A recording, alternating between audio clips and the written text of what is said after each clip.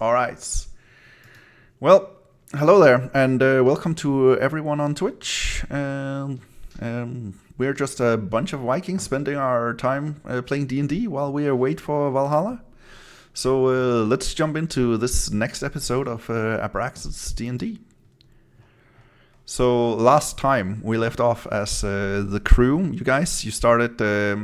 You had a fierce fight with some ice methods because Gomme decided to interact with them. And Durr learned the hard way that they explode upon their demise. You ventured into the vault and you battled both zombies and a room full of animated weapons.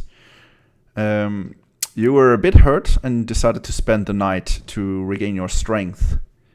During the night, you were attacked by a small elven girl who also turned out to be a zombie. But before she could actually do any damage, Durr had sent her remains flying into a wall.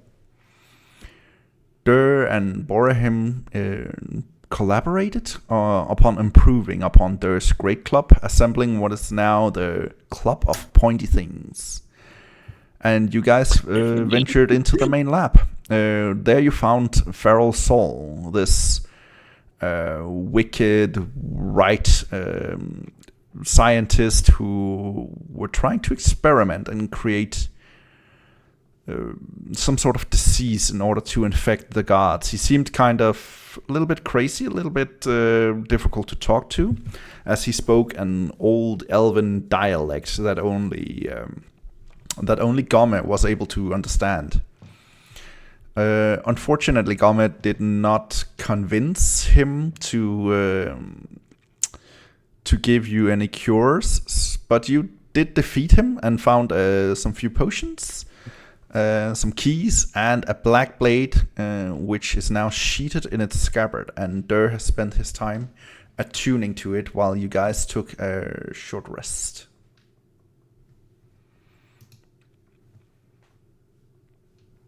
So you guys are standing in the lab. The laboratory. And while you have been spending your time gathering your strength and everything, Orvo has just been looking around a little bit. And he did manage to assemble an alchemist kit. But he has no use for it, so first of all, Orvo is gonna be like, "Hey guys, does any of you need an alchemist kit, since I'm not proficient with this kind of stuff?" What does an alchemist kit provide, though? He looks at you and goes like, "Well, I'll say an alchemist kit is just something that you can use for creating various alchemical compounds. I'm not really sure. I did not do it myself, but I did see that Ergon was using it quite a lot. He used it to create remedies, and also he created his own alcohol when we were on expeditions for a long time." Say no more, Orvo. You say alcohol, I say Molotov cocktail. So I would gladly take that kit. All right, he hands over the alchemist kit, and you can add that to your inventory. All right. Time to make fire. Guys, am I the only one who feels like this? Our nap was a really great thing, because I feel inspired, like...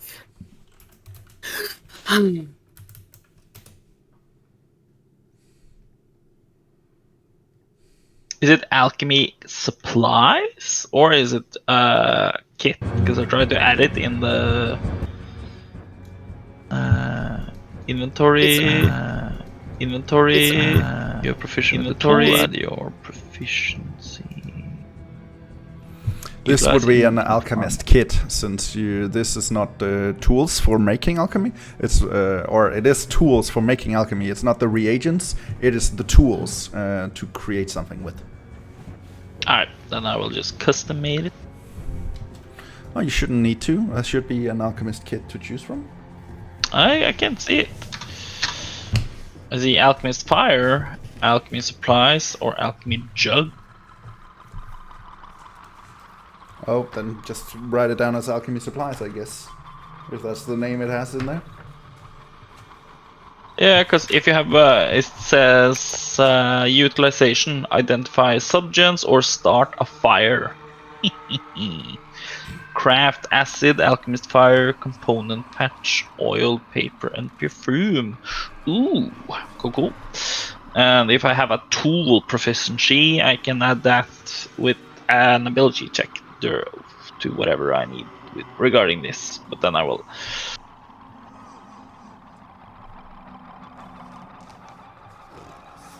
All right. There we go. Well, this Gomme, this rest was amazing. But my good friends, I'm a bit concerned about our time spending the night here regarding the victims inflicted by the fidget woe. Should we get back or should we explore more? We still haven't found the what's called the antidote, so we should. We did get the antidote. Didn't we get the journal for all the antidotes to make the antidote? Yeah, but he said that he had an antidote, so there must be one. So I think we should keep looking around.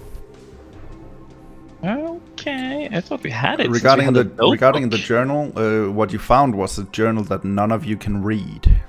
Oh, right. So you actually don't know what the journal says.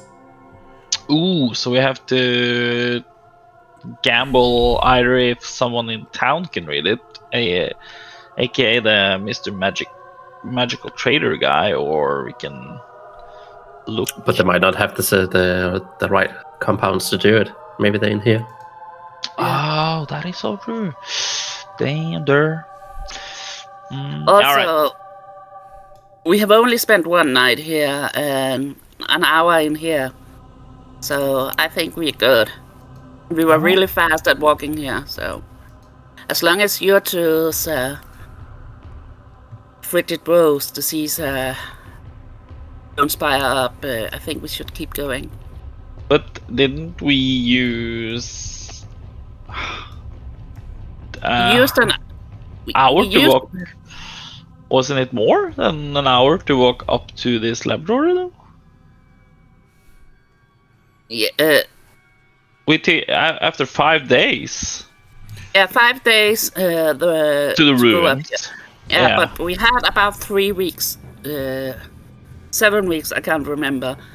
Total to get back. Oh, okay. All right, we are in good time. Okay, then we. All right, I'm. If you say so, Gomme, I will trust you because I trust my pals. Just for a reference, you did have 6 weeks regarding the family, but there was the others infected in the village, the 2 thieves. If you want to try to save them, you probably don't have that much time left. But at their lost cause. Their lost cause, fair enough. Yeah, I already saw them as dead. Fair enough. To be honest. I was like I thought it was we were going for to save everybody, but okay. Kind of hesitant. No, because it was a week's travels over the sea, I think. I guess maybe until I start feeling it. Yeah, but since we have the magical teleporter guy, we don't have to travel over the seas. He will then instantly just teleport it to the Palebrook village. About 2 weeks has already happened, so I thought the thieves was a lost cause because they were already in the Shiva's timbers. All right. I was thinking. So My focus is on the kids. That is And you true. guys, of course. Yeah. Okay, well then we head on, but Bhorahim will have this tiny doubt in his back of his head if this was the right choice, but he will He'll not be leave his fine. friends. So kick open the door, Durr. Let's explore. This one is open already. Yeah. I mean, this one. Well, you could Yeah. close it and kick it just for fun. Yeah, just use your back of your. Don't even look back.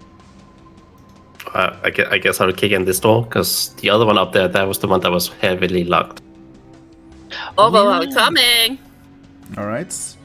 So you guys, you kick in the door. Yes. All right. Give me a strength check on that.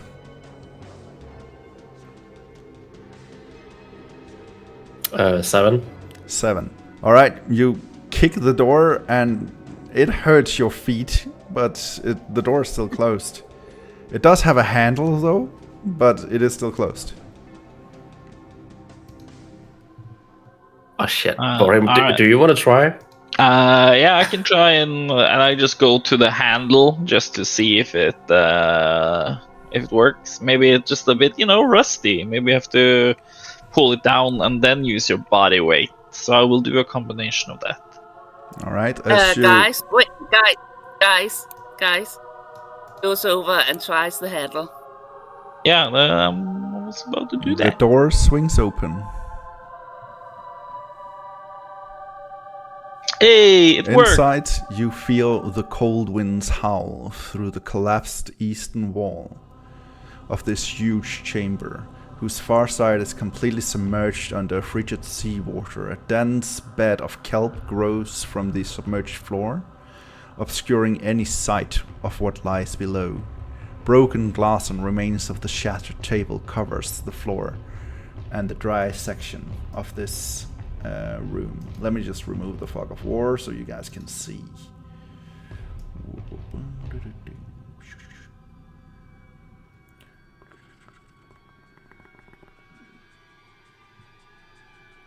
Alright, here you go.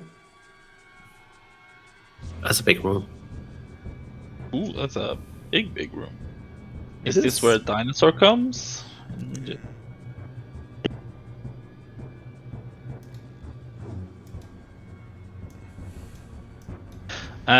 So this is there light in this room? I see there's like torches on the walls here, but There are the torches are put by me to kind of indicate where the light is, so you can Alright. see the light, and you do notice over in the opposite side of the wall, under the water, that there does seem to be like a stone chest down in the water. okay, alright. So I want to do, since I have turned level 3, I will reach out with my hand, and then I will do like a swirl with my hand, like with my wrists, and push forward, and out of it I want to shoot a flare. A flare. So I can, Which yeah, are so you using? just a flare. It's my warding flare. It's it's part of my domain. All right, interesting. What does it do? Yeah.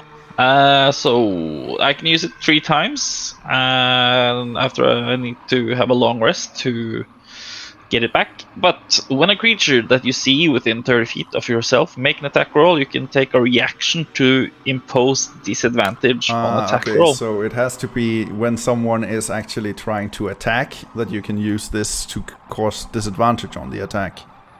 I can't use So- it as a normal flare. If you want to, I will allow it for you to use it as just creating a flare over there. But well, I can But also it will use one of your charges for the day. the other one, since I'm the holy, I can use my whole. Alright, so I also can as I can present my holy symbol and emit a flash of light in a 30 feet originate from yourself. Any Yes. magical darkness is dispelled, and each creature of your choice must make a DC check of Constitution. All right, so you want to do your Radiance of the Dawn. Yeah, I can do that instead, since it's not. All right, fair Yeah. enough.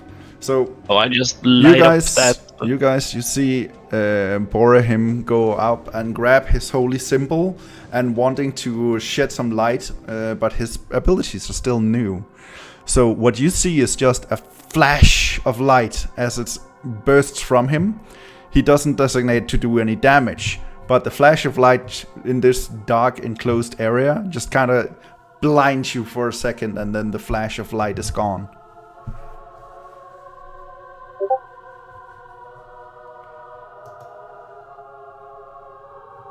That was cool. It was cool, but unfortunately it doesn't help you see a lot, since it is just a flash of light. What you do, however, notice during this flash, Bhorahim, like since you're in front, the other guys are just for momentarily just blinded. But what you do notice, Bhorahim, since you're the one casting the spell, is that in the kelp of this area are a bunch of crabs, giant crabs, waiting. And now we're gonna go for some initiative, I guess. Oh, okay. Guys, the crabs! And then... Gomme. Oh, I got a net 20. Oh, Gomme looks at guys and say, "Hey, I want to try new spells too."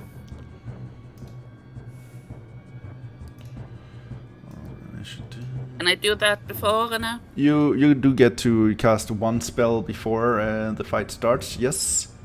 But I will just add you guys to the initiative tracker here.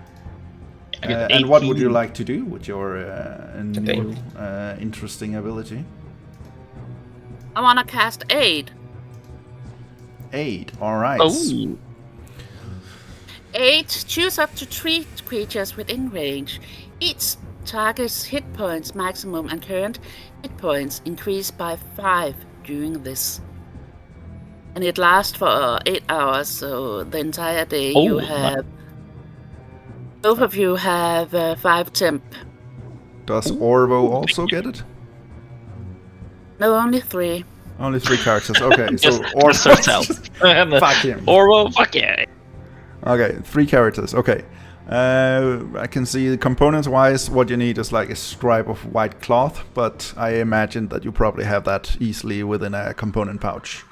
So you just grab a strip of white cloth, just rub it in your fingers and blow it, and the spell just takes effect. So all 3 of you have increased maximum hit point, and you see a tear run down Orvo's cheek as he is left out of this.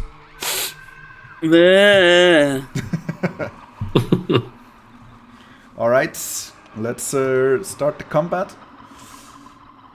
Wait, how many hit points did we get? All of you got 5 temporary hit points. Okay. Yeah, so you can just add them at the temporary... Yeah. And Gomme, you've rolled pretty high with your initiative. So you go first.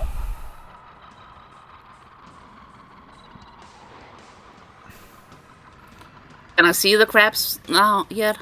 Yes, you saw them in the cold water, and at this point, it's like you now know that they're there. Oh, actually, no, it was Bhorahim. Yeah, but I also told them there were crabs, though. I said it. So yeah, you hear a yip, and you can assume that there's crabs there, but you probably don't really know where specifically. So if you want to attack them, I would say that would be with disadvantage. But you can attempt to attack them if you want.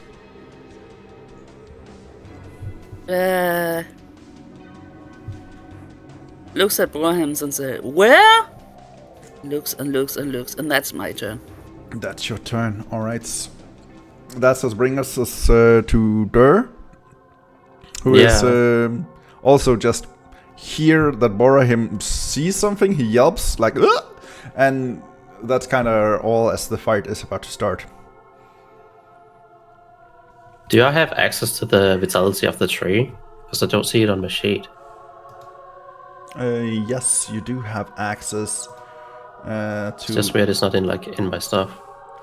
It should be under your features and traits, I think. Yeah. Features and traits. It just means that when you're raging, you tap into the life force of the world tree and grants you the following benefits.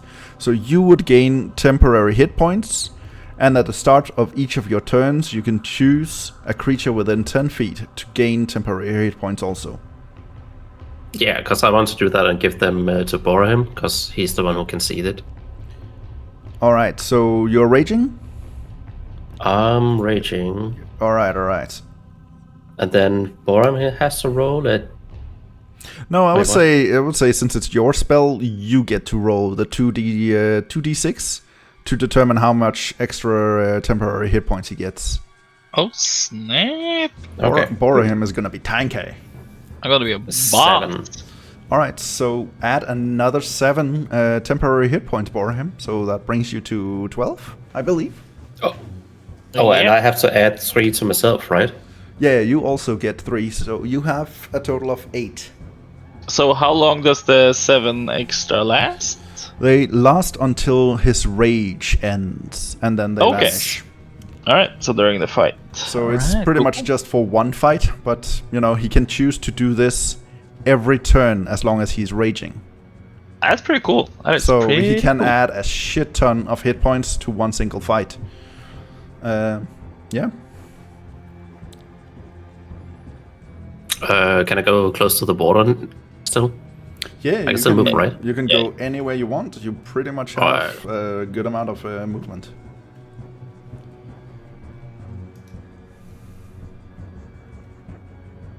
That's it for me.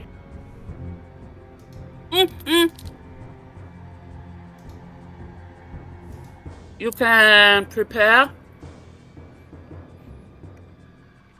an attack when enemy is within reach. Yes, what you can But do I'm not able to see them, can I? No. What you can do is what she means with this. I think she's snacking on something. Are you snacking on something? Sounded like you were. Yeah. Okay, I'll take over that explanation. What you can do is you can choose to hold an action. So let's say you say, I want to attack the first thing, the first enemy that enters my reach. So that takes your reaction away. So instead of having your reaction to do other things, you can sacrifice your reaction to use your reaction to attack the first thing that comes within your reach. Or stuff like that. So you can actually call something that you're just waiting, being ready to do. Also, I'm walking up to Bhorahim with my great club out, getting ready for whatever jumps out. All right. So you stand there, you grab your great club. You still have your sword sheathed. The sheath is on your back. You have your great club in your hand. You're ready, just waiting for someone to enter your field of reach. All right. And I guess that's the end of your turn. Yep. That brings us to Crab A. I have not given the crab's name, which is slightly embarrassing. I'm sorry. And crabs have such good potential for names, but oh well. Are you guys having fun? Huh? Is the title right coming? Oh, it's me. I'm just preparing. I'm sorry. I'm just, you know.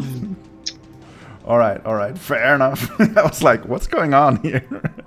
He's about to do an AoE blast. He's about to AoE blast them. All right. So first, Crab just got pretty much spooked by the sudden flash of light. But it swims through the water. Let's see, 1, 2, 3, 4. All right, so it enters your reach, Durr. So feel free to make an attack. 19. Yeah, that definitely hits. Alright, roll some damage. Oh, wait. Actually, just for... because of events, give me one more roll of attack. Just to see.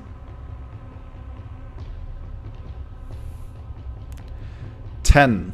Wait, that's damage. Sorry, I meant... two. Oh, wait. The hint. The hit. Yeah, the 2 hit, yeah.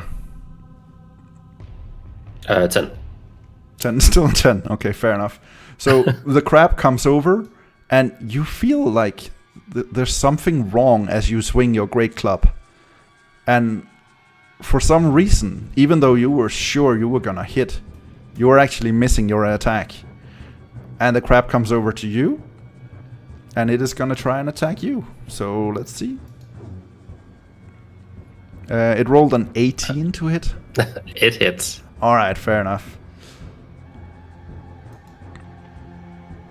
So it rolls 6 damage, and it now has you grappled. Okay. Grappled means that that this creature is now holding on to you. So if you try to attack it, you will have disadvantage, and you can't move without getting out of its grapple. You can, however, during your turn, use your action to try and get out of the grapple. But it is now holding onto you with its pincers, like rawr. And that's the end of its turn. And that brings us to you, Bhorahim. Hey. So like, yeah, they're crabs. They're over there from the kelp. And Alright. obviously we see Points them into the walk water. over there. Yes, yeah. Yeah. So as the first crab walks up, and I was like, Bhorahim thinks, okay, I need to mark them even further. So what I want to do, I want to cast Fairy Fire. Alright, cool. I put a 20-foot cube. Bhorahim's Fairy Fire, you say? Yeah. Pretty cool. Objects in a 20-foot cube within range are outlined in blue, green, or violet light of your color. Each creature in a cube is also outlined if it fails a dexterity saving throw. So you have to try a dexterity saving throw, but yeah, for each creature. If they fail, they are still. If it fails a dexterity saving throw for the duration, that is 1 minute, objects and affected creatures shed a dim light of 10-foot radius and cannot benefit from the invisible condition, but attack rolls against an affected creature object have advantage. So when we attack them, we can have advantage on them. Alright, so every one of them have to do a dexterity saving throw. Okay. Yep. Let me just... Let's see. What are they? They are... Okay. I'm just gonna roll this with real dice because I have to roll a couple at a time. Okay, so 1 saves...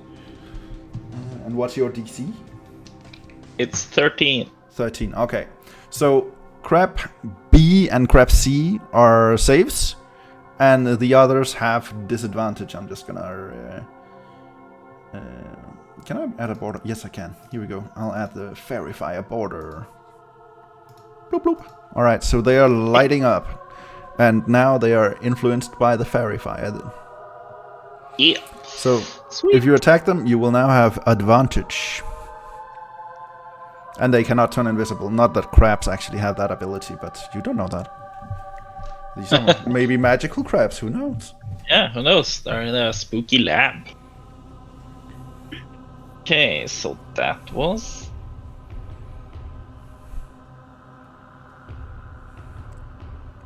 Also, of course, they are the 2 crabs that are now affected by this are lighting up. So you can see like this shimmer around them, kind of making them very obvious, very easy to see in comparison to the other 2 crabs. They look Yeah, sparkling. They all will shimmer, but the ones who didn't pass will have the advantage fail on as an addition. All right. So you see them shimmering, all of them actually, in kind of this red bioluminescent light, kind of showing a bit of red sparkles around them. And as a move action, I just want to back up. Okay. Durr, I think. Back up to there. Yeah, just so we can hold the line.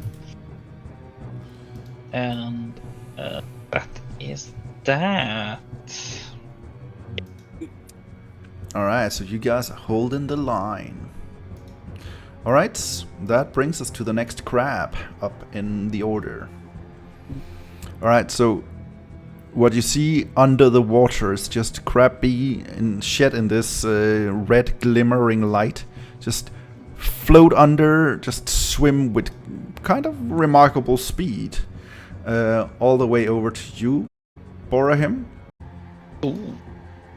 So 6 to hit.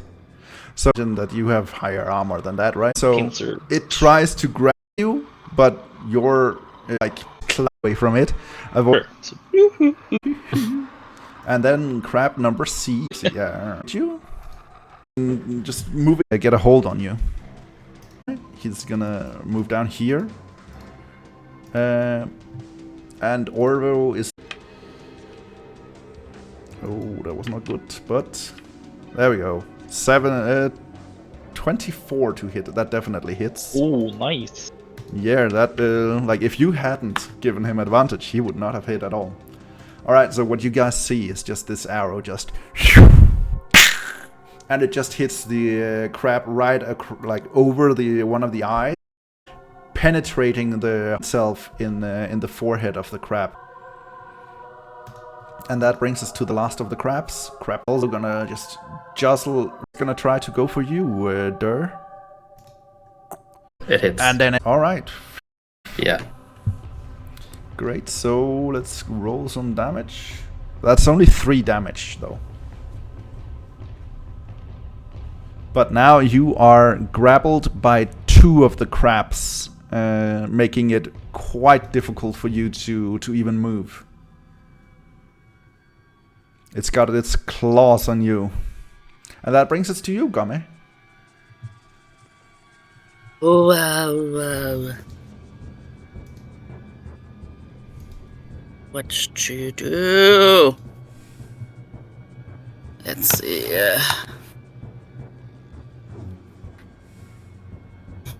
Just keep looking. Spell. Yeah, I do this. I take up Tinkerball Blaster is going to attack. Alright, who you're aiming for? B. You're hoping for B, okay, yeah? No, D. Oh, D, okay. Then roll with advantage.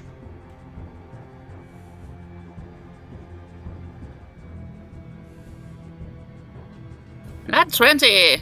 Natural 20. Alright, so you grab this crossbow, kind of as you guys explained it earlier, like it looks kind of like the one from Van Helsing, you know, with this roll on quiver inbuilt into the crossbow. And give me one more attack roll, please. This one just straight attack roll. Alright, fair enough, that's an 11.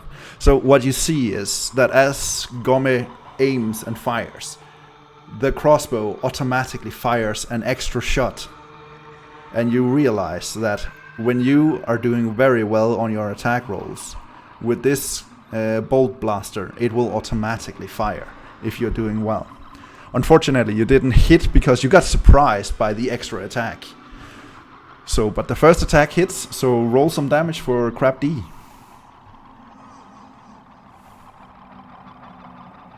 No. What I've been rolling is damage.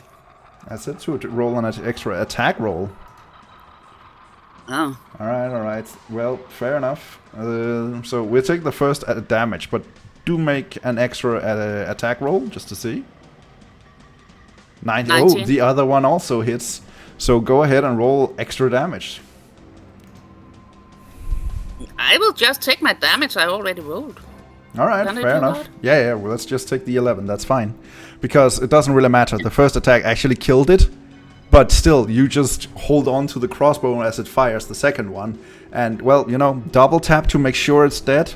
The crab just is shish kebab. It looks like a pincushion after just 3 attacks. The first one, the second one, and oh, actually no, that was not the one that that Orvo hits. So this one just has 2 attacks, just straight into one into each of its eyes, and they're just sticking out, and it just falls lifeless to the ground.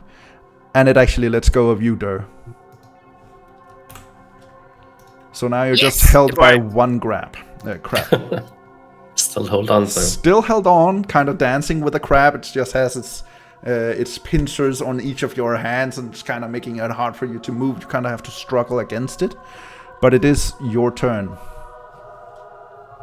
Well, I'm gonna try and hit it, but with disadvantage, right? If you try to attack Crab A, it is affected by Bhorahim's effect.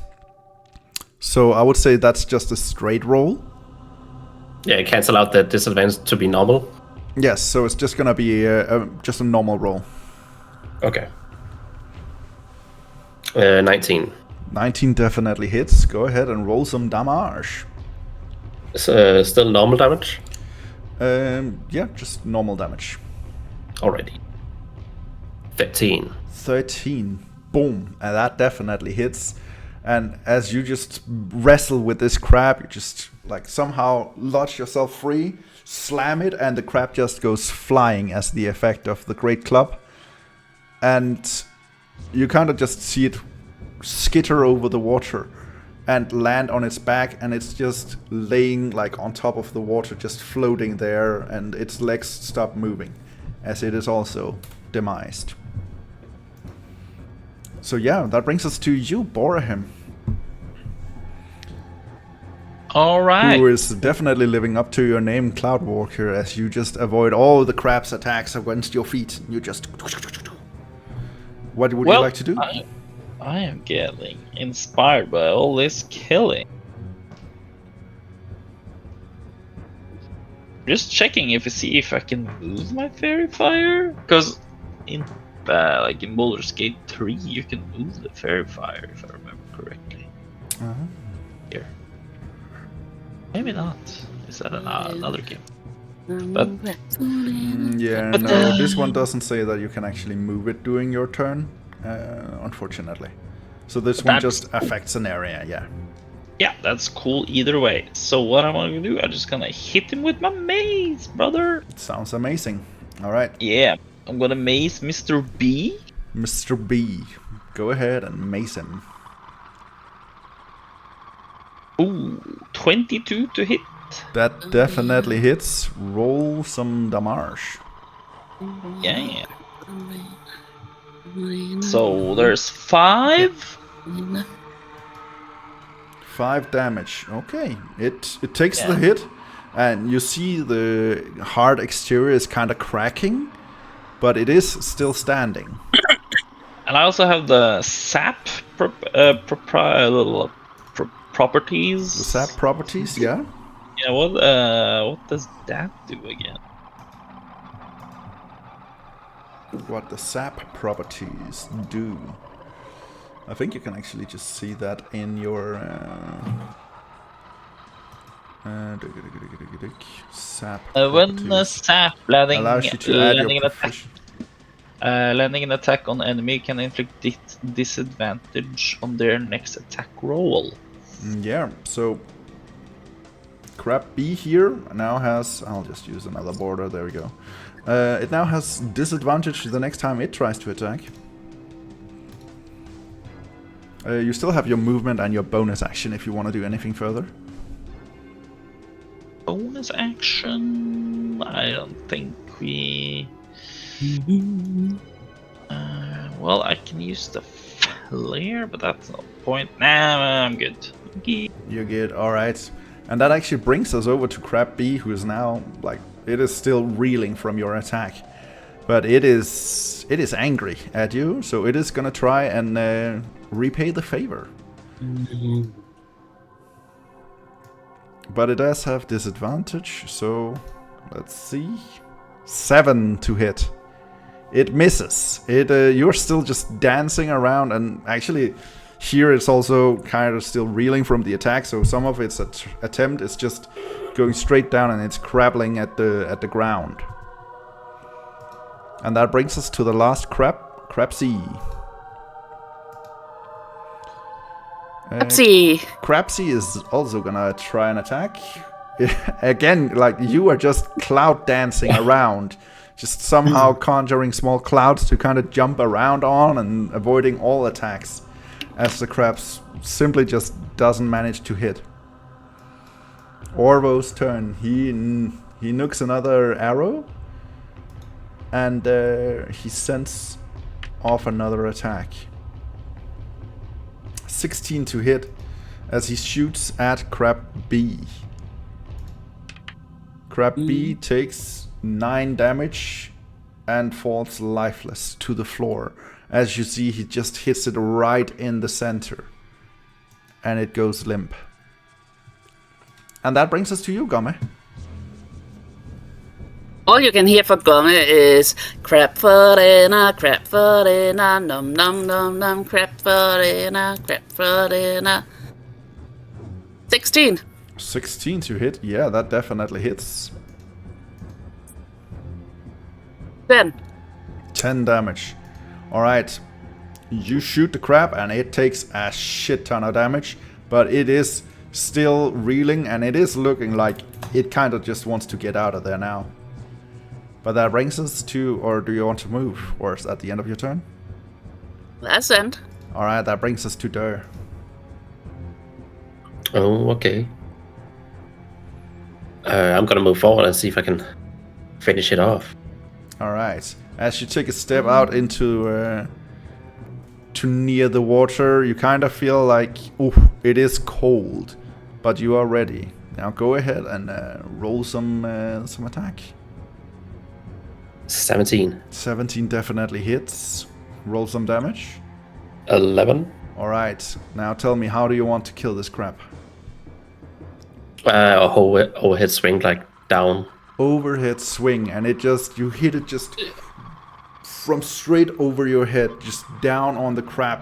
As your wooden club just slams into it, it falls down and just hits it in the center, knocking it down to the floor underneath it, and then it kind of just bounces back up and it stops moving.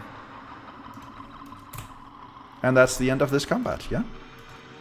Nice. So you're in this room. Wrap the crabs. Put them in the bag. We can have them for dinner.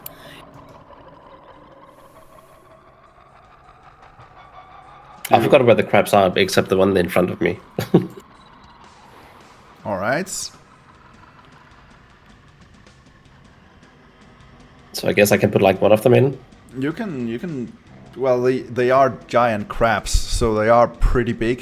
You can't actually put them in your bag of holding since they are too big for that. Can I tear off like the claws? You could, however, tear off the claws and just save up some crab claws for a delicious dinner at some point. Already. Woohoo!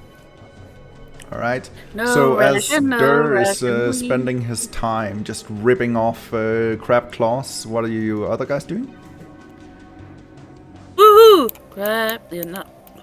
I will. Well, we saw a chest in the water, right? Yes, you are able to see that there is a chest over here.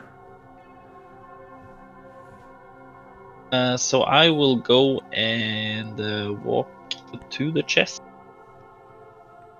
Alright, you are walking towards the chest. Fair enough. Before I walk out, can I like? Do I see? Is it when they were swimming? Was it like really deep or? The water is approximately like 5 foot deep, so in metric terms that would be like 1.5 meters. So you're still way taller than that, no problems. Yep. But however, as you do enter the water, it is freezing cold, and you do take 1 point of exhaustion. Okay, exhaustion. Can I put? Is that on condition, right? Yeah, that's a pretty shitty condition. Yeah, there we go. All right, because what I want to do, I want to swim to the treasure chest, and then I will use my cloud teleportation or cloud jaunt if I'm allowed to like teleport with me and the chest. You want to jump with the chest. Well, the thing is, you can see that the chest is built into the floor, so you would have to first, cut the chest out of the floor in order to do that. Oh, okay. Yeah, you magically teleport. Well, I want to first try and as I delve, is the can I open the chest like normally, just flip it open, or is it?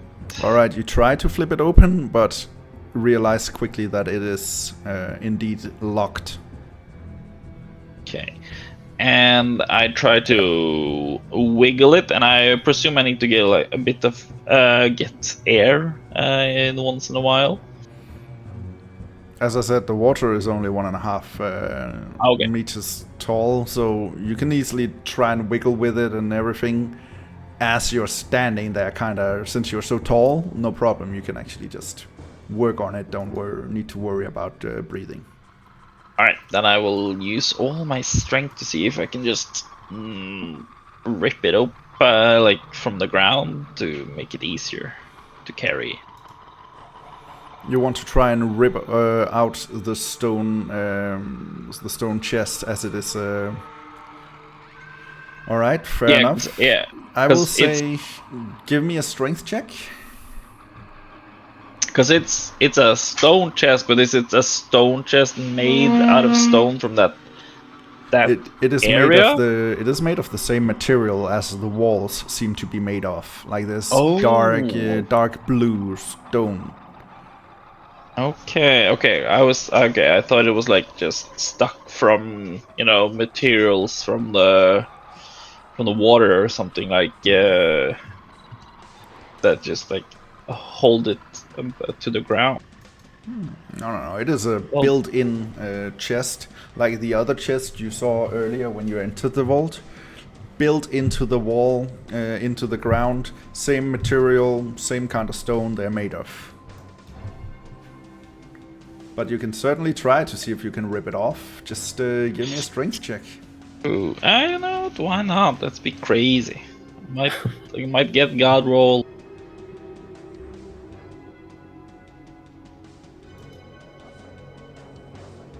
I got 14. 14. All right. That is unfortunately not enough. You try to rip it open. You try to lift the chest from the ground, but it just won't budge.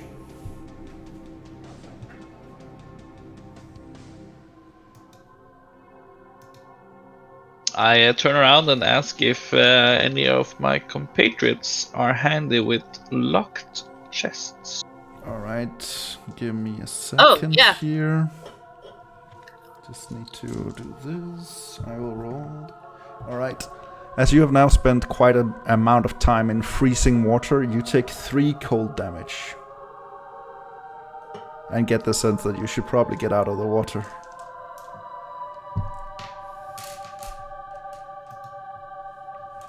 Okay, well, that's... then I will walk out from the water.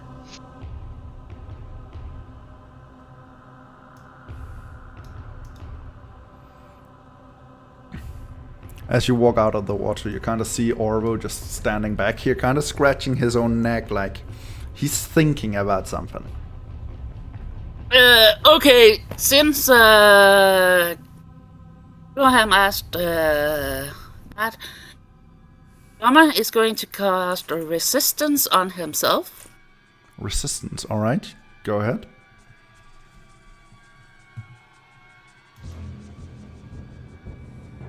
He did. Alright, so you have resistance on yourself. So concentration up to 1 minute. Yeah? Yeah, against cold. Against cold. Alright. Cool. Cool. So for 1 minute you're resistant to the cold and you enter the water, yeah? Goes over to the chest Yes. and try to unlock it. Alright, how do you try to unlock it?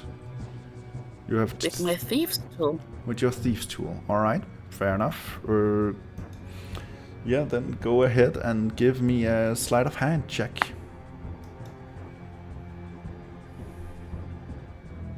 13. 13. Alright. You are attempting to unlock it, but it is bothering you. It is not easy to unlock this. It is a difficult lock to maneuver. Your tools do not break, but you do feel resistance, and you kind of get a feeling like you need to be careful. You can spend some more time with it, but if you do, you imagine you will probably also get a point of exhaustion from the cold. You're resistant, but not immune to cold. Hey guys, this lock is really delicate and really hard, so... I have guidance, so I can aid you. So will you get 1d4 if you try again? You can give him guidance and attempt it one more time. I will say, if you stay in the water and try one more time, you will get a point of exhaustion, but you can probably get it open for sure if you spend the time.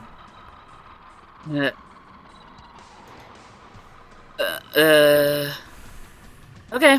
Do you want to Let's try, try it Gomme? Alright, I cast guidance on you, and then you get 1d4 to sleight of hand. Alright. Roll another attempt on your sleight of hand. 15? That is awesome. Yeah. You Plus 1d4. Plus 2. Plus 2. Alright. So you are finagling with the lock, and you do sense that it is getting easier over here, and the lock pops open.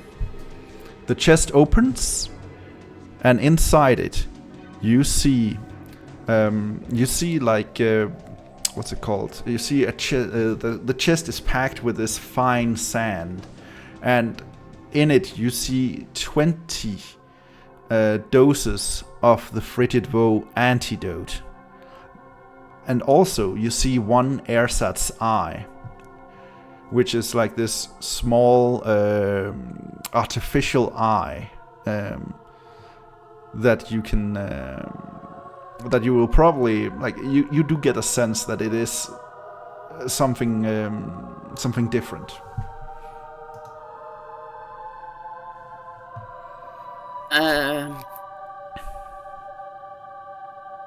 Gomme will quickly but safely grab up everything and put it in his bag. Alright, you grab everything and you put it in the bag. Yeah, and then while starting to walk back, we'll walk over here and see what's in here. It's not like there's anything in there. It is just the wall is crumbling, and you can kind of just see that water is like on the other side of this hole too. Yeah, but I see some land here. Yeah. Where? Like right next to the wall. Like trying to walk. Alright. Sorry. Like, right here. Oh, that's just like the distance between, so you just see snow in there, in between the... Let's say you see through the cracks in the wall, and you can kind of just see like where the water meets the snow on the outside of of this hole. There's actually not really anything out there except for the cold, and you can see as you're looking out through these cracks in the wall that you can feel the ice, the frosty wind just hitting your eyes, and you kind of get teary-eyed as it is excruciatingly cold. And while you spend time on that, you also do take 1 point of cold damage.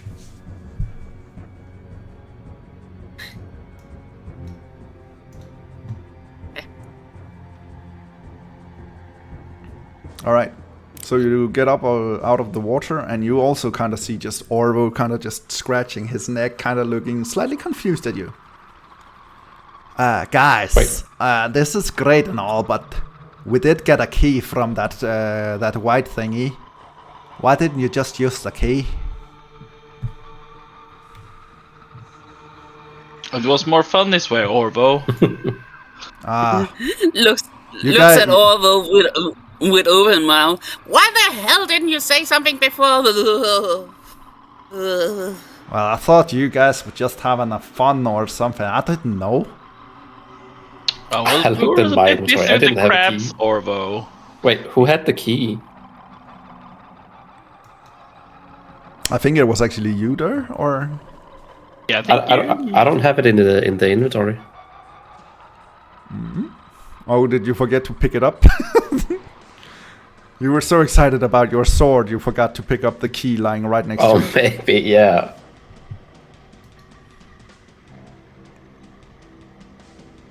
Well, we got it. We got the cure, fellas.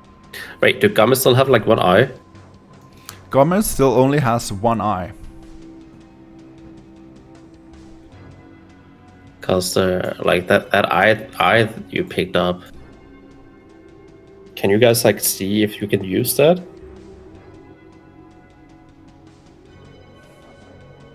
Well, you can certainly try. No, not me. Cause like I don't like. Does one of you have like the knowledge or arcane for that? Oh, to see what the eye does? Ooh, Yeah, if Gomme can use that as an artificial eye. Interesting. Does Gomme tell us that she found the eye, or did you just just tell us about the cure? It tells you about everything. Look at this. We found the cure. We found the cure. We found the cure. Huzzah! And while he says that, found the cure and freezing, he's using mending on himself to dry his clothes. Mending. What strange eye is this? Can I do the Arcana? Can I do a Arcana check to see if I might get a hint of what Durr suggested? You can for sure try and give me an Arcana check. No, 9. That was high. Oh. 9. Alright. What you see is that it is, in fact, an artificial eye.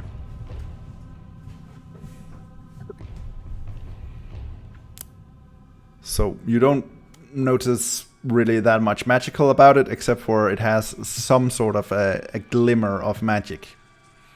You want me to see if I can see eye to eye? And Gomme, as you try to use your mending in order to dry yourself, you realize that mending is a spell for repairing stuff. So using it to dry yourself, unfortunately, doesn't actually get yourself drier. I know, but I still, but that's the spell I had. That is the spell you have, and you do see a few wrinkles on your clothes, kind of straightening out. So you do look slightly nicer, but still very wet and cold. I mean, I still have some oil pouches. I can toss it on the floor so you can like start a fire. So what, Orvo, can we use your magic firewood for a moment? Oh, I forgot he had that log. Yeah. Yeah, sure, that is no problem. Let me just light it up.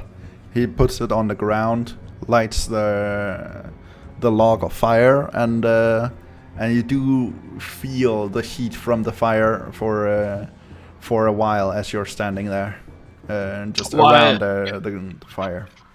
While that happens, I will go and pick up the key, since we didn't pick it up in the laboratory. All right, so you now have a universal key. Hey, okay. Wait, universal? Oh. Yeah, that sounds the powerful. locked door up there. Yeah, that was I'm thinking, since we have one more room. Wait, what was So, the third item in the chest? The eye, the bottles, and what? The rest was just fine sand, in order to prevent the vials of the antidote from breaking. Oh, okay. You can grab some sand if you want, but it's just sand. Well, I very get fine back from sand. the laboratory, and then I say, "Hey guys, I picked up this key that Oro was just told us about." And as I walked through the hallway there, I remind me of the locked door up ahead. So this key might be the right fit. Yeah, but that's the door where you hear a scary monster inside, and you hear a scary monster. Maybe you should come back here. But maybe there's some good loot in there, so we can pay off that. Wait, what was it you got? Was it the bow that you have to pay off when you get back? It's a crossbow that Gomme has borrowed to be bought on return if Gomme likes it. Yeah. Well, regarding the scary monster, Gomme, as Durr said, he has still some of my oil pouches. What if we just open the door and throw in all the pouches with fire? But then we might destroy all the cool shit that might be there, but no might hit ourselves monster. again. Maybe you should get warm too, because you have wet clothes on too. That is true. I will stand around this awesome fire. Right, also, Gomme, have you looked more into the eye if you can use it? No, okay, Gomme will look at the eye. Has Orvo any knowledge about the eye? Oh. Do you ask him? I ask him, but Gomme can do a check first. Okay. No, I'm not doing any checks. I'm just looking at the eye. Oh, okay. Like Then I holding it in ask my hand. Orvo if he has seen this artificial eye before or know anything about artificial eyes. Orvo just looks at you. Orvo just looks at you. I don't know. How would I know? I'm a dwarf. What did you expect from me? I'm sorry for the he's stereotyping you, Orvo. Right dick height of you, just like staring straight up at you, like, what do you expect of me? If you have any questions regarding clouds, I might be your guy who might know stuff. So I just thought you might know something about artificial eyes, because of your creative people, you know. Thank you. And he just kind of sighs to himself and kind of leans on the wall while waiting. Gomme, you wanted to take a look at the eye? What you see is... No? An eye? No. What you see is an artificial eye. It is like carved out of some sort of a stone. It is not like a human eye. It's not, actually... biological. It is an artificial handmade eye of some sort.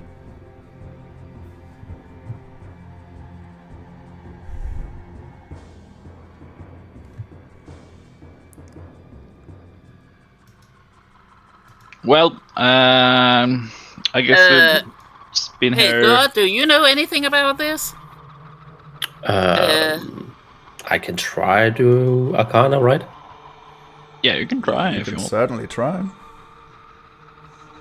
Maybe the All-Father will 12. bless you. 12. You take a look at the eye, and you do sense that there's some sort of magic working on it, but you do not know what kind of magic that would be.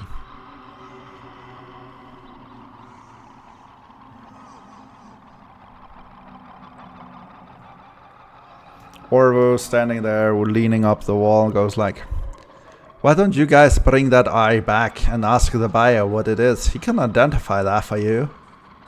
Oh, that is true. The buyer knows a lot of strange stuff. Good Well, idea. Well, any adventurer would probably know that a good identify spell can go a long way to help you identify what you have. And he kind of snickers to himself. Like, Durr, you should know this. Should we head back then? Or back to the door, maybe? Ooh, let's go. Okay, let's say we have been here for like 10 minutes just to dry off some of this. Alright, you Cool. guys are mostly dry. You're still not comfortable, but at least it's not that bad anymore. Cause I am curious about this door. Alright, so you head up towards the door. Just gonna see Yes. if I have anything. As you approach the door, you once again just hear the constant knocking, the crazy inside.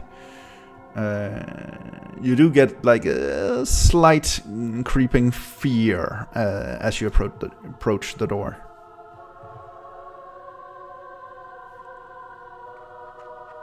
We need Bhorahim with his key. It could be a monster, it could be someone locked in there. It could Eating be. a- Maybe. Might be another zombie though. Might be someone who needs the antidote. Ooh. Yeah, well, maybe your person's already dead. So I look to the group and then I say, this is a group vote. Do we open the door Yes. or do we go just go back? Gomme, what do you say? Should we open this door? Gomme looks at Orvo. Orvo, we found the cure. What is what I really asked of you to do? Well, almost bullied you into. So, I will. My vote is whatever you want to do.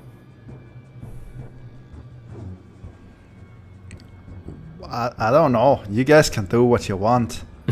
I'll help you and I'll get you guys home safe. And then that will be a clear conscience on my part. Okay, boys, let's do it. Alright, so can we Open the peek door. inside the keyhole, by the way? Or is it like... You can Super kind. certainly try. Take a look. Alright, I want to peek. I want to take a quick peek. Alright, give me a perception roll with disadvantage.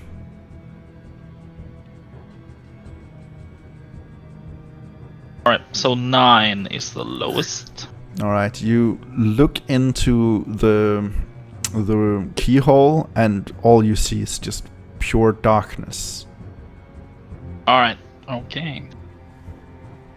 Alright, and then I take the key out, I put it in the keyhole, and then I say, ready yourself, friends, and be prepared. And so I put my shield on my back, and then I have my mace ready in the other, and then I use my free hand to open with the key, Yeah.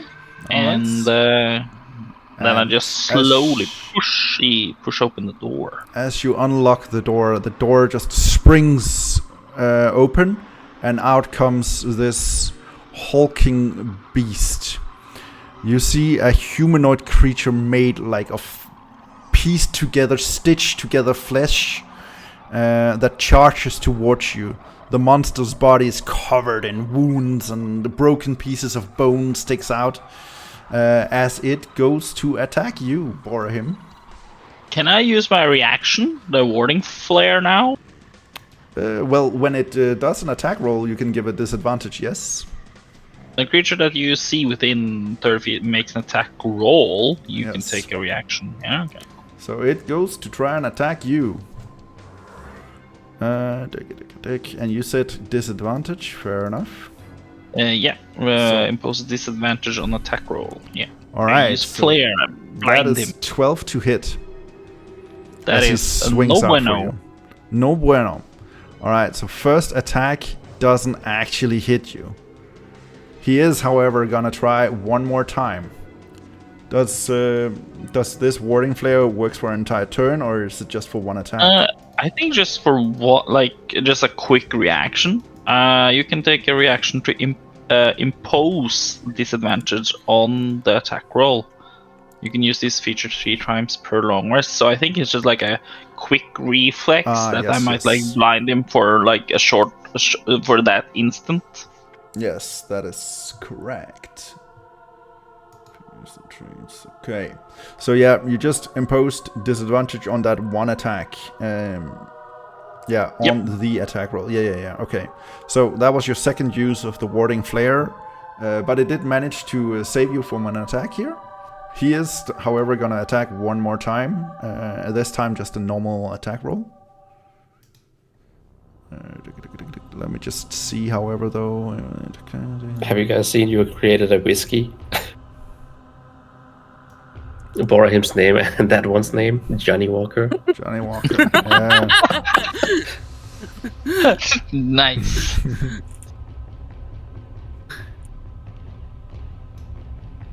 All right. And this universe is called Walker Johnny. Walker Johnny. It strikes at you with 15 to hit. Sorry.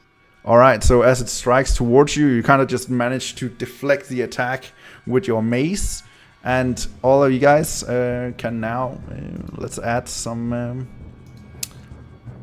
let me just add all of these guys to the encounter here.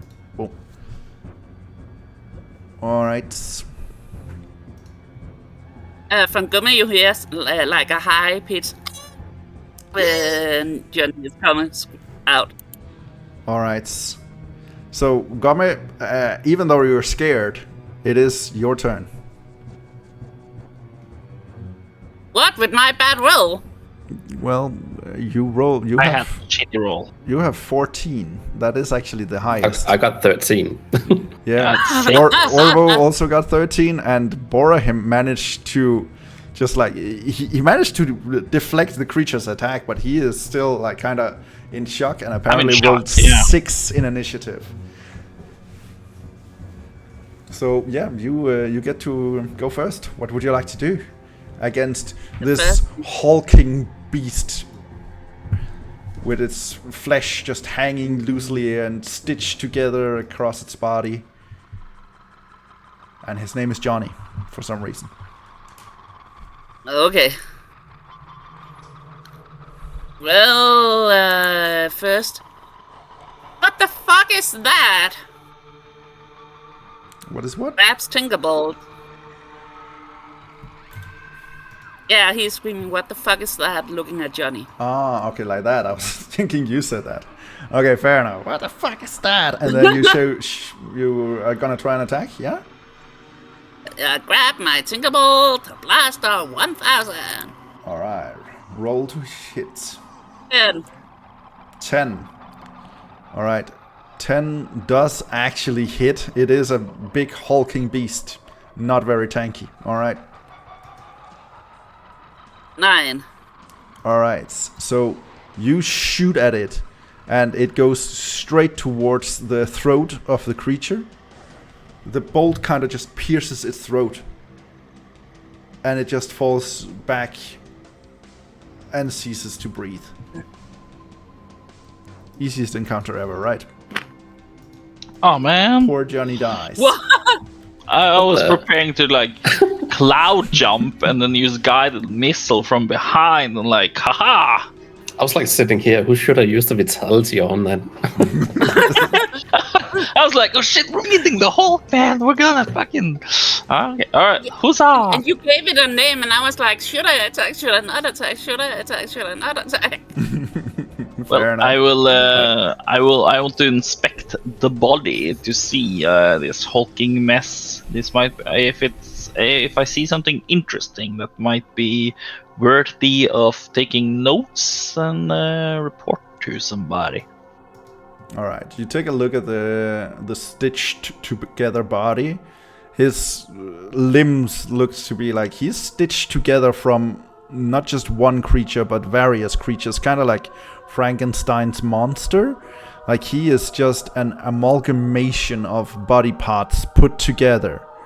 And as you look into the room behind him, you see that everything in the room has been smashed.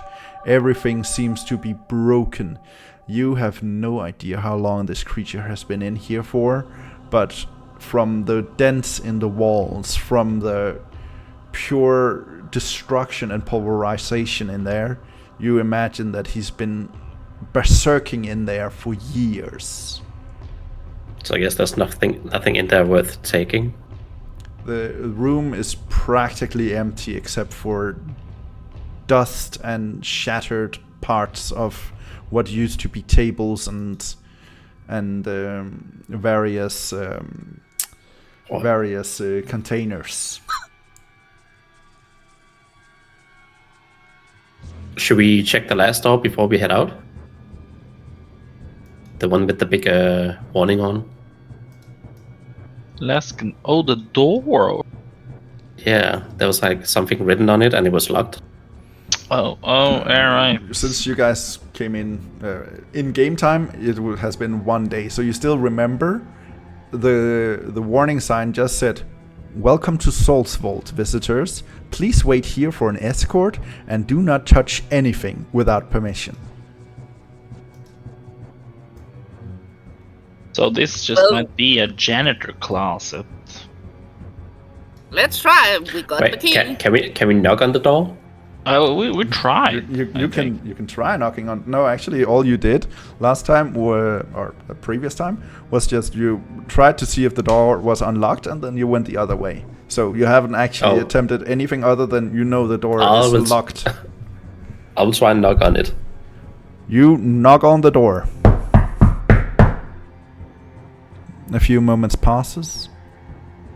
A few moments more. Nothing. Doesn't seem to be anyone home.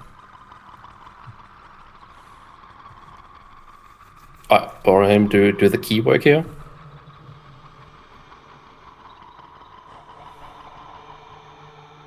Yeah, I can use the key.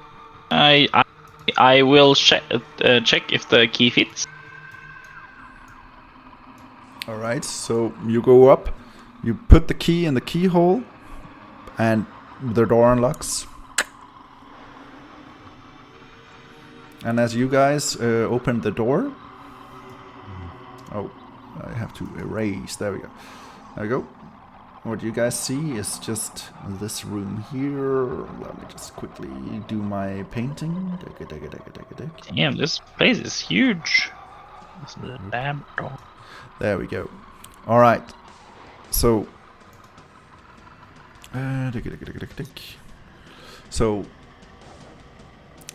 smashed stone tables litter the floor of this chamber. 2 stone chests are built into the floor, stands next to each other on the far end. You can see them lit by the lanterns. A door to the west is inscribed with some draconic runes. And there's like a large iron lever flipped upwards on the wall next to one of the doors.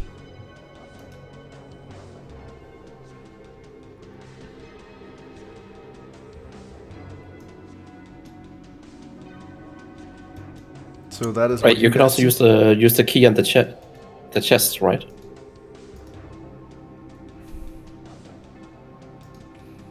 Well, you did.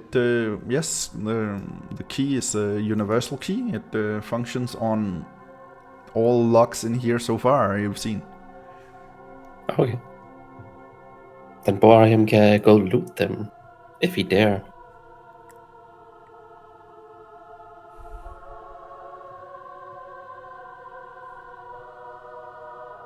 Yeah. All right, so I will not go over to the chest I'll just move just yet. Orlo in here. I Kinda looks around. will. I see a lever over here. Yes. Can do I see anything on the walls? Like, is there anything to indicate like like wire situation leading to something, or? So you go over to the lever to inspect it? Yeah, I will inspect the lever. All right. So as you go to the lever, you kind of see like some spots of faded red paint. Give me a perception check. 13. 13. All right. Yeah. So yeah, you see some what used to be some words, but they do seem to like be faded now. It's not really possible. But the mechanism of the lever seems to be magically, not with wires, but actually somehow magically connected. And whatever runes and stuff seems to be built into the wall, so there's no visible cues to discern what it does, except for maybe pulling the lever if you want. Pull the lever, Bhorahim. Can I try using Arcana to might get a clue on the runes, or? Arcana in this case would just help you discern with this. Like, the runes are built into the wall, so you can't see the runes. So the only thing you could do with Arcana here was just to check if the lever is magical or not. But you actually gathered that from your perception check. Okay. This door next to me, is there a keyhole? There is a keyhole, yes. Alright, I will try and put my key into it. Have you tried to the chest? No, I haven't tried the chest yet. I will try. Do that first, please. I'm not sure. If the chest could be a trick. I just want to see if then Gomme will go. Then just Gomme want to see will if go up first and inspect the chests. Okay. All right. So What do you want? you go to inspect the chest, you say? Yeah. All right. So give me a perception check. Perception. Yeah, buddy. 7. I don't see shit. Those are chests, and they are made out of stone. That's pretty much what you gather from what you can see.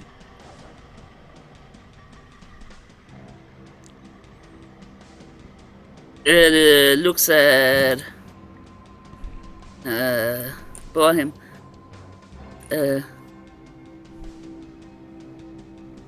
Don't think they are mimics. I fear before I do. Full disclosure: if Bhorahim had been the first to go up to one of the chests, it would have been a. Just kidding. Yeah. I just want to explore everything else before we do the chest, in case they might be have any like magical traps or anything, just to see if it's something else. So that is why I want to check the door and the lever beforehand. Okay. So I want to put the key in the door, but I will not open it, just to see if it fits, and then I want to do like a perception to see just to listen if I hear anything inside the door. All right. So you put the key in; it fits perfectly. You don't hear anything from the other side of the door. All right. So I turn around and say, "Hey, it fits, guys," but I don't hear anything. Should we take the chance to open it? Or do you think this this lever next to me might be something to the door or regarding the chest? Maybe I am not sure. I would say pull the lever. Gomme, what do you say? You're the whipping vote on this one. Maybe the lever is the light.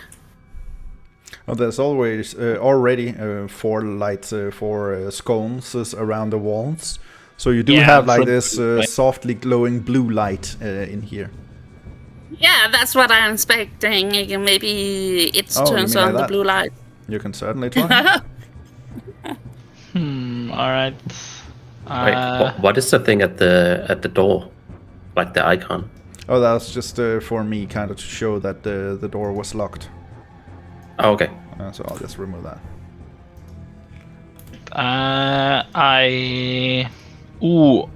This is okay. This is what I want to do.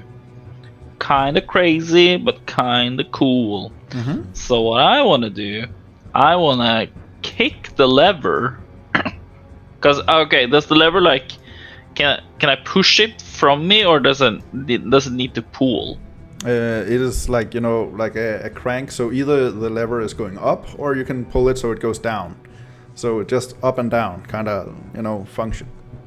All right. So and he said it was facing up at the moment. It is currently facing upwards. And there's nothing in the roof that I see. It's a normal roof. Yeah. The ceiling is just a ceiling, same kind of stone as the rest of the room is built out of. All right. So what I want to do, I'm not gonna do it right away in case anybody else has something to say. But I wanna use my foot to like pull the lever down, and then I use my my other hand just to push open the door at the same time. Guys, maybe we should leave the lever alone until we like find something at night, opening or closing or something like that. Please. Yeah. Okay. Well, all right. We can, because there are 2 doors here, and we know this key fits all the doors so far. So maybe the lever has something to do with one of the other room, the furthest room down, or there's a mechanism, an additional mechanism, perhaps to this door that we're standing in front of. Maybe we should just leave it alone for now and try to open the door, please. Okay, then we go down to this other door then. No, try that door you were with first. Oh, okay. Open it. All right, then we'll not use the lever, and then I will just put the key in, and then I turn around. Okay, you turn the key and you try to open the door. Yep. All right. So as you try to open the door, you get sent hurtling over to actually a room you're quite familiar with. So you guys, all the way back in the room with all the magical weapons and stuff, you, Bhorahim, just suddenly appear in the middle of the room. You fall to the ground and you take 2 piercing damage as you fall on a bunch of rusted weapons. Thank God there was no enemies. Yeah, it's luckily for you guys that you cleared the room before you did this.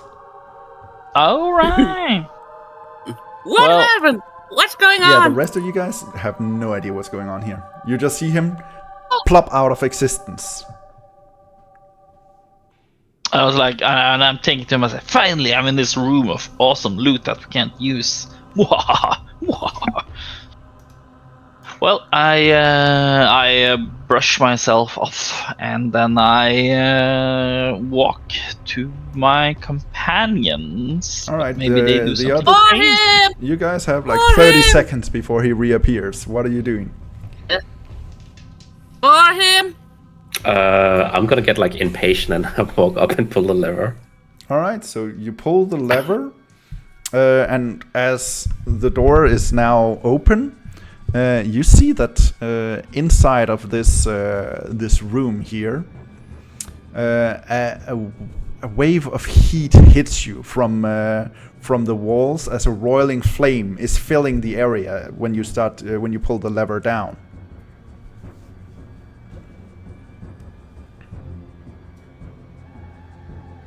And all you can see within the room.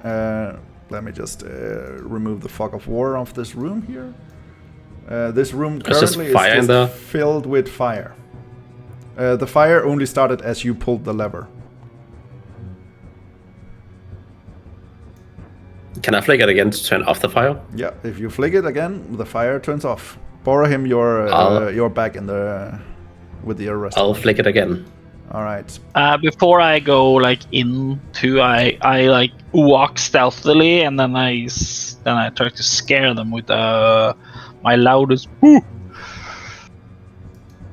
All right, so you jump in and loudly scream boo. Yeah. All right. As you do this, Orvo gets really scared, turns around, and he's gonna cast poison spray at you. Oh fuck! Orvo, it's me! No! It's an intense situation. You just disappeared. He doesn't know what to happen. All right, so yeah. Gomme is going to shoot him with the Tinkerbolt. All right, roll an attack roll, and let's see the same for that's 20 to hit. All right, Oro, that's 20 to hit. That hits. Yeah. All right, so you take 8 poison damage as he just turns around and then just sprays a toxic mist at you, and you just start coughing and you take the poison damage. Yeah. 24 to hit. Yeah, 24 hits. Gomme. This is not the smartest thing you've done. All right. 8 damage. 8 piercing damage. Oh.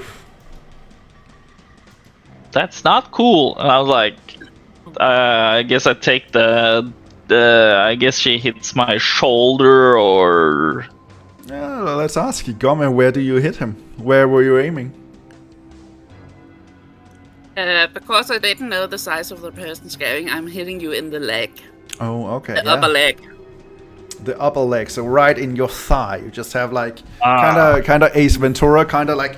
Yeah, I just want to say that. I want to go Ace Ventura. All right, so yeah, that's a great way to enter a room. Fuck man! What the hell was wrong with you? I was just trying to, lighten the mood, but what did it get me? Poison in my face and an arrow to the thigh. Ow! By the way, how is that lightening the mood? You disappeared. Yeah, I went back to this other room, where we found the floating swords. Oh my god, my thigh and my eyes are now in pain. God damn it, Orvo. Hey, don't blame Orvo. Blame yourself. Well, that is true. But, I had to try. So, did you guys find anything cool while I thought of this insane cool idea? Or just looks at you and goes by the way, I'm sorry.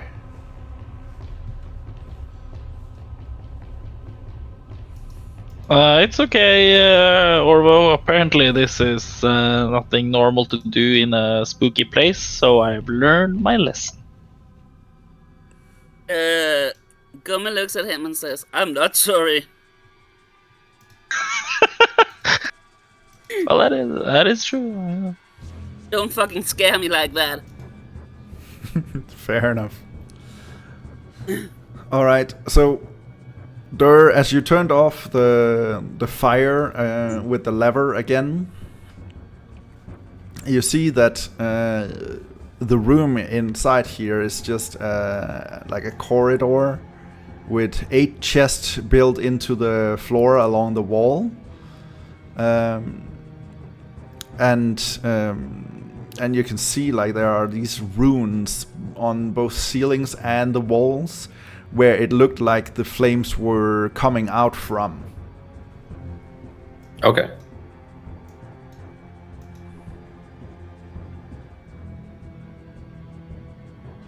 Can I use can I inspect all of the chests at the same time, or do I have to do it individually? I would say since they're all of them are kind of the same fashion, the same model of chest. Let's just say you do one general roll. Or actually none of the chests are locked, so as you go to check the first chest, you notice, and it is unlocked. Do you want to open it? Yes. Alright, so you flick open the chest, and inside you just see 3 vials of the frigid woe. Not the antidote, just the sickness. Okay. Packed with fine sand to keep the vials safe.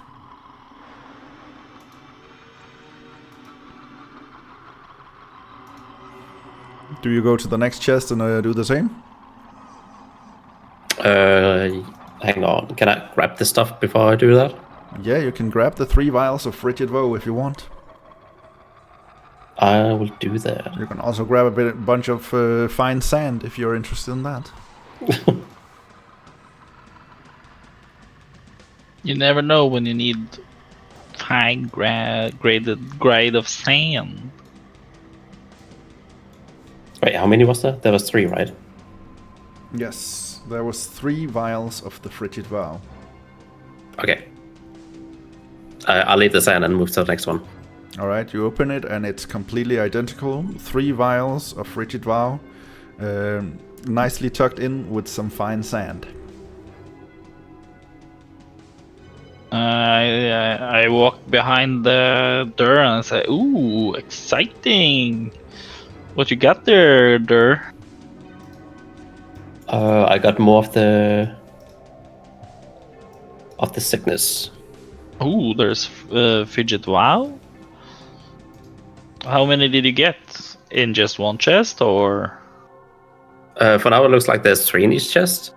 I'm up to the next one. Open it. You open the chest and once more there's 3 vials of frigid vow and some fine sand.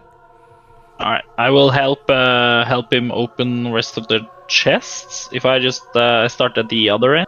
Alright, so in total you get, that must be like 24 vials of frigid vow if you want to collect them. Yeah, let's keep them from dangerous hands. Yeah. This is a good find. We should. You want me to put them in the the others? Put them in the others. Alright, so I have 24 of them now. Alright, so you have 24 vials of frigid vow in your bag, yeah? Yes. Gomme, while they're doing that, what do you do? I'm opening this chest. Alright, so you go to open this chest, yeah? Yep. Alright, let me just look at this chest. Alright, let's see. Alright, so I have to roll. Oh, that's a 6. That does not hit. So as you try to open the chest, you see a beam of cold damage to just fly out towards you. You manage to duck out of the way and don't get hit. Give me a perception check.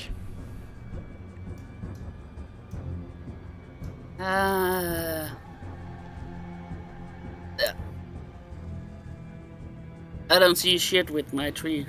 No, okay. So you notice that the chest seems to be somehow trapped, but you don't notice how the trap functions.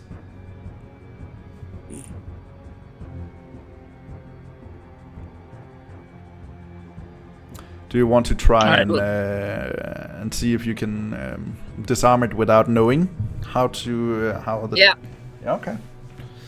So roll me a sleight of hand check. I would say with disadvantage.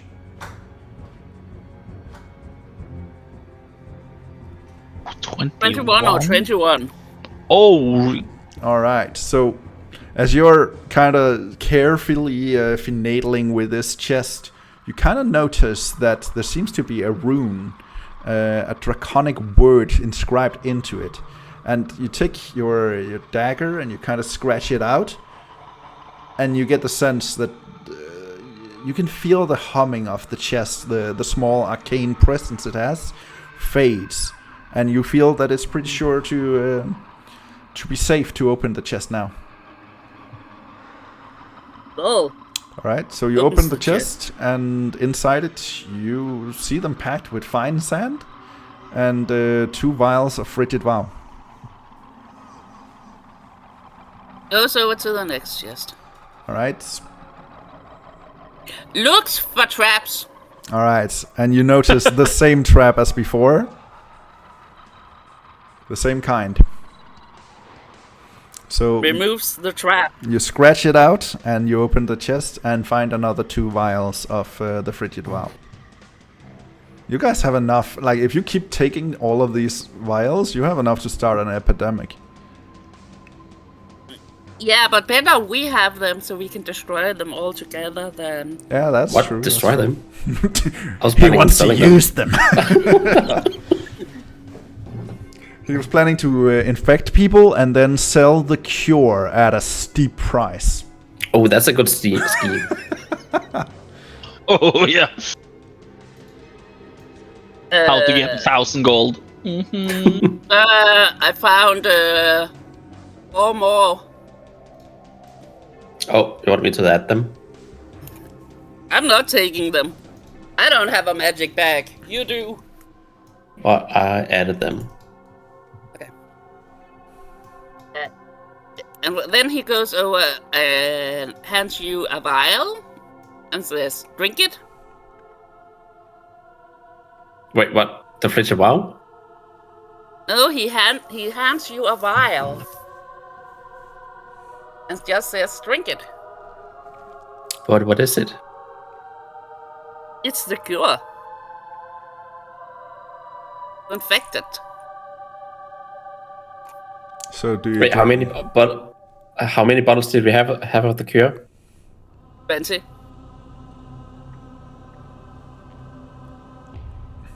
Oh, I Yeah, guess we should have- I'll drink it. Yeah. Also hands one to Bhorahim and says, drink it. But are we all infected? No, Wasn't only Durr and Bhorahim are infected. Oh. Yeah, I'm not drinking. Only you two. Alright, then I drink it. All right. As you drink it, you feel slightly warmer than you did before, and your movement speed returns. You feel faster than you've been for weeks, or Hey. for days, for sure, at least. All right. Alright, cool. This is a Should great we- find. Yeah, should we do the last door? Examine that one? Yeah, I explained to Oro that we have found even more fidget woe, and we have it in our bag of holding so far, because this plague must not... other people with dark deeds must not find these, so we will bring them with us. And we have 1 door left, and I am certain that has to be more of that terrible sickness in there. So I put my key in the hole, and I will listen if I hear anything. You Maybe try there's another. you try to put your key in the hole, but you notice that this door does not actually have a lock. Oh, and Kick it in. is it just like a plain door, like a flat door with no handle, or? No, it does have a handle. You can actually just, open it, but Oh, it doesn't okay. have a Then- lock, and it's not plain. It is intricately carved with some nice decor. Okay, does the core, like, is it any pictures or something? No, it just seems to be like some pattern, some sort of archaic pattern. It seems to be just, nice to look at. Okay. Can I do an Arcana check to see if there are any magic about this door? Yeah. Intricate. We are learning. Yeah, I gotta watch out for traps. 16 on Arcana. 16 on Arcana to see if the door is locked or trapped. If it's magical. If Yeah, it's because trapped or anything. yeah.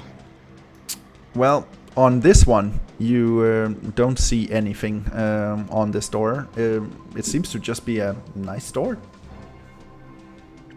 Okay. I turn to my friends and I say, just a very nice door, guys, and you can just open it. So I put my arm on the knob and I push it open. All right, you push open the door, and you come to what we will call the North Hall. In here, let me just find the eraser again. You just find a nice-looking hall, and yeah, this is pretty much what you can see from where you are now. Just a nice hall, and in there you also see a door on the other side of it. Holy shit, man. I turn and I say, this place, its secrets are just getting deeper and deeper. I walk through and walk with caution. Do I see anything like on the walls or on the roof? You see the sconces that you're familiar with, but as you walk through, if you just move your character, you will down the hall be able to see the rest of you. Do you follow or? I follow. Okay, just place your characters where you would like them to be, and you see there's also a door over here, and a bunch of zombies.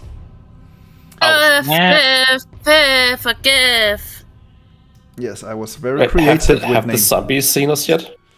No, they just seem to be standing there, kind of looking like just gathering, kind of like you would see in, for instance, The Walking Dead or something. Kind of just gather together for kind of the company or whatever zombies feel.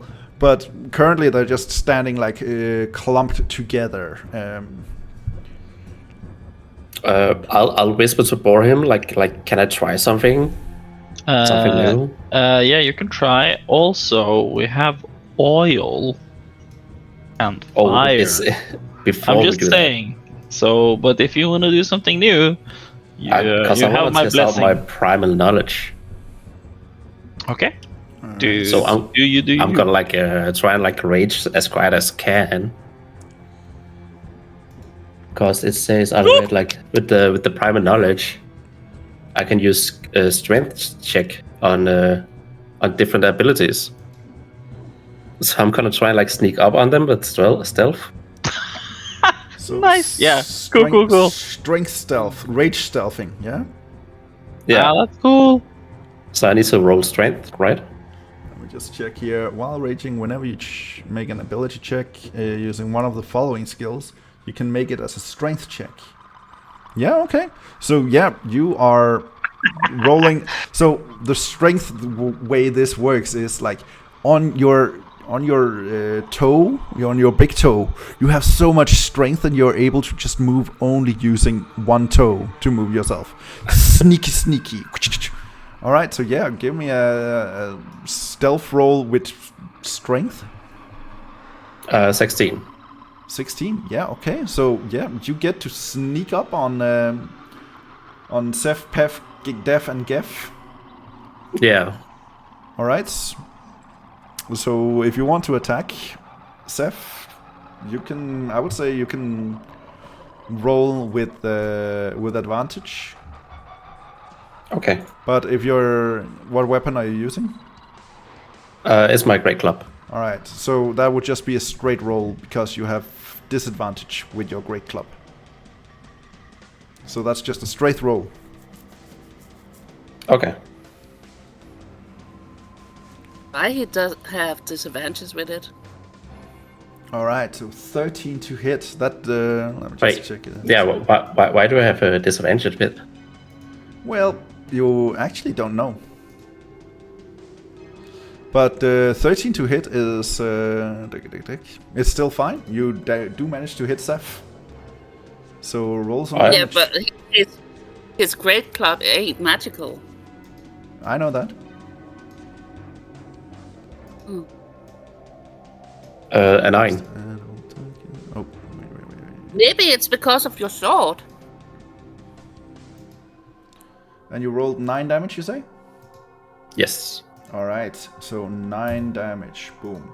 Alright, so Seth takes quite the beating, and you, with your great club, you also have the knock around ability thingy, whatever it's called. Exactly. So he should fly into death. Add these two encounter and auto initiative. So yes, he will fly over to Dev. And I will say, actually, since they get knocked into each other, I'll add 1 point of... I'll add a... roll a d4 for me.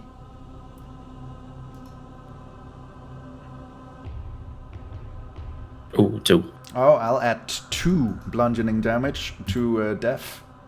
He definitely takes some damage.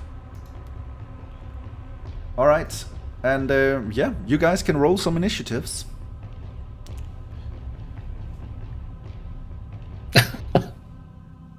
I got a net 1. You got a natural 1 on your initiative. Okay, fair enough. After my stealth. I got 9. 9, okay. I got 8. 8, okay. Let me just do one for Orvo just to see how he does.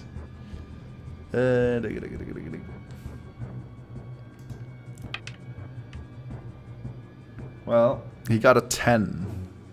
So fair enough. Yeah. Boom. And that brings us into the fight. As you guys start to attacking these 4 zombies. The zombies seem to be... like, they're dressed in these tethered Ionian robes. So they're like wide robes with some nice engravings, or what is called embroidery in it. But through being here for hundreds of years, the robes are tattered, and they look kind of bad by now. Kind of like they're almost falling apart. One of the zombies do look kind of familiar with the girl you smashed into a wall, and you do kind of assume that maybe this is that zombie child's parents. And Geff charges up. Let's see, how fast are zombies actually? Wait, I forgot, when I did the raids with stealth, do I still get temporary hit points? You still do get your temporary hit points, yes. Okay.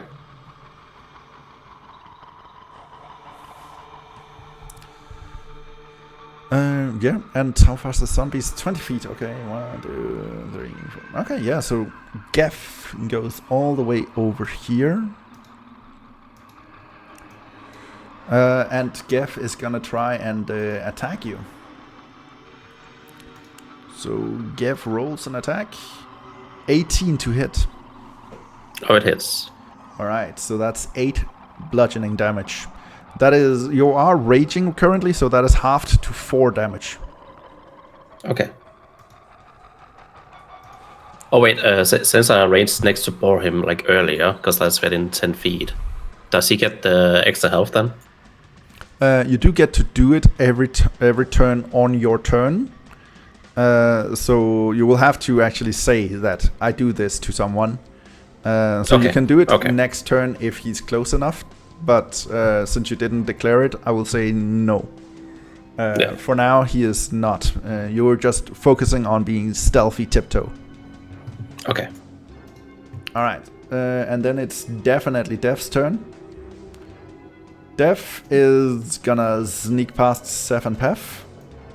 And then Dev is gonna try and attack you. So Dev is gonna roll, and we'll see.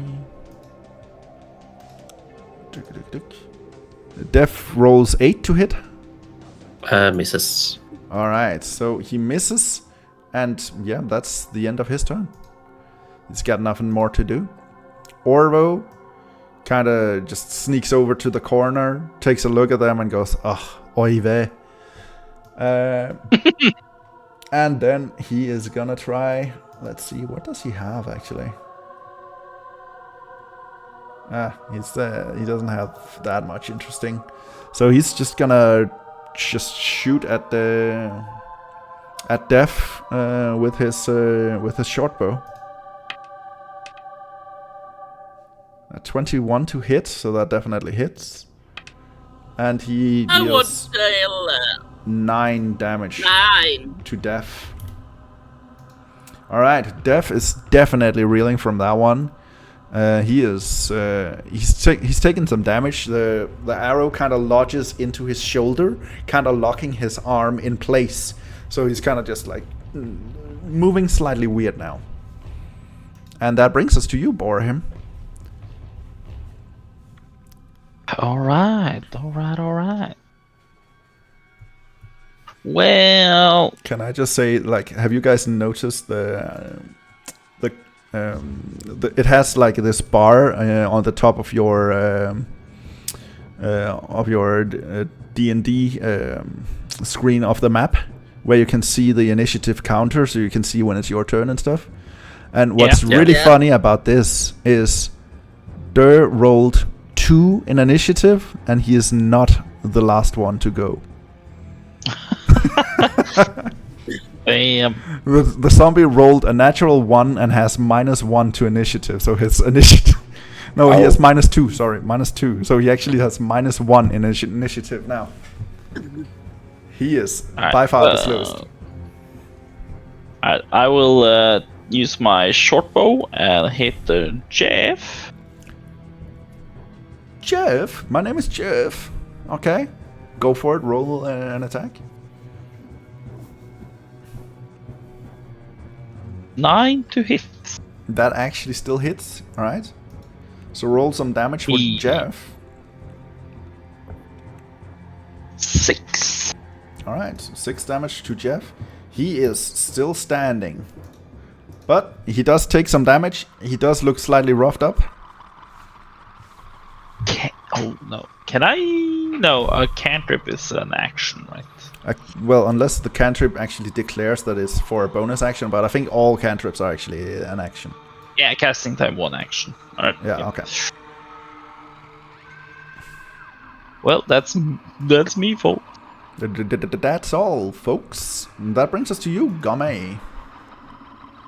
Okay, Jeff is the only one who has been hit, right? No. Actually, all of them except for Pef is currently injured. What's the first one in initiative? The first one is Jeff. Okay. I'm going Then to it hit would be Jeff. Def, then Seth, then Pef. Yeah. 18. 18 to hit with With the bow 12. blast and 12 damage. And who did you go for, Jeff? Yeah. Yeah, okay. Where do you aim? Head, of course. Head. Alright. So you guys just see the bolt being released. And then it just like straight in between the eyes. And Jeff just falls lifeless to the ground. And yeah, that's him. That's my turn. Okay, that's your turn. That brings us to Seth. Boom. Actually, that brings us to Wef. Alright, so Wef is gonna move here. That's his turn.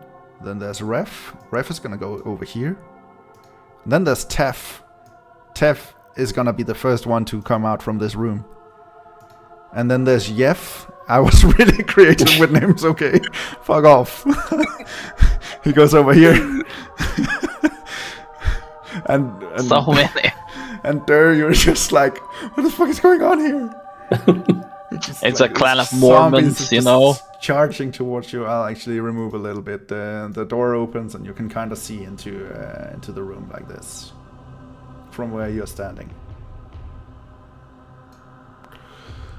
Yes, all right. And boom, boom, boom. Oh, it was actually Seth's turn. I have to do this. Boop. So Seth charges up here. Let's see, 1, 2, yeah, he charges up here. And then he's gonna try and slap you. So he rolls 5 to hit. Misses. He misses, okay. So he just charges up, kind of stumbles and tries to hit you. And he actually just hits your club. You don't take any damage, you just feel the against your club. Just nothing happens. Alright, that is the end of his turn, and that brings us to you, Durr.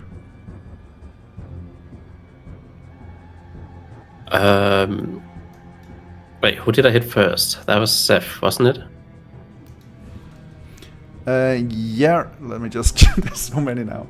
Def is hurt. He is very hurt. That's the one who's like a bolt lodged into his shoulder. And then Seth is also quite hurt. The rest of them are still sparkling. I'm gonna attack Seth. You're gonna attack Seth? Alright. Go ahead and slam him to the wall if you want. 9. 9. You have disadvantage with the great club, so roll again, and we'll take the lower of the two.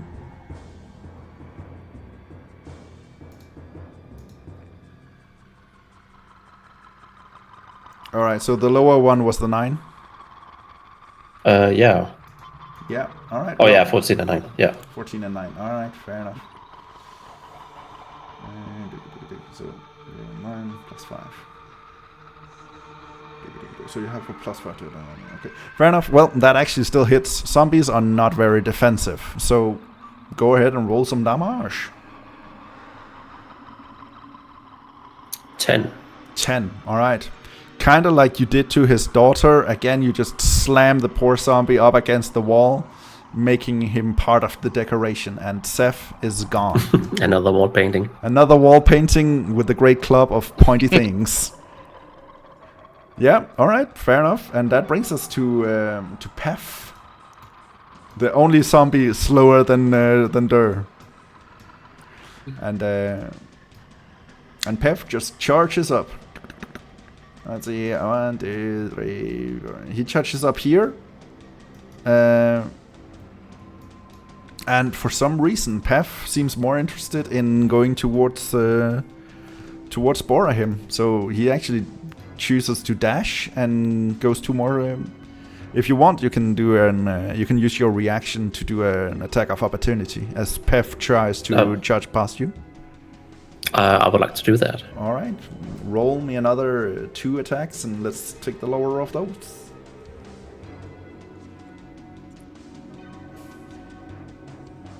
Uh, 15 plus 5. What? Yeah. Oh, so you roll with this. Oh, okay, cool. 15 plus 5, fair enough. That's still plenty hits. All right. So go ahead and roll some damage. And a 9. And a 9. All right. So there we go. 9 damage. Boom.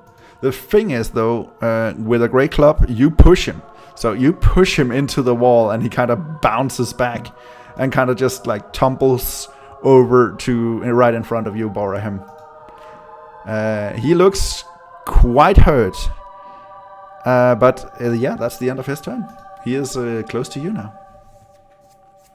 And that brings us to Def. Def is gonna just try and attack you, Durr, since you're right in front of him. 21 to hit. Hits. And that's 6 points of slam damage, bludgeoning damage.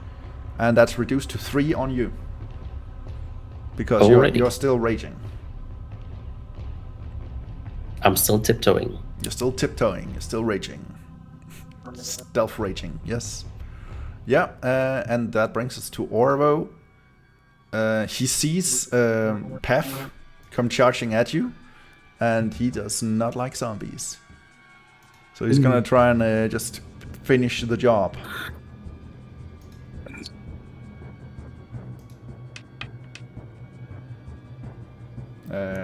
14, yeah. So he deals 8 damage, and the arrow just kind of pierces through Pef, kind of pinning him to the wall, and he's just hanging there by the wall now, dead. Yeah.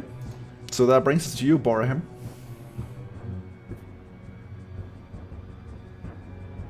All right, Bhorahim. I put my short bow back on my body, and then I just flex my arms and said, "Watch this, guys!" And what I'm gonna do? I'm gonna do something fun. All right. So I'm gonna do my cloud jaunt. Cloud jaunt, yeah. So yeah.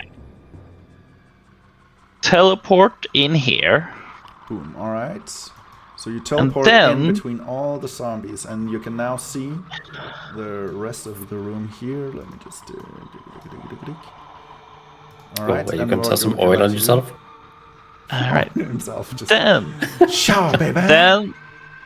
Then I will channel my god. I will do channel divinity, and I will do turn undead. As a magic action, I present my holy object. Channel undead per day? I can do it 2 times. I have used one rush. I used it once before. Yeah, so this is the second time. Okay, yeah, cool. Yeah.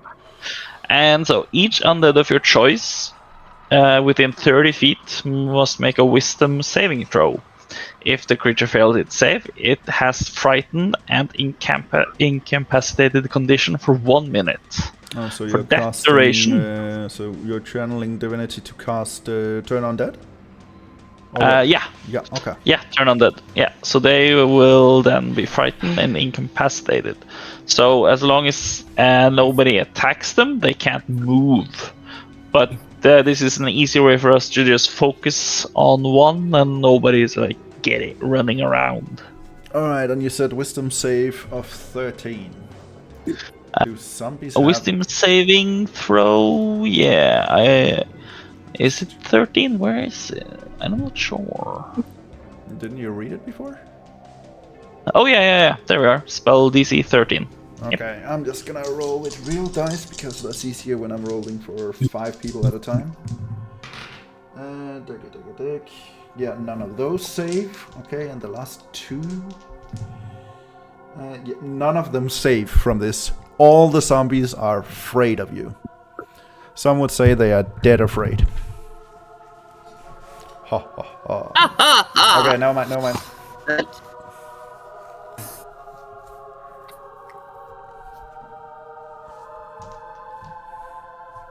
So yeah, that's nice. They're all terrified currently, just standing frozen in place. And Gomme, it is now your turn. So I just tell everyone that now they're easy pickings, guys. Just focus on one, and then we take them from there. Okay.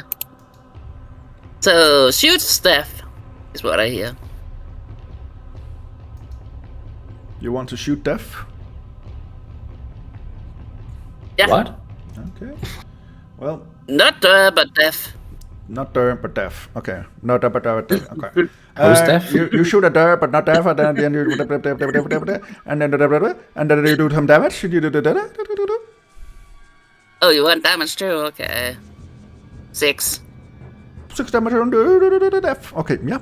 So yeah, 6 damage on poor Deaf, who definitely takes the damage. He does have his undead fortitude. Let's see if he saves. Oh, yeah, so he falls to 1 hit point. You kind of see the arrow penetrating his skull. Or the bolt, it's a bolt. But for some reason, the spark of life kind of ignites in him again, and he is back in action. But barely. He is holding on to his life. Yeah, and that's the end of your turn, or? Yep. Yep, okay.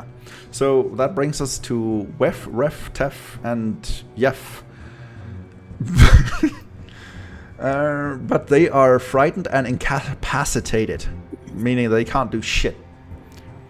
And that brings us to you, Durr. Alrighty.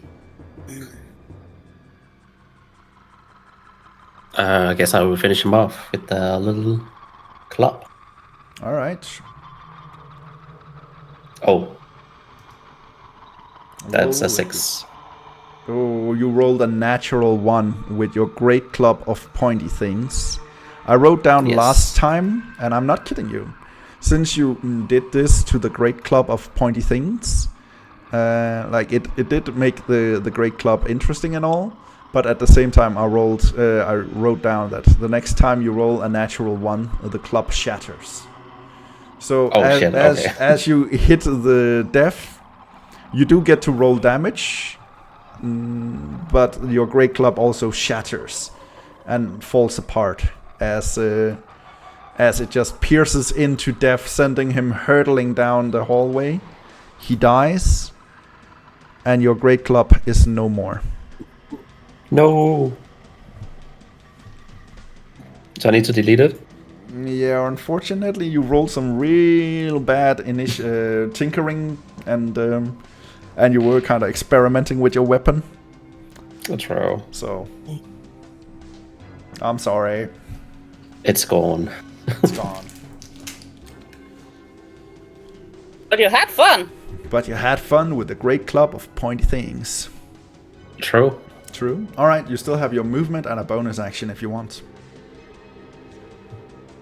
I'm gonna move up here Yeah. so I can be ready next time. All right. So just the pointy things are broken, but the club is still. No, it was like a trunk of a tree he was using as a great club. And as you guys had kind of implanted all these pointy things into it, it kind of damaged the integrity of the wood.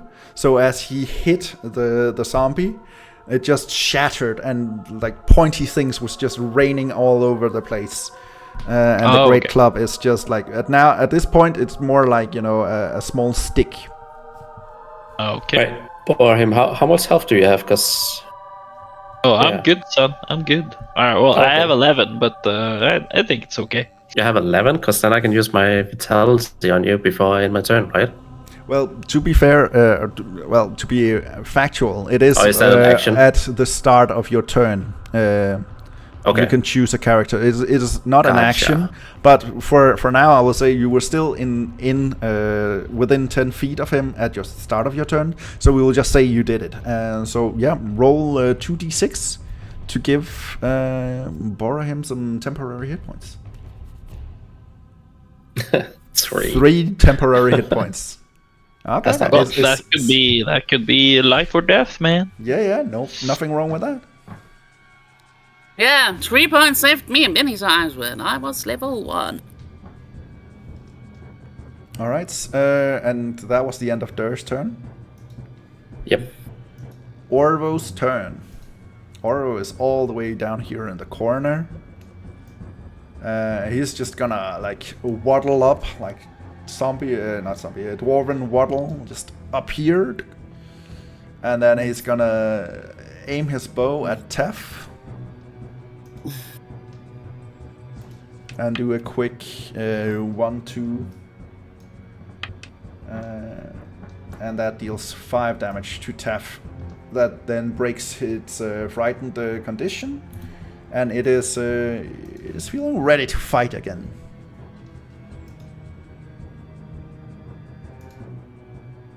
Alright, and yeah, that was the end of his turn.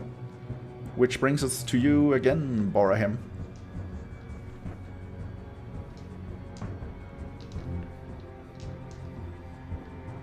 Yes. Just yeah.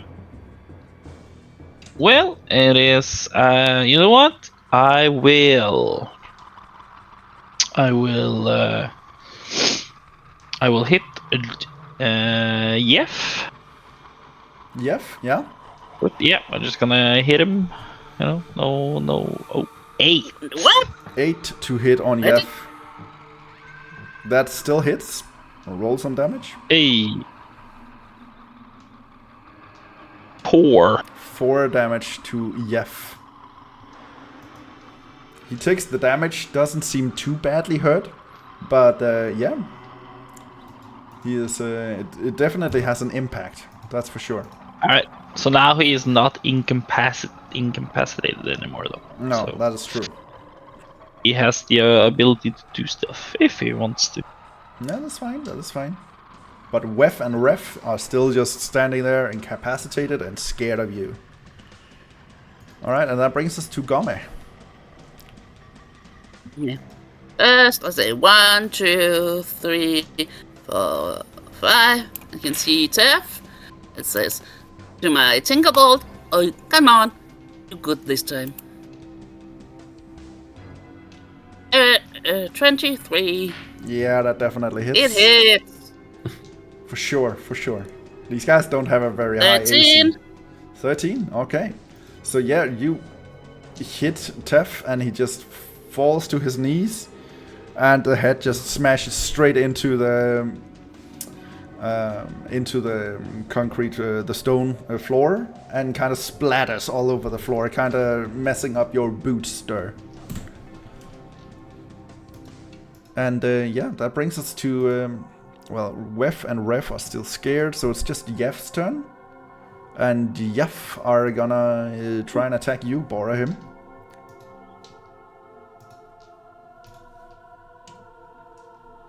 So 16 to hit. Sorry, that's me. Alright, so he tries to hit you and you kind of just deflect it with your armor. And yeah, that brings us to Durr. Alright. It's your With the turn, Durr. Durr. Do I use any action to like unsheath the sword I have on the back? No, we made it a rule last time that you have like 2 weapons equipped, like they are equipped on you, on your person at a time, that you can switch between as a bonus action. But currently it's just you the don't mold have that's in my bag. Yeah, but currently you don't have the anything equipped on you. So I would say you don't even need to use a bonus action. You can just grab a weapon and strike. Okay, I'm gonna use a zombie body to hit another zombie. You can do that as an improvised weapon, sure. Wait, but I do have the sword on me, right? You do have the sword on you, yeah. Yeah. So I'm gonna move up and then I'm gonna hit Yef. You're gonna hit with Yef the new sword. with your new sword? Yeah. Alright.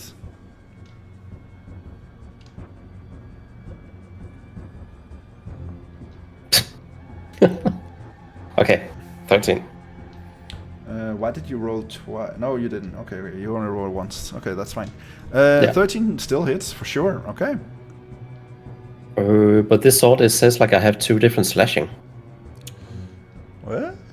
Let me just... Yeah, it says I had like a 1d8 plus 4 and a 1d10 plus 4. Oh, yeah. The 1d8 is if you're using it with one hand. It's because the sword is versatile.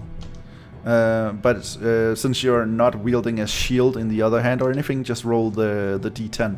Or if you want to flare, you can do it with one hand because you're strong enough for that. But I would suggest using both hands, I guess. Yeah, I'm gonna use both hands. All right. 12. 12 hits, and who were you attacking?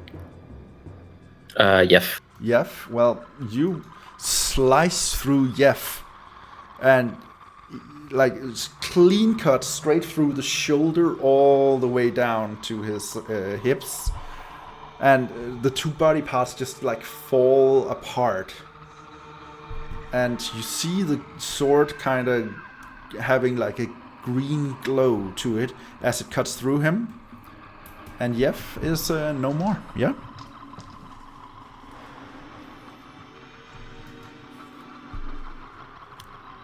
And yeah, that's it. And as the sword has finished cutting through it, you kind of hear the yes. And that's the end of your turn. That brings us to Orvo. Orvo is gonna kind of just juttle up here, and he's gonna try and hit Ref. Alright, so again a short bow attack. 21 to hit definitely hits, and then 4 damage. Alright, so 4 damage to Ref. And yeah, that brings us to you, Bhorahim. So has Wef taken any damage? Wef has not. He is still frightened and incapacitated. Ref, What however, about has Wef? now shook free from it. Alright, so I will do Toll the Dead on Ref. Okay, yeah, that's a wisdom save, or? Yeah. Yeah. DC Wisdom save of 13. Oh, 14, he saves. Because if you save, is it half the damage or? No, not with a cantrip, unfortunately. Cantrips are unfortunately not that strong. Oh, alright. Well, in case, yeah, then I just stand my ground. Alright, fair enough. You stand your ground, keeping your friends safe. And that brings us to Gomme. Shoot! If you're shooting from where you are right now, I would say that would increase his. He is half covered, so his armor would increase, his AC would increase. So you'd Then I probably be move better over to here move a and bit. shoot. Okay. So you move over there. Come on, and then Gomme, do a trick arrow. Well, you rolled already. Are we just using that roll? Yep. Yep. Okay. 23 definitely hits. Go ahead and deal some damage. How much damage? We 11. 11? Okay, 11 is enough damage. Ref falls backwards. Kinda on the way to his fall, he tries to catch himself. He grabs the blanket of the bed, and as he falls, it kinda looks like he's just sleeping now. But he is dead.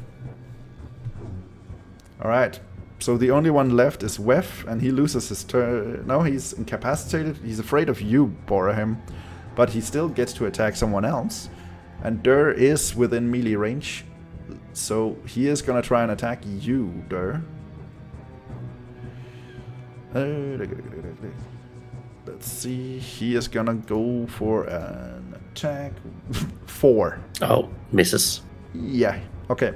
So yeah, that's the end of his turn, and that brings us to your turn. Well, I guess Go I'm gonna there. hit him back. Go there. Alright, go ahead, and 13 13, that definitely hits. and 6. 6 damage. Alright. Wef is hurt, for sure. You kind of slice through him and like chop off like half an arm, so one of the arms are just kind of dangling along his body now. But he is still standing. And that brings us to Orvo, who's just gonna nuke his bow and shoot one more time. 12 to hit, and there we go, 9 damage.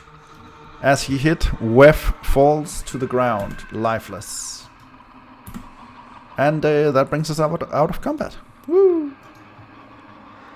Yay! So the last zombie falls to the ground. You notice kind of all the zombies almost were dressed in these archaic robes. They are tattered from time and tear and wear.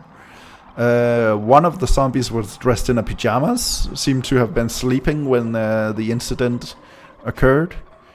But in general, all of them seems kind of like middle-aged scientist kind of personnel.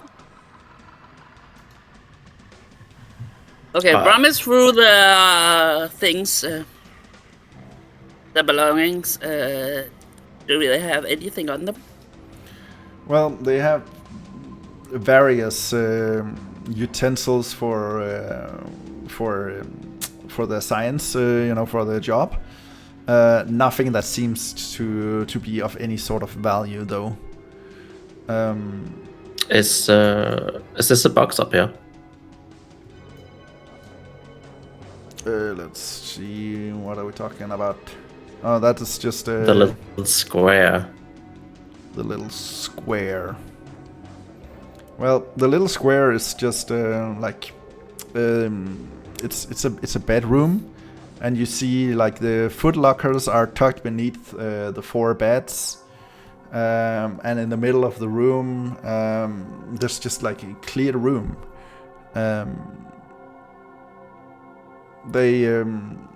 It seems to just be like a sleeping hall, a dorm, if you will.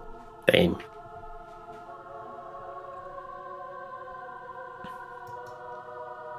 Yeah.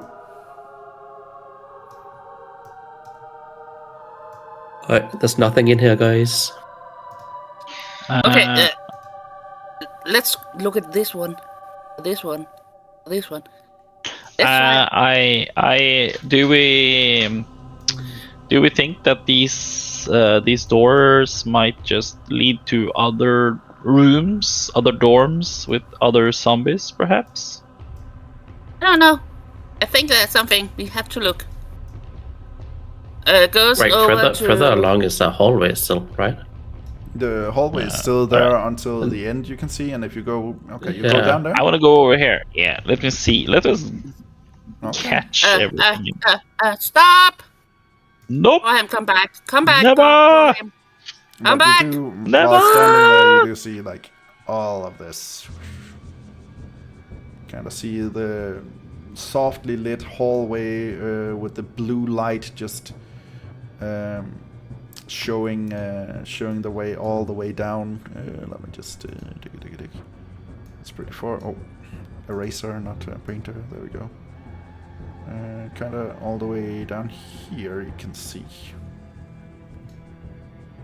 Oh, yeah, something like that.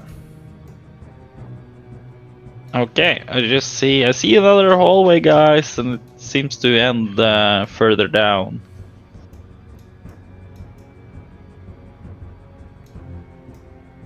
Do we have time to go through every room? We have time. How's your health? Boys? I have now 11. Wait, you have what? It cut out. 11 HP. As he cuts out, he gets teleported back to the. Okay, just back to the same room with the. And now it's full of mimics. I almost have full health. You have full health? Almost. I'm good on health.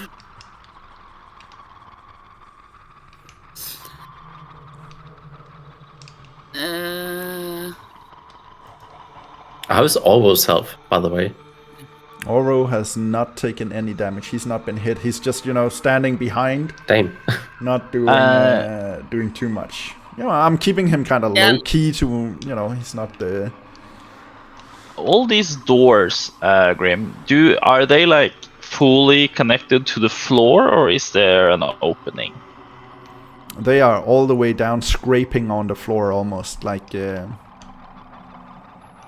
softly against the floor, I would say. Okay. So it's not like you can just look underneath it. That would be a very distorted vision, at least. Thank you, Gomme. Welcome. Oh, you found out. Haha. Yeah, just touch your shoulder and said, take some health. Okay, because I was thinking if it was possible to see anything, like if in the dormitory, if there was any like a mirror or something that you could check under, but all right. So you guys want to check the rest of the doors? I'll look at Bhorahim and ask if he want to play a game to kick a door in at the same time. Ooh, yeah, that sounds a like little gamble. Yeah. Ooh, okay. Before we do that, though, I'm totally with this, Durr. So what we do, we each take we make a Molotov cocktail and each have it in our hand. And then we kick open the door and to see if we need to throw it or not. While the guys are talking, Gomme is going to open this door. It's not waiting for them at all. All right, so let me just check. This one would be that one, yeah. So yeah, you come to the door, you open it, and in there you see 4 unmade beds that are built into the walls, each with a footlocker tucked beneath it.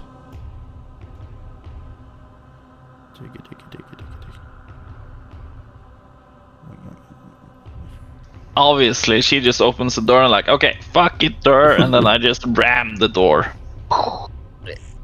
Looks through the footlockers.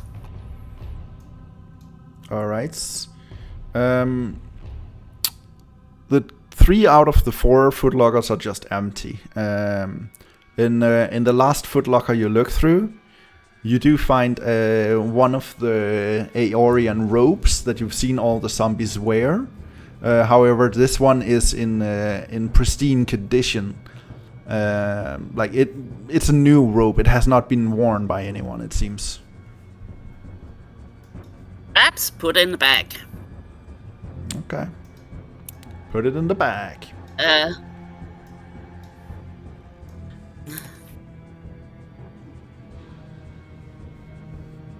Come back. No, it's... Gomme, do you want to take the 2 doors in the corner? Yeah, we can do that. We can... Wait, do you take top or the right one? I can take the top one, and then you can take the other one, and we open it to the count of 3. All right. 1. Okay, well, 1, 2, 3, and then we push open the door. Alright, so both of you give me a strength check as you were pushing or kicking in the door, by the way. I was pushing. You were pushing. Oh, I was trying to kick. Okay, you were trying to kick. I got the 21. You got a 21 to push in the door. Alright, that's pretty good for a strength check. So the door is locked, but as you push through it, the lock just springs open, and you kind of see like it kind of shatters by your pure strength, your half giant strength. And let me just clear. However, what you find in here is a nice room. What you find here is a room like in immaculate condition.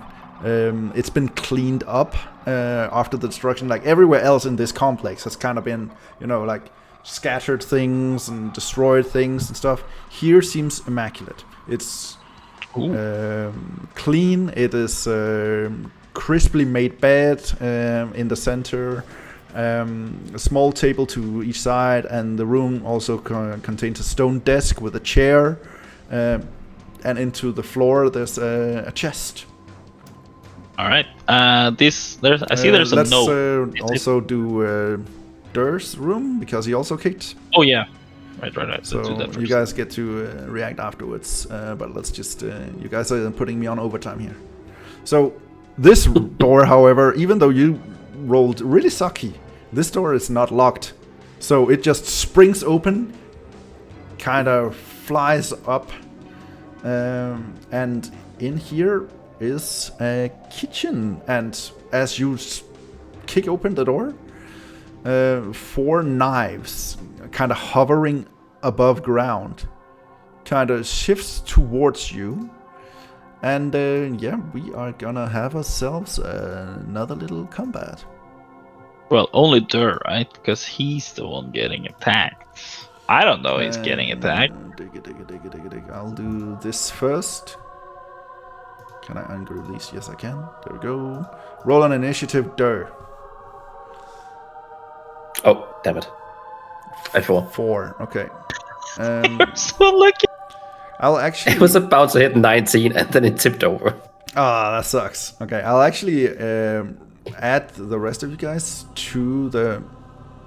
Oh, what happened? Something 17. Give me a second here. Something went wrong. The site is crashing. I need to reload the page. Give me a second. Whoop. There we go. Okay, and... Then I need to add the rest of you guys. Oro is in here though. Let's keep him out of this one. And you and you. Alright, so you rolled 17. Bhorahim, what did you roll? 7. 17 and 7. Alright, fair enough. However, I will skip both of you for the first turn since you don't really know what's going on here. Yeah. Alright. So that means that animated knife number A goes first. The thing is, I have no idea what these guys can do. Let's check up on them real quick.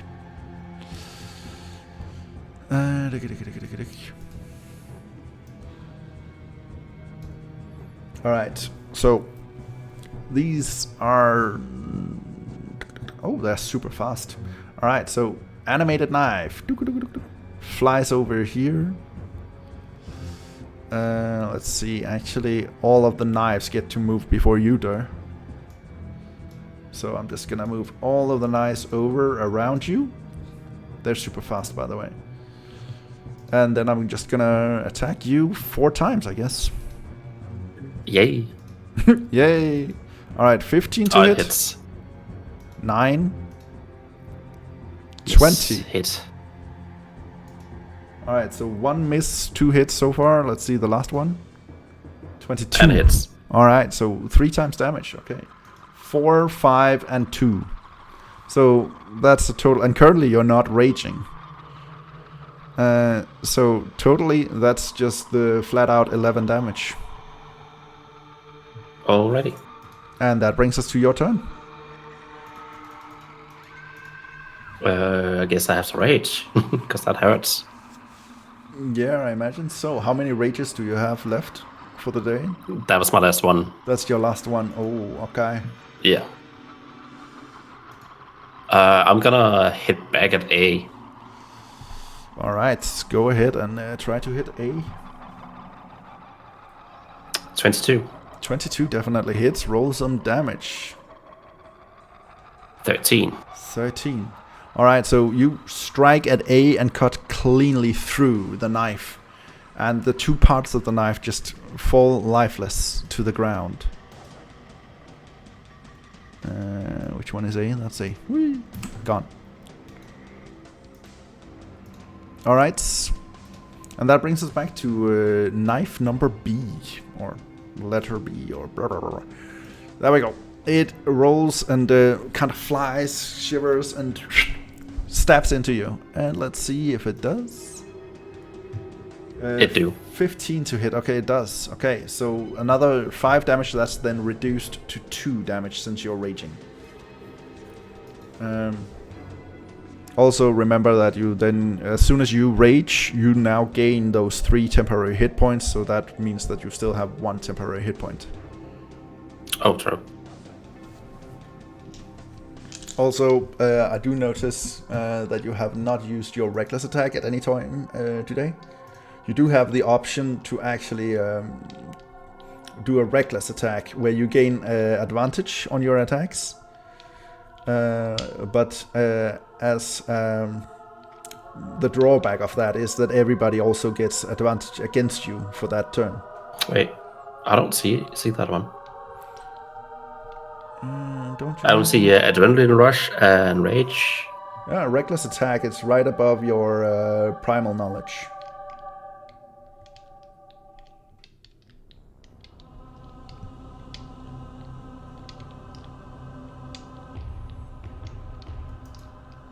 Reckless can be good if there's only one enemy. Yeah, there's different settings where it could be good. I'm just letting you know since you didn't use it last time at all, and just assuming you probably maybe have forgotten you have it. Yeah, where do I find it? In features and traits, if you go to class features, and then roll down to where you have your weapon masteries, then you have danger sense, then reckless attack, and then afterwards it said barbarian subclass. Oh, down there. Okay. Yeah. So you have the option of making a reckless attack, which is pretty reckless. Okay. It does leave you vulnerable, but it does give you advantage on your attacks. Okay. So just to know that you have it. But yeah, as Wicked says, as Gomme says, it does kind of leave you vulnerable, so it might not be a good advantage right now. Alright, so yeah, I guess that was Knife B's turn, and that brings us to Gomme.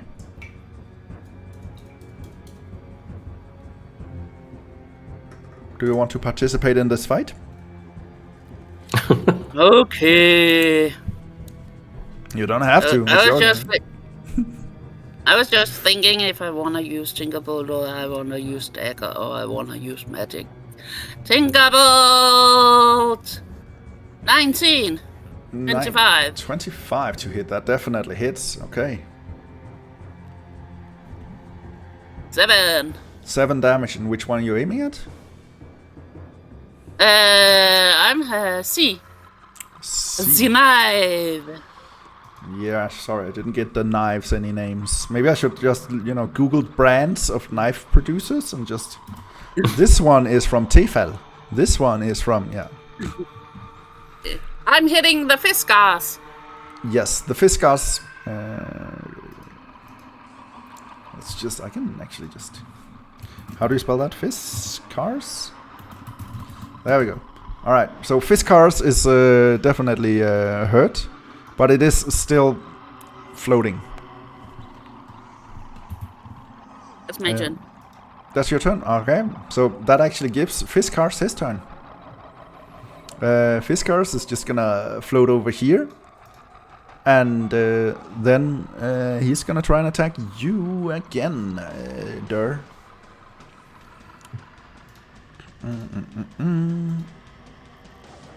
And since he is now circling you like this, he gets advantage.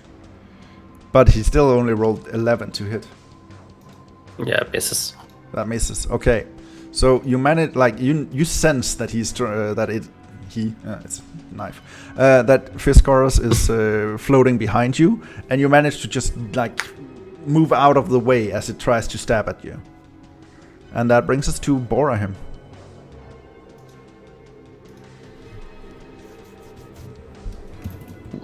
Why is Fiskars over there? How rude.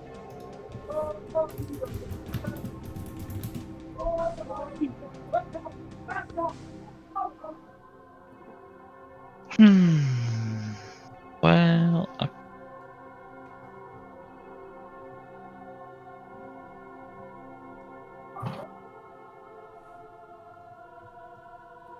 alright, you know what? I'm gonna go crazy and I will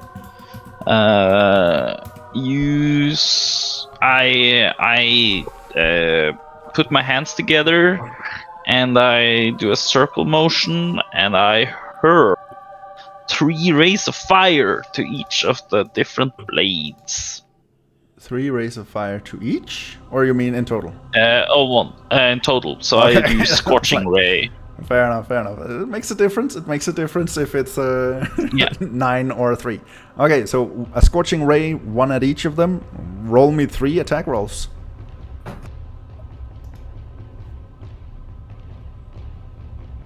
I guess first for Fiskars, 15. 15. Alright, that misses. Then Damascus. Damascus steel, 11. Japanese knives. I'm not sponsored, but I would like to be. 11, that still misses. Alright, then the last one. The last one at Yukai. 11. God damn it. That's really sad. You use your spell for the first time. You charge it up, and you guys just see 3 rays of fire just shoot out of this room, and all of them just go wide and hit nothing. As these knives are just like slowly floating across and just not hit at all. Alright, That well, was then I just... some bad rolls. That was sad.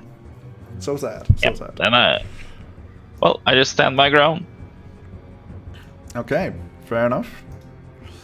Yeah, so Damascus is gonna attack, and since you are currently flanked, it does get advantage.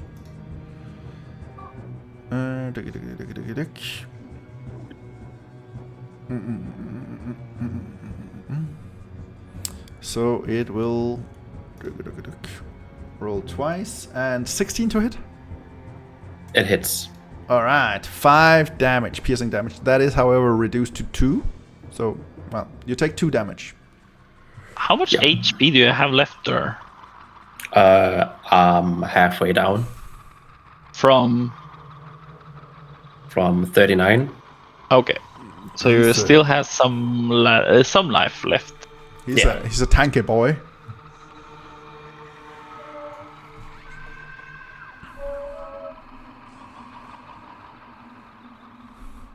Okay, but that brings us to Durr. I'm gonna try and hit the Fiskar. You're gonna try 25. and hit Fiskars. 25, that for sure hits. You're rolling very well. And 9. 9 damage. Okay, to Fiskars, you said? Alright, so Yes. you again chop a knife completely in 2, and the 2 parts just fall to the ground. Yeah? That brings us to Yukai, that then just slithers over here and then tries to stab you in the back.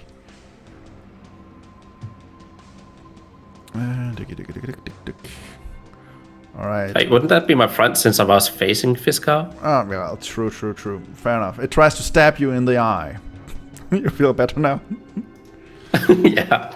Okay, well, 11 to misses. hit. Yeah, okay. You blink and just the pure power of your eyelashes kind of deflects the blade. Maybe it's Maybelline. No.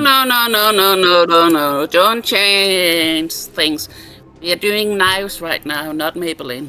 Sorry, it's just his eyelashes are really powerful. He managed to deflect. So, you know. Anyways, Gomme, you do get your turn. What do you want? I wanna shoot Yukai. I thought you were about to say, I want to shoot you guys. I thought that too.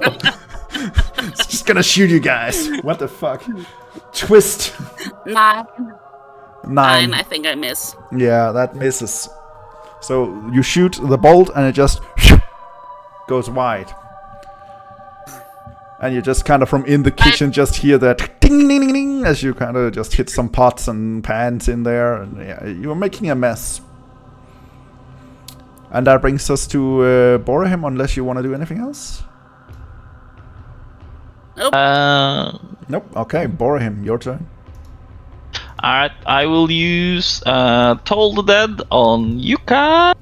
Yukai? Okay. Has he taken any damage or it? No. Neither Yukai Alright, well, nor Damascus has taken any damage. Alright, but they can't be okay, then do a wisdom saving throw, please. Okay. 16? 16? Like, if you look at it, I rolled 19. But because of its really bad wisdom, that's -3. So, it still saves. Holy shit. Alright. Yukai is the most wise knife of them all. Please sponsor me. Currently so.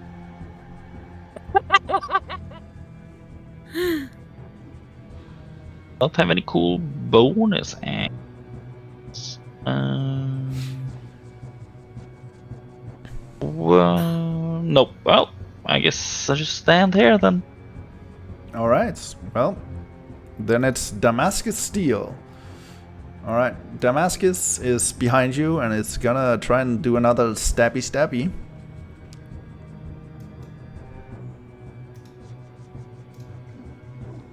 23 to hit. Oh, okay.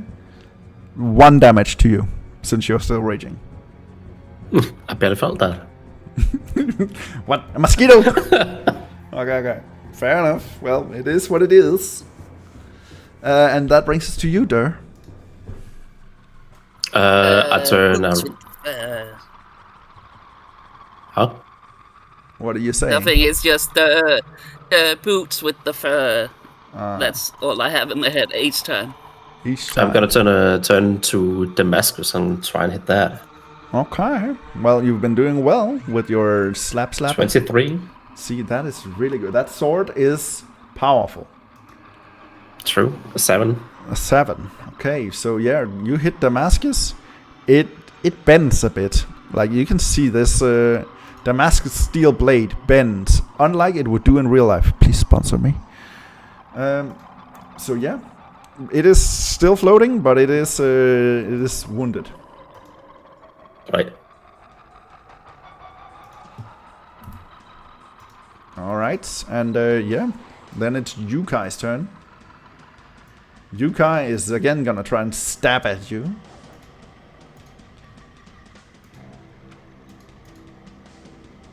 .24 to hit. It hits. And that's 1 more damage. There's so many mosquitoes. Like if you end up dying because of these 2 blades that you guys apparently just can't kill, I'm gonna laugh. No remorse. Okay. Remorse? No remorse. Evil. Gomme, your turn. Okay, I'm going to shoot Damascus this time. Okay, Damascus, go for it. 12. 12. That misses. That's my turn.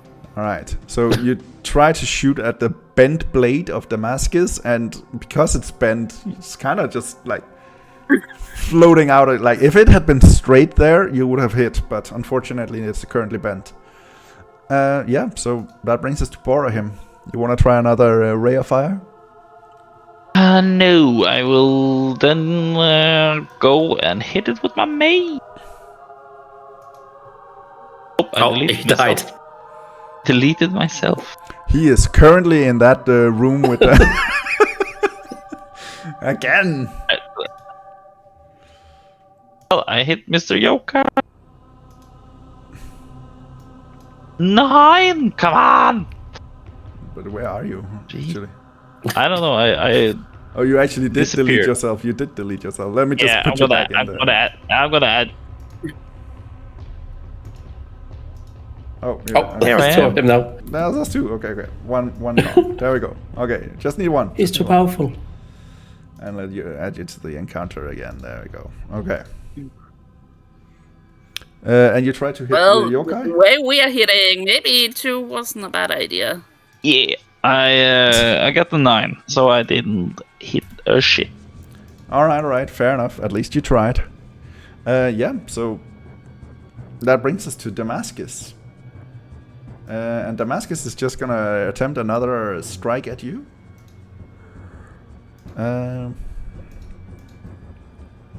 13? Oh, it misses. Alright, fair enough. So Damascus tries to stab at you, but you are now getting used to how these mosquitoes are moving, and you're just dancing out of the way. And that's your turn. Well, let's see how used to them I am. 13. 13 misses. God damn it. Alright. Now it's Yukai's turn. Yukai suddenly has a new opponent to try and stab at. So he's gonna try and stab at you, Bhorahim. And he's gonna stab like that. 8 to hit? Sorry. Sorry. Okay, so he tries to stab at you, but is unable to pierce through your heavy armor. And that brings us to Gomme. Still Damascus. 16. 16. Still misses, but only barely. So it kind of grazes Damascus without doing any actual damage.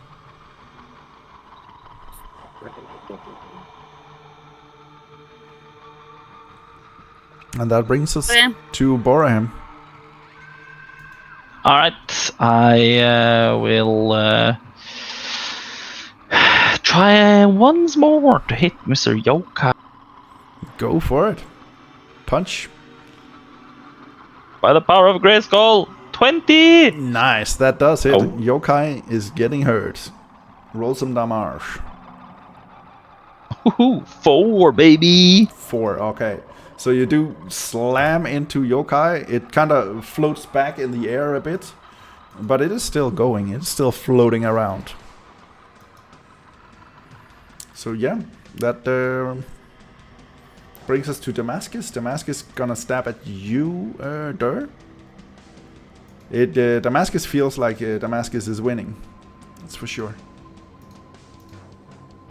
18 to hit. It hits. That's 1 more damage. Fucking mosquitoes. It's your turn. I'm gonna try something new and like let go of the sword with one of my hands. So I'm gonna like try and grab the knife instead.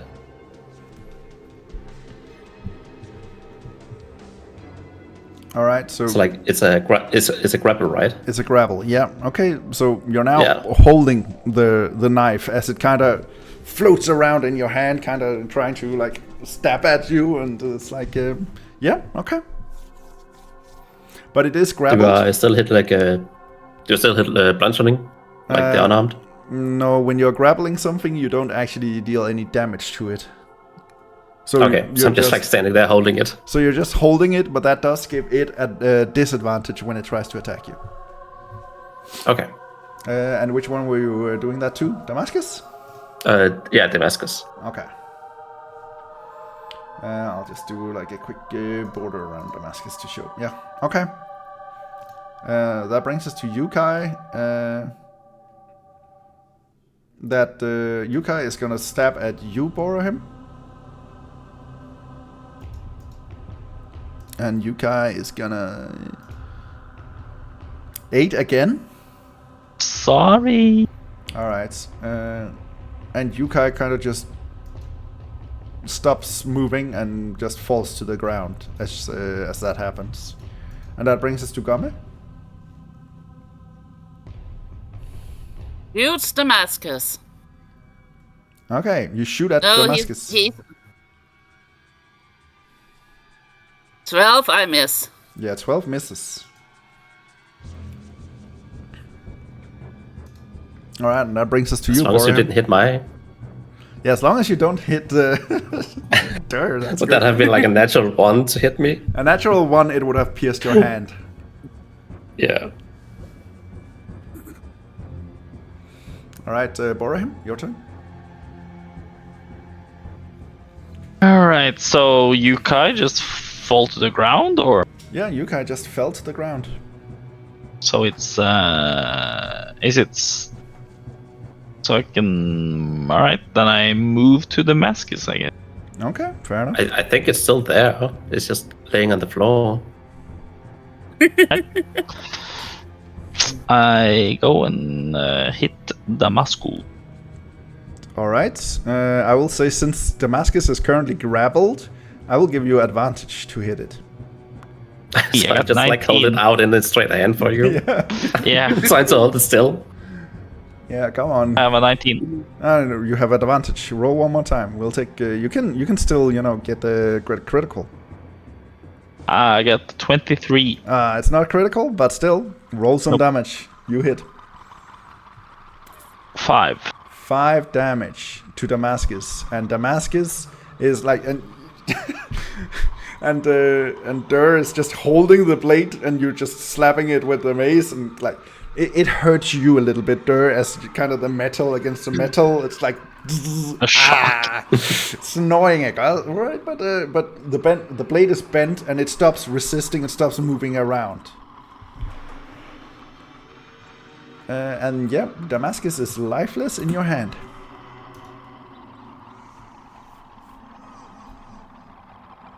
And that brings us to your turn, Durr. I'm gonna take the lifeless knife and toss it at Yokai. All right. Well, improvised attack. I will say roll me an attack roll with your strength. Add your strength to your attack roll. Oh, 21. 21. You hit Then, since you're attacking with a dagger, let me just check on Gomme. What does a dagger do damage-wise? Well, that's a D4. So roll a D4, and I will say add your strength. So that's plus 5. Okay. Oh wait, plus 3. Oh. Sorry, plus 3. But yeah. Okay, so that would be a 6. 6. Okay, so 6 damage to Yokai. Yokai, who was playing possum, flies up again. Bent out of shape, and like an angry wasp tries to stab at you. Oh, that was attack. There we go. Sorry. 7 to hit. Misses. It is a very angry wasp, not concentrating. Okay. That brings us to you, Gomme. Please finish the fight soon. Okay, I'll try. Because I will smoke. 18. That actually hits. Hey, Gomme is in the fight. And 13. all right, so you just like, ping, and it's just pinned to the wall and not moving at all. It is dead. That fight took 7 rounds, guys. Yeah, and then Gomme will collect his arrows. Yeah. Go ahead and collect all your bolts. And as you guys managed to finish the fight that took almost a full minute in game time, Orvo comes out of the room and goes like, guys, so what's happening?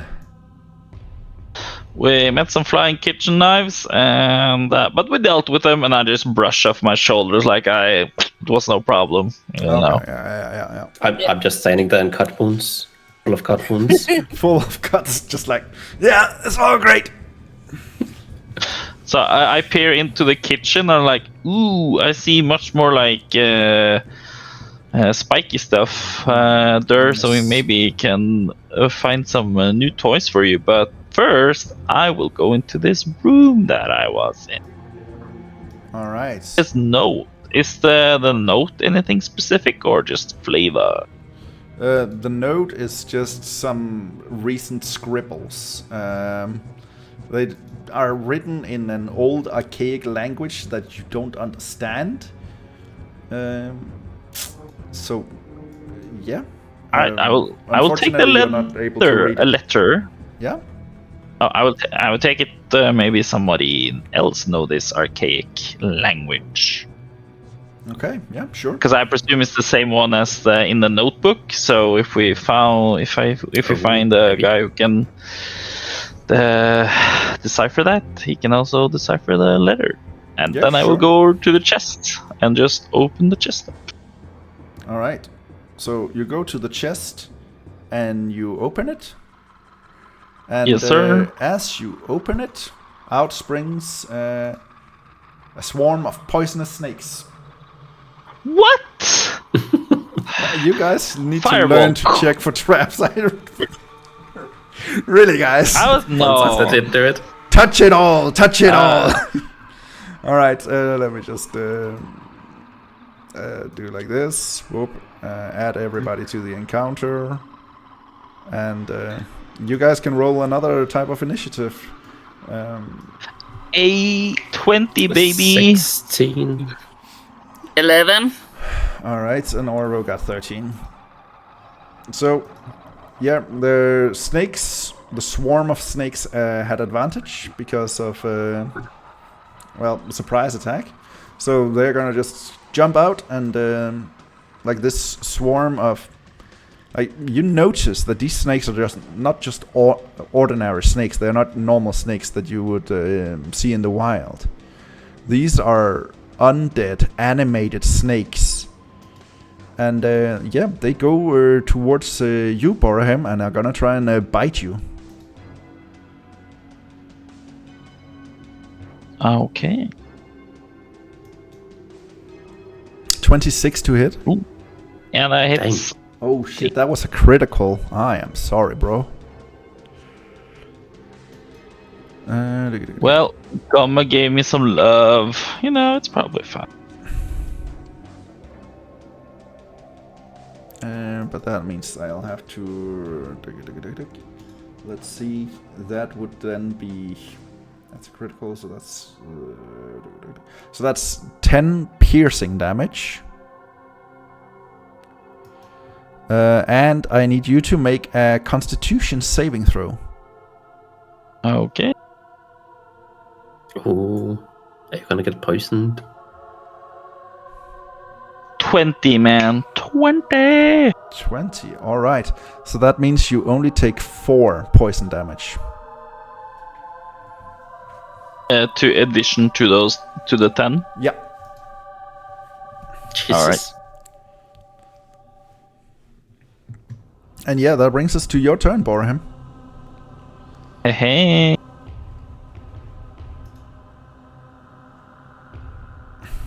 You know what? I gonna use pain. Oh. You know what? Alright. Since this is a storm, I'm gonna shoot out with my hand a guiding bolt. Okay, a guiding bolt. Fair enough. 22. 22. That definitely Come on. hits. So, Nice. Durr, you're the only one who can see this, but you see him just point at the swarm of snakes, and like 3 globules of warm, hot air or something that looks akin to that just shoots out of his hand and just pierces through a couple of snakes, incinerating them. And roll me some damage, yeah? 16. Damn, bro. Alright, 16 damage. These snakes are... Like, you managed to kill quite a bunch of these undead snakes. But Who there dares? are still some of them alive. I am Bhorahim Cloudwalker and I will not die by poison. Then I yell at Durr, come on Durr, smash! Alright. And yeah, that brings us to Durr's turn. I'm gonna use Adrenaline Rush so I get like 2 hit points, like temporary. Alright, 2 temporary hit points to you. Yeah. And then I'm gonna dash in and try and whack it with my sword. Alright, adrenaline rush. 22.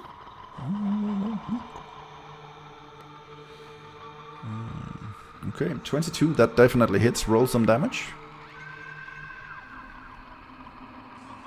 7. 7, okay, ouch. Alright, so another few snakes are just cut into... Oh, actually it's resistant. So the 7 would be 3, so...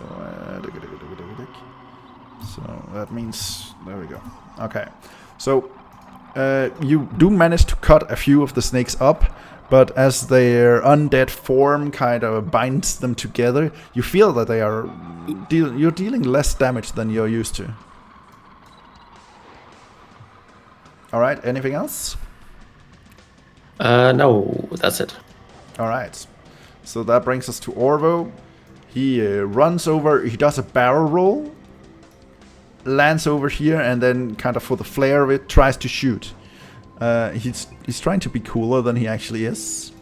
So I'll give him disadvantage on his attack though.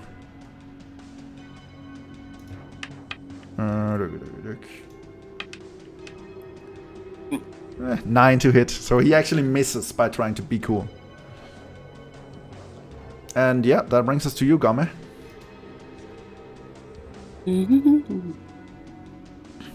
How far can you get? Shoot! Where were you standing? I can walk 30 and that's Okay, fair enough. only 25. 25, yeah, fair enough, fair enough. Well then, roll me some attack roll. 19. 19, damn, okay. Cool, that hits. Roll some damage. 13. 13, alright, and since it's resistant, that is reduced to 6 damage. Okay, so the snake snakes are reeling, and you do manage to, like, your arrow bolt does pierce through 2 of the snakes that fall unconscious or undead, unalive to the ground. But yeah, that brings us to the snake's turn. Okay. Be right back.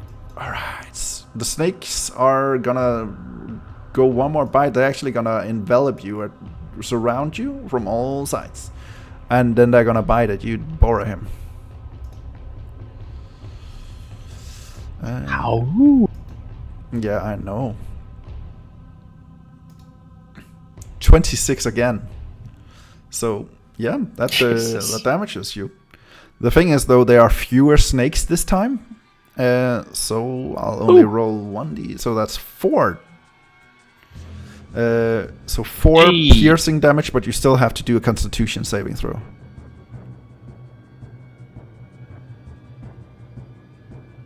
18. Alright, that still saves, so you only take 5 poison damage. So 9 in total. 9 in total. Well, then I'm at death's door. So you fall unconscious, poisoned and surrounded by snakes. That's beautiful. And as I fall down, I said, "Avenge me! Avenge me!" Well, it brings it to your turn. So give me a death saving throw. My turn again, isn't it, Durr? No, it's Durr after you. It was the snake's turn to attack you, and you're after the snakes. Oh, right. I will roll. I got a 13, a success. Success. All right. So you're not in any danger right now, at least. That brings us to Durr. I'm gonna try and cut the snakes off him. Okay. Go ahead, and hopefully you don't roll a natural 1. 16. 16. Okay, that's not a natural 1, so that's good. That hits. Go ahead and roll some damage. Oh, 12. 12. Ooh, that is good damage. Alright, so you cut a few more snakes up. There are only a few left. You see 3 remaining snakes on the ground after your... There we go. Orvo sees the danger of the situation, as it is now his turn. He's gonna try and hit the snakes. He tries to line up his shots to see if he can get the last remaining 3 snakes in one shot. And he rolls a natural 1. Oh god. Oh god. That is not good. Gomme, it is your turn. But she went to the toilet or something. So we are now just awaiting her to see if she can save Bhorahim. Guess I will get some more in the meantime. Mm-hmm.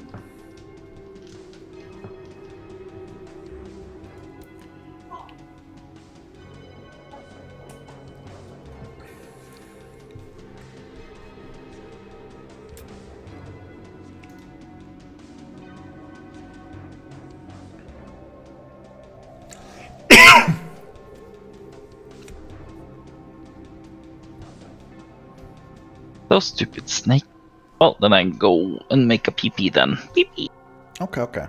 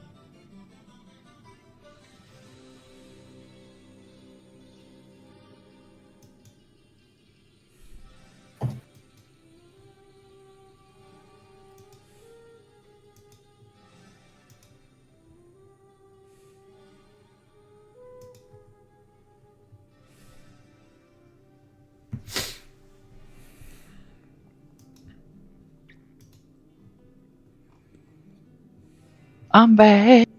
Welcome back.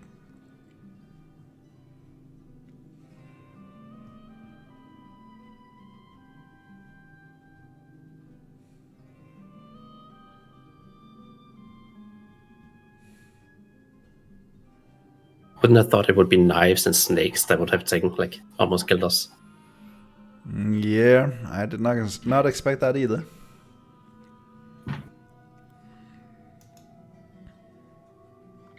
But you guys are still fine. It's fine. Orvo has full health, you know. The same with Gomme. Full health.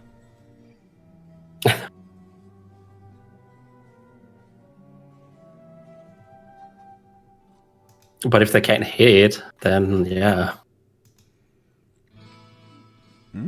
We'll see, we'll see. On the bright side, Bhorahim did manage to save on his death saving throw, so you know. True. Stay positive. Believe. Gotta have hope, hope. While we're waiting, did you add the sword, like a cosmetic sword in, or is it just still called longsword +1 until I know what it is?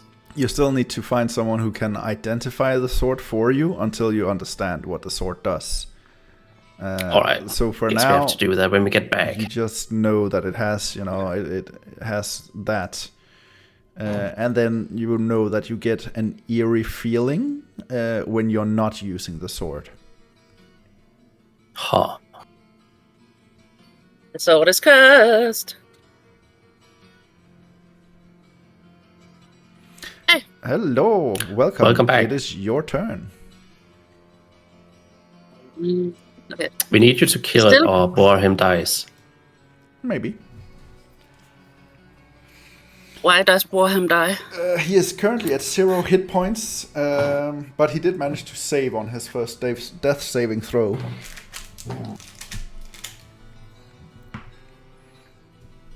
Huh. There are currently 3 remaining snakes surrounding Bhorahim's unconscious body. Well. How just a bad? normal day. I'm going to use. Fireball. I'm going to use. Nope, I'm going to use this spell. This. And for him. Oh. Yeah. Healing word. There you go, 11. What are you saying to him to make him feel better? There? Rise. Necromancer vibes. Right again. Right. Rise, you fool. All right, and with that, Hey. Bhorahim, you are back to conscious. I'm alive. You are indeed And as alive. I quicken, I freak out because there's snakes on my body. Yeah, and the Imagine if the snakes do the same attack. They're like, oh shit, The he's alive. 14 one. and, I well, feel it should be a it is the will snake's save turn now. for every. Good luck. But sorry if you die now because it's snake time. Yeah, it's snake time. Let's go, boys. And you smile.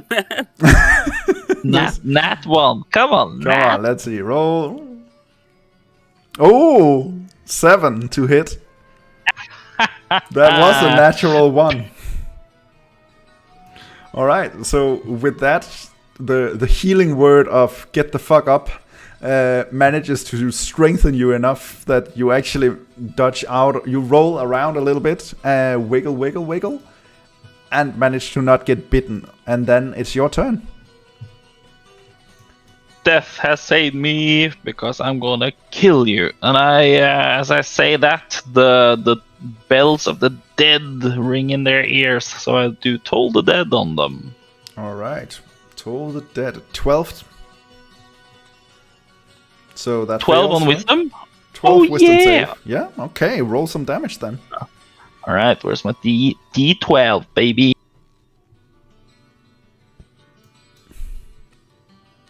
Two? Come on. So you deal 2 damage. Get two damage out of 12. So God damn it. out of the 3 remaining snakes, one of them hears the bells and falls dead to the ground. 2 snakes remaining. Come on, guys. It's okay. I'll slice them up. We'll see. We'll see. Okay, so yeah, that brings us to you, Durr. Come on, Durr. 19 That hits for sure.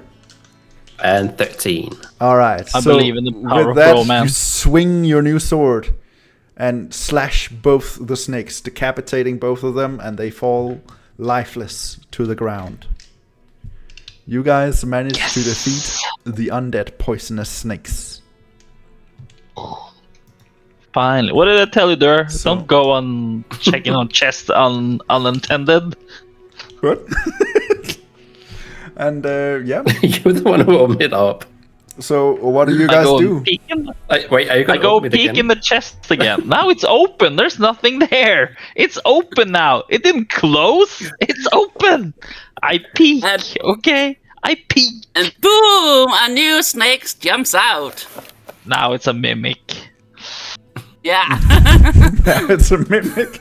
Oh, that would have been hilarious, but no. He in- burps up poisonous snakes like, finally! Oh, my conjection system. Yeah, that's good. That's good. That's good. I should have used that, but unfortunately, no.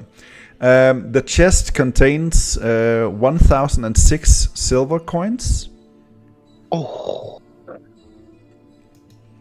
Furthermore, it also has 201 gold coins. And lastly, it also has 45 electrum, which is some currency between coins and gold and silver. Alright, that's cool. So yeah, all of them are in old Aeorian coinage. So yeah, they look slightly different than what you're used to, but in general, you found a bunch of coins. Quite a fortune. So, Bhorahim is rich. is what I- Bhorahim is I- rich and barely alive. I take this as my part of the what it's called, like part of the contract. I deserve this. I died for this. I deserve this. Hey, if we're talking about die, let's talk about how many times I've died. You guys We all both may have fall them. unconscious. I'm the only one who died here. I get the coin. You hear from Orvo. I don't know, Orvo. You didn't fight those magical knives 1 minute ago, but I'm gonna take a little rest in this chair here. All right. Yeah. Wait, Well, did you find enough coins to pay off the crossbow if needed? Yeah. No, that was 1,000 gold. No, not 1,000. No, It was it was 100. Oh yeah, it was 100. Yeah, And so you currently have found, just in gold alone, you found 201 coins. So you have more than enough to actually pay for the crossbow if you want. yeah. So, yeah. So do you guys want to risk it further? Well, I wanna. Can we go and check out the kitchen though? Because the kitchen Oh, true, might be true. something cool. Cool. You know, maybe you Yeah, found the some cool items you can. Yeah, while those guys were talking, Gomme had wandered into the kitchen. All right. Well, iron Just- pots, just- pans, utensils, and frost-covered food covers the floor of the kitchen. The steel stove is built into the western wall of this room. You see old frozen cheese, bread, meats, all covered in over the floor, well rhymed and inedible. Yeah, and- I don't care about that. Okay. I'm looking for a pot enough for my crab claws. Yeah, I You're would say looking like for a pot? For sure, there's pots all around. I'm not sure I could handle another fight. I can. do you have you I any can give you a spells heal. left? I have one level 2 spell. I have 1 level 1 spell, so I can do 1 cure wound. All right, then I can save mine in case. And And I have. Let me see. I don't even think I have a potion though, healing potion, don't I? One of I you have should a- have a potion. I have a healing potion. Yeah. Yeah, and I also have one, so yeah. We're Okay. good, man. We're good. I also have a healing potion if you want it. I'm going to Oh. hand. I'm handing. Durr my healing potion. All right. How much does that heal? 2d4 plus 2. Plus 2.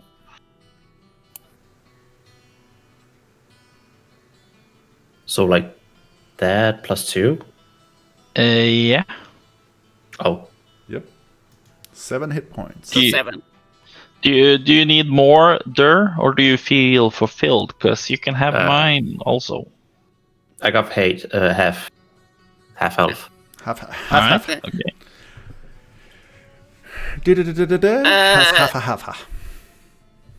Half. Quick question. Okay, All these. Oh, yeah. Sorry, Gomme. Okay, guys. You've been a little reckless, so what about we check for traps and stuff like that first and don't kick indoors? But that's half the fun. I know, but I don't want Let's to go to the next one. That is true, Gomme. You speak with clear mind. Me and Durr, we're a bit let's say blood-lusted right now, so maybe we should take it easy. We felt so Oh. confident from the zombies. Yeah, so maybe Orvo should open each door, because he is also adventurer. But there's a door in here. Okay, go and check it out, and I will stand very far away. Have you picked up the parchment, the paper in the other room? Yes, I have. Good. Someone will go here and first listen to the door. Okay, give me a perception check.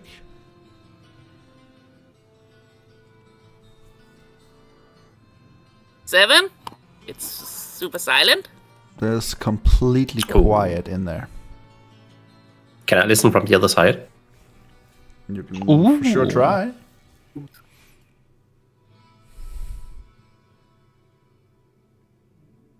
Seven. You hear What is it? complete silence. Then we'll walk back and go over here and listen to this door. Alright, roll me a perception check. I hear nothing with my. What? Yeah, that seems right. Yeah, you hear nothing? And slightly put my hand on the handle. And slowly open the door. I tell Orvo, cover Gomme while I look through all these knives, please. Right. These knives on the floor here, Grim, are they like regular kitchen knives? Yes, but rusted, bent, and pretty dull by now. Alright, so there is no usage for like improvised throwing weapons? You could, but I would say like each one of them could probably only do like 1d4 damage. So you do get a sense like you could throw them for sure, but they would not be very, very powerful. But they could just irritate somebody. They And could depending on how... irritate someone. Yes. Yeah, and if they're rusted, there might be some, slow, some poison, some blood sickness. I want to pick up some rusty knives, if I may. All right, you look around and you find at least 5 usable rusted knives. All right, cool. And, back to Gomme. You open the door into this, and what you see is debris from broken stone furniture that covers the floor. The walls here are cracked, and the once supported built-in shelves have been kind of reduced to rubble. Closes the door and goes back. And listens to the door again. Wait, what's your passive perception? 11. 11. Okay, yeah, that's fine then. And then you listen there again. You still hear nothing. Yeah. Do you And open opens the door. Okay. So let me just erasure. In here is well lit up room, and you see one zombie laying on top. That's Feff. Fuck off. That's Feff. Feff, come on. Well, I don't know if you noticed, but I just went through the entire alphabet, or just just with the consonants, just pure Bef, Sef, Kef. Yeah. Anyways, Feff is laying on top of laying on top of some sort of a small pedestal, a small column that's here in the middle of the room. Feff seems unconscious, or maybe not alive. You don't know. Well, he's undead. Yeah, so he's definitely not alive. But is he even dead, or is he? You don't know. Closes the door. Okay, Orvo goes and then just okay, fair enough. We need to kill him. Or should we? Who knows if he's even alive? He doesn't seem to be moving, and he's laying as if he's, not conscious. Should I go in and poke him? No, I don't think that's a good idea. I think it's a good idea. Opens the door and shoots an arrow. All right, roll me an attack roll. 12. 12. All right, that hits. Yeah, we're zombie killers now. We got this. 6. Okay, yeah. No movement. Walks in. All right. It's Orvo follows you in. I The close room, the and door. kind of with a bow and an arrow, kind of just pointed at Feff. He just follows the border of the room. What would you like to do? Puts my crossbow back, takes out my knife, goes over and with my foot kicks Biff. And then you kick Feff. All right, give me an athletics check. No, more not kick, so the foot presses up and hey. Oh, so you kind of just See if poke there's him any with movement. your foot. Yeah. Yeah. Okay. Yeah. There's no movement, no reaction to it. He's just Think he's dead. laying there on that pedestal or whatever it is. And you hear Orvo as you say, you think he's dead. I bloody know. That's why he's fucking annoying. And he's just keeps his bow nooked with an arrow, just pointing, waiting for something to happen. Goes over here and starts with his hand scratches the door because he knows there's outside. All right, so Durr, you now hear scratching from the inside of the door. And a voice saying, I'm gonna try and kick the door in. All right, give me a strength check.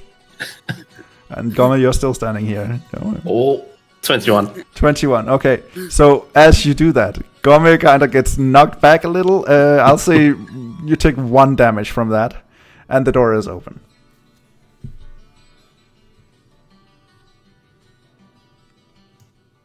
Hey, I got the zombie. And Gomme is just laughing his ass off.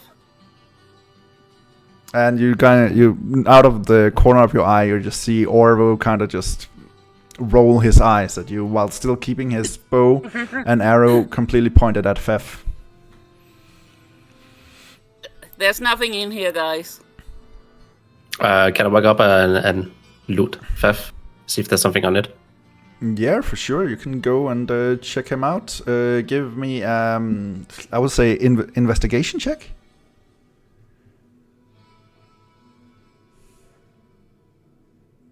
Oh, 8. 8. All right. So you start to investigate him, going through his pockets, and you kind of go a little rough on him, and he falls from the pedestal to the floor. You do find 5 gold coins along the way, but as he falls to the floor, no longer touching the pedestal, the doors both slam shut, and you hear like a voice coming from nowhere. Like it's just coming from the room, kind of like almost mentally going into your mind, saying 10, 9, 10? Oh shit. 7. Runs to the door, see if he I can look break it open. I look for a lever or something outside Gomme the takes door. Fef and tries to put him back on the lever You take pedestal. Fef back and on put the him back on pedestal? the pedestal. Okay. Fair enough. And what did you do, Bhorahim? You were investigating. Give me an investigation check. As you, Gomme, while you are doing this, you put Fef back up. And 7. as you put him back up, you hear the voice was saying 7. And then you put the Fef back up and the voice starts over. 10,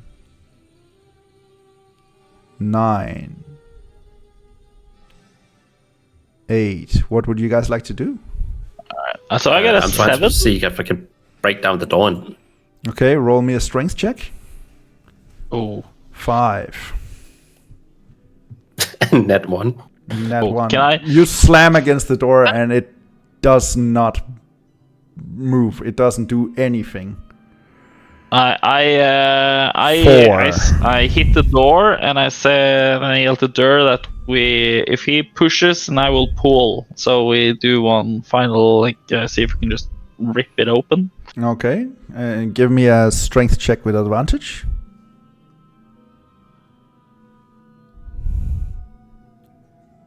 At 19. Nothing happens. The door does not budge. All right. 3. Keep putting Beth on the pedestal. I will try to open this door and grabs my thief's jewels. 2. All right. So, do you put Fef back on the pedestal? I'm just saying that, like, taking him off and putting him on. Okay. As you put him on, it starts over again. Gomme, you struggle around, but there is no lock. There's nowhere to try to use your thief's tools, and you just hear it go. 10. Goes over to this door and try. 10. And is 10. there any locks on this door? There are no locks on this door either. It is sealed shut without any locks or anything. Do I see anything 10. in the kitchen area 10. regarding the way to open the door 10. from this end? No, in the kitchen area you only see kitchen utensils, various cooking supplies, rotted cheese, rotted bread, mold, nothing that seems to be apparent of use.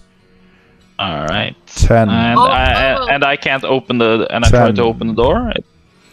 You try again, pushing the door. It doesn't budge. No effect. 10. Okay. Orvo, help me. Let's look for clues in here. Okay. Orvo goes down and looks through some rubble, tries to just dig through and see what he can find. He's kind of panicky and like doesn't know what to do. 10. Gomme walks 10. checks the walls. 10. All right, give me an investigation check. 10. 10. You guys. Investigation.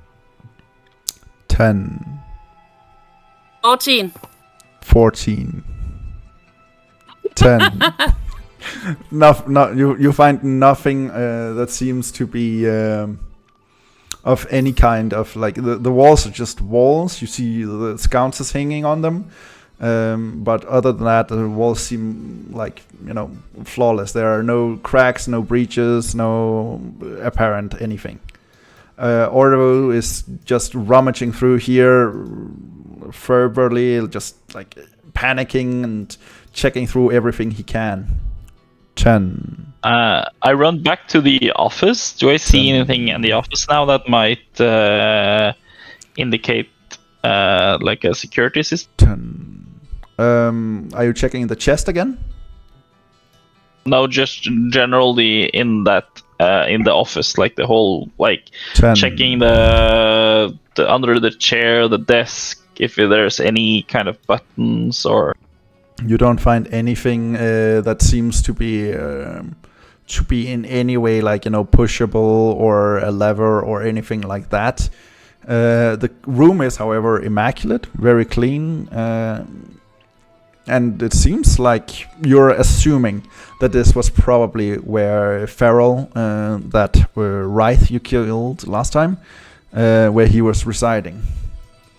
10. Yeah. Okay, you don't need to continue saying 10. Because they're just gonna.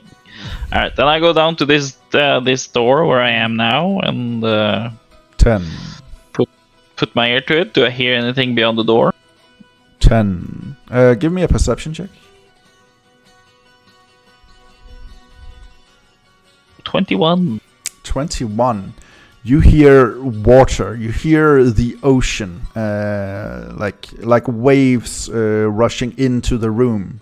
And based on you having already been in the other room, you're assuming that this room probably also has somehow been breached by water and is maybe flooded or at least partially flooded. 10. 10. Tries to kick down the door. All right, give me an attack roll, I guess. Strength check. Let me do it. 10. 10. 13. 13. Okay, you kick the door and are pushed back a little bit yourself. The door seems unscathed. 10. Should we see what happens if we reach 0? I don't think we can do anything. The door, is it like this? It just completes like it's a stone. It's a stone door, right? Yes, it is a sealed stone door with old archaic runes written in each of the corners. Yes, something like that. 10. All right. So these archaic runes, do I 10. do I understand them? Do I see a puzzle or something? What languages do you know? I know Common, Giant, and Gnomish. No, you do not understand the runes. Orvo, have you found anything? Orvo is still looking through all of this, and he's like, there doesn't seem to be anything of value here, any clues or anything. 10. Looks at the. Let it go to 0. Goes over to the 10. corner. I'm gonna let go. Alright. So Fef falls to the ground. 9. 8. 6. 5. 4. 3. 2. And you see Orvo just run up and just slam the button, like putting his hand on it, and it just starts counting from anew. He's like, what are you guys doing? We can't just let it, like, what is gonna happen? But we can't. And it just started counting down again. 10, 9. I'll open this this door down here. It's not your turn. Gomme, what were you saying? Oh. I was just like, what else we can't do anything.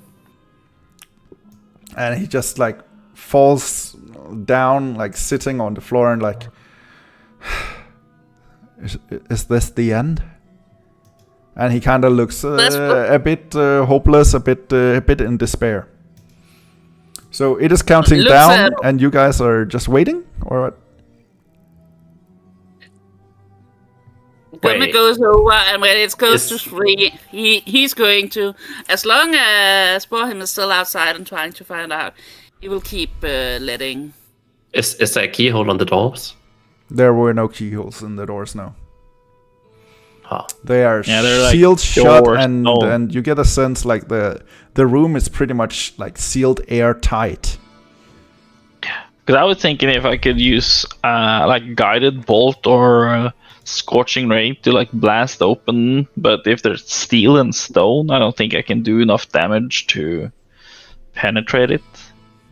Okay, well, you can certainly try if you want. But did you want to open the door to this room?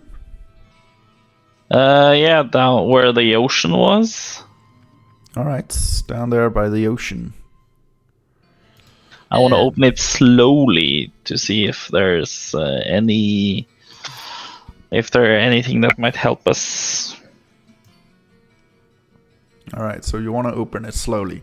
So, yeah, as you open it, you'll hear the water, the rising and ebbing and flowing, kind of more audibly. It becomes louder, and as you open it, you start to see the wall down here, and you see that the water has indeed actually come in through here. You see bookshelves, rotting parchment and waterlogged tomes are spread across the floor, and as you open it more and more, you see that this was some sort of perhaps a library that is partially underwater, or whatever you want to call it, partially submerged into the water.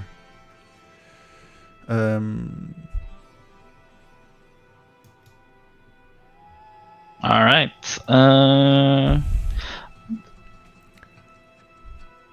What's your passive perception?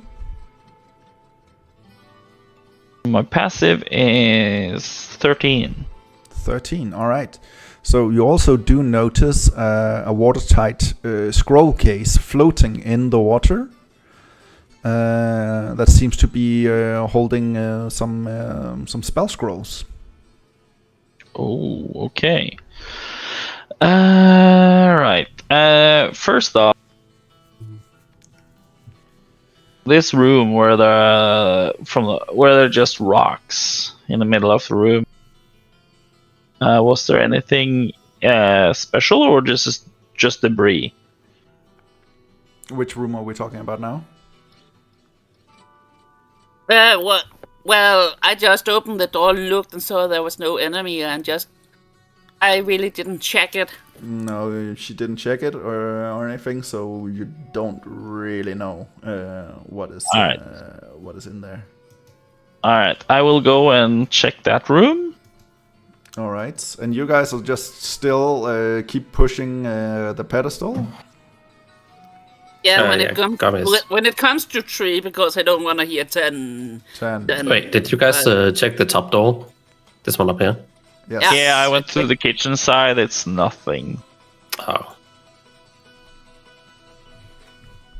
All right, so you go into this room. Let's see, that was this room. All right, so you take a look around. Yeah. All right, so and your passive perception was 13. Yes. All right, it's a few numbers higher than Gomme. So what you do notice is that there is also some sort of a rock, like a blanket, a carpet, under some of the rubble.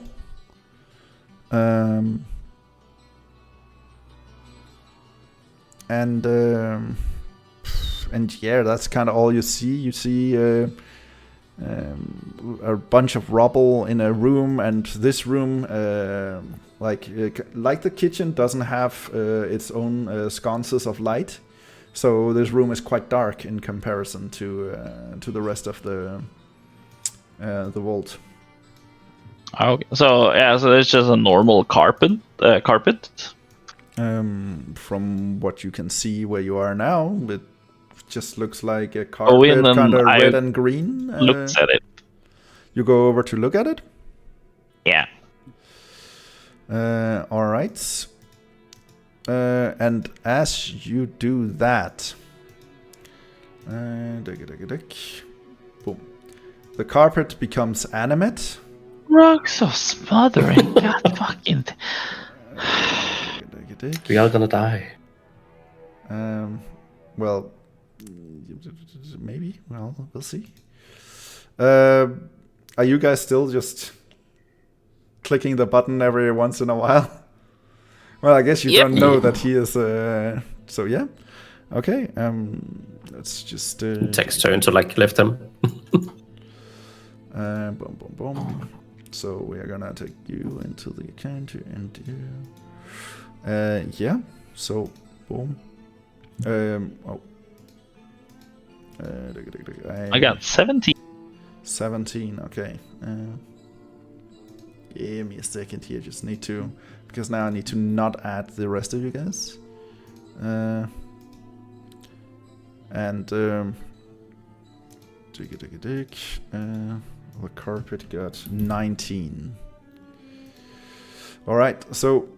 The carpet, the rock of smothering, suddenly starts moving. It becomes animate, and it goes to attack you.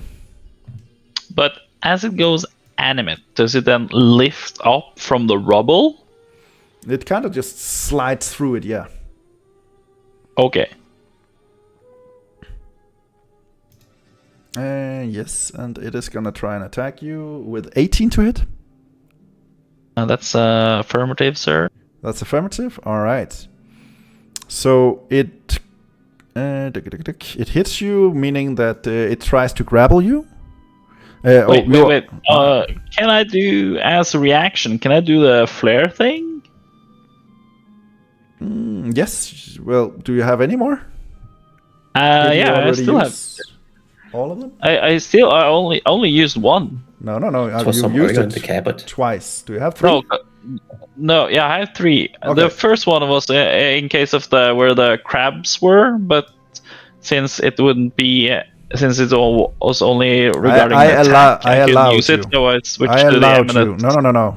Lommit, I allowed you to use one of your charges to use it as a flare. So that was your first use. And then you used it one more time. So this is your last time to use it. But alright, since I then did... Alright, then I still... Alright. Alright, yeah, so... since I went over to use the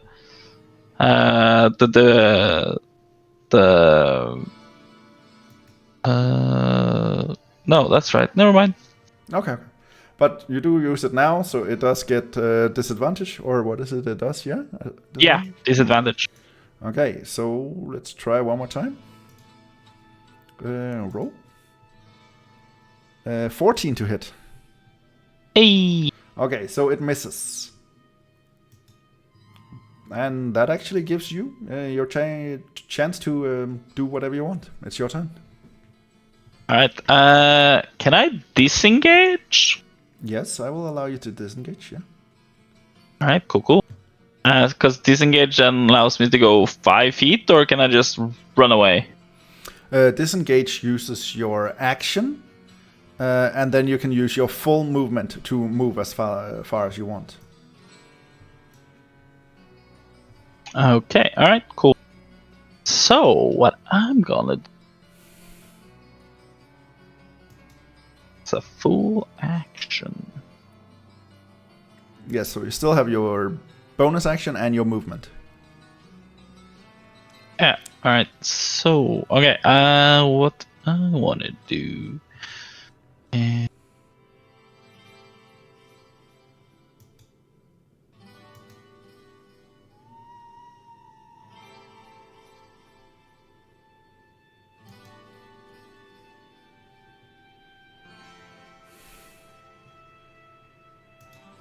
Go in this room Okay.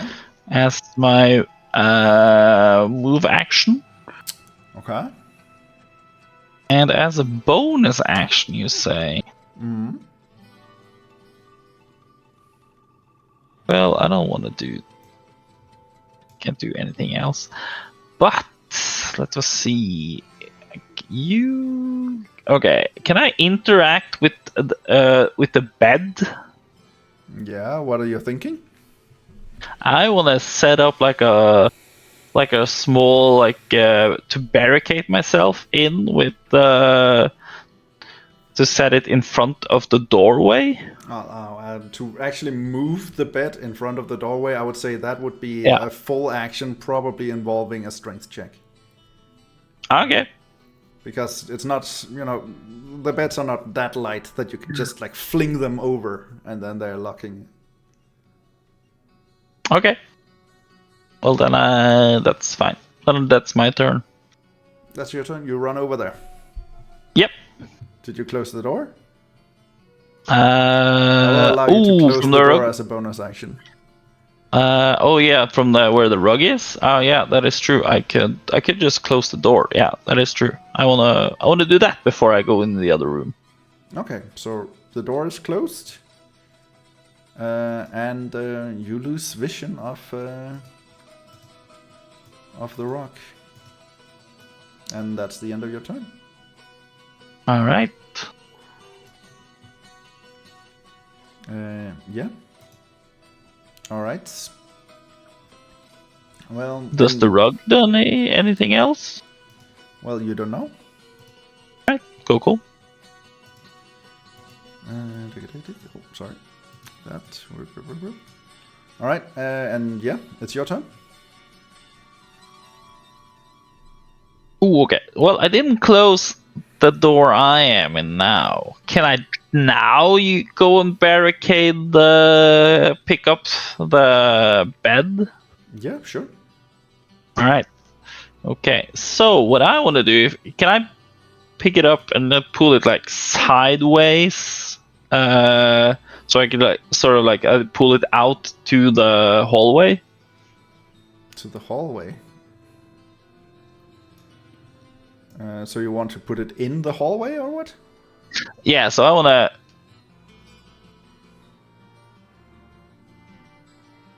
So I want to lift it up and just put it in front of this door. Oh, so you want to use it like as a barricade, as a blockade, yeah? Yeah, as a blockade. If I don't see the door open at all so far, Bhorahim thinks okay, and then I can use this door, or I can use this bed as a blockage to hold this door locked in case it's gonna like slam it or something. I will say you can move the bed 5 feet per turn. So it will take you quite a few turns to get there. Alright, well I try that. All right. as you start grabbing onto the bed and you get it a bit further. The rest of you guys, you're still just clicking the button every few seconds. And you see from under the door, the rock of smothering is moving under the door just because it's, a rock. It's not that thick or anything. So it's just sliding through the door, and you get the sense that you maybe have one more turn before it's out. Okay, cool. And then it's your turn. Okay, so all right. So now can I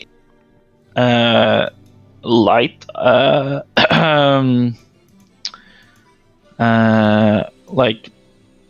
light the pillow with my tinderbox and throw that pillow on the rug of smothering? Yeah, sure. I would say lighting it up, bonus action, then throwing it an action. So yeah, sure.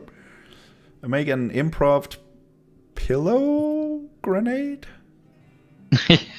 Ooh. No, I can't help him. So it's dexterity, right? Yeah. Do a dexterity throw at the rock. 3. All right. So you throw a bit like a girl here. You're kind of panicking. You're all alone against this rock, and with a 3, you kind of toss the pillow over to this the other bed here, like this one, and that bed starts, being set on fire. All right. So you're starting to light a fire in an enclosed space. Yeah. What would you like to do? Actually, you still have your movement. So would you like to move or? Can I use my movement as a secondary action to try and throw the pills? All right. No, you can't. All right.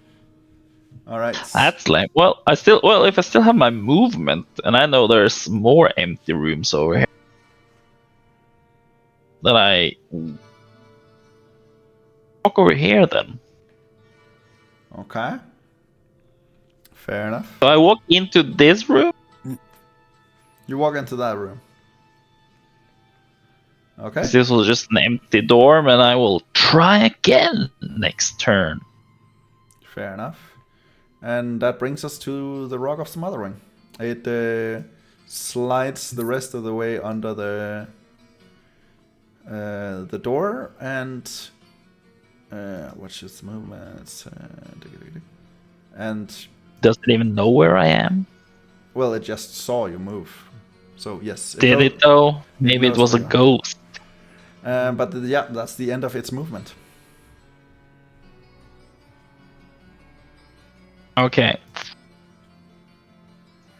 What's his action? What's it gonna do? Well, it can't do anything from here, so it's your turn again. Okay. So, what I'm gonna do, I'm gonna take. While we're doing this, Gomme clicks the button one more time. It starts from new. 10. All right. And what are you gonna do? I will take. I will rip a piece of cloth from the pillow casing here. Yeah. And I will put it on my dwarven fire whiskey. Yeah. And I will light it on fire. Yeah. And then I will step out the door, and then I want to throw it at the smothering rug. All right, go ahead and throw it. And say, "Nice to meet ya." Nice to meet ya. Not one. All right, so again, you try to throw it. You hit the edge of the door, like over here. And kind of like a Molotov, like a full area just started being on fire. And you actually burn your feet a little bit, so you roll a 1d4, and you take that amount of fire damage.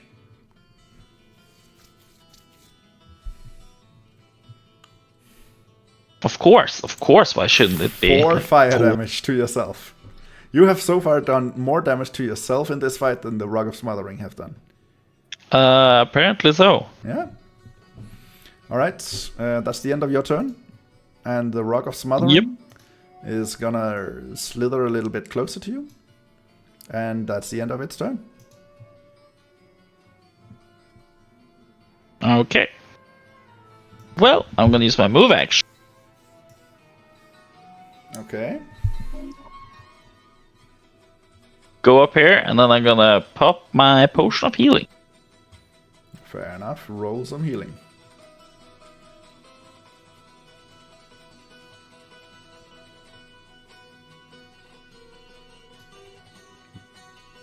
Okay. Hey, I heal 5. You heal 5 hit points. I'm invincible.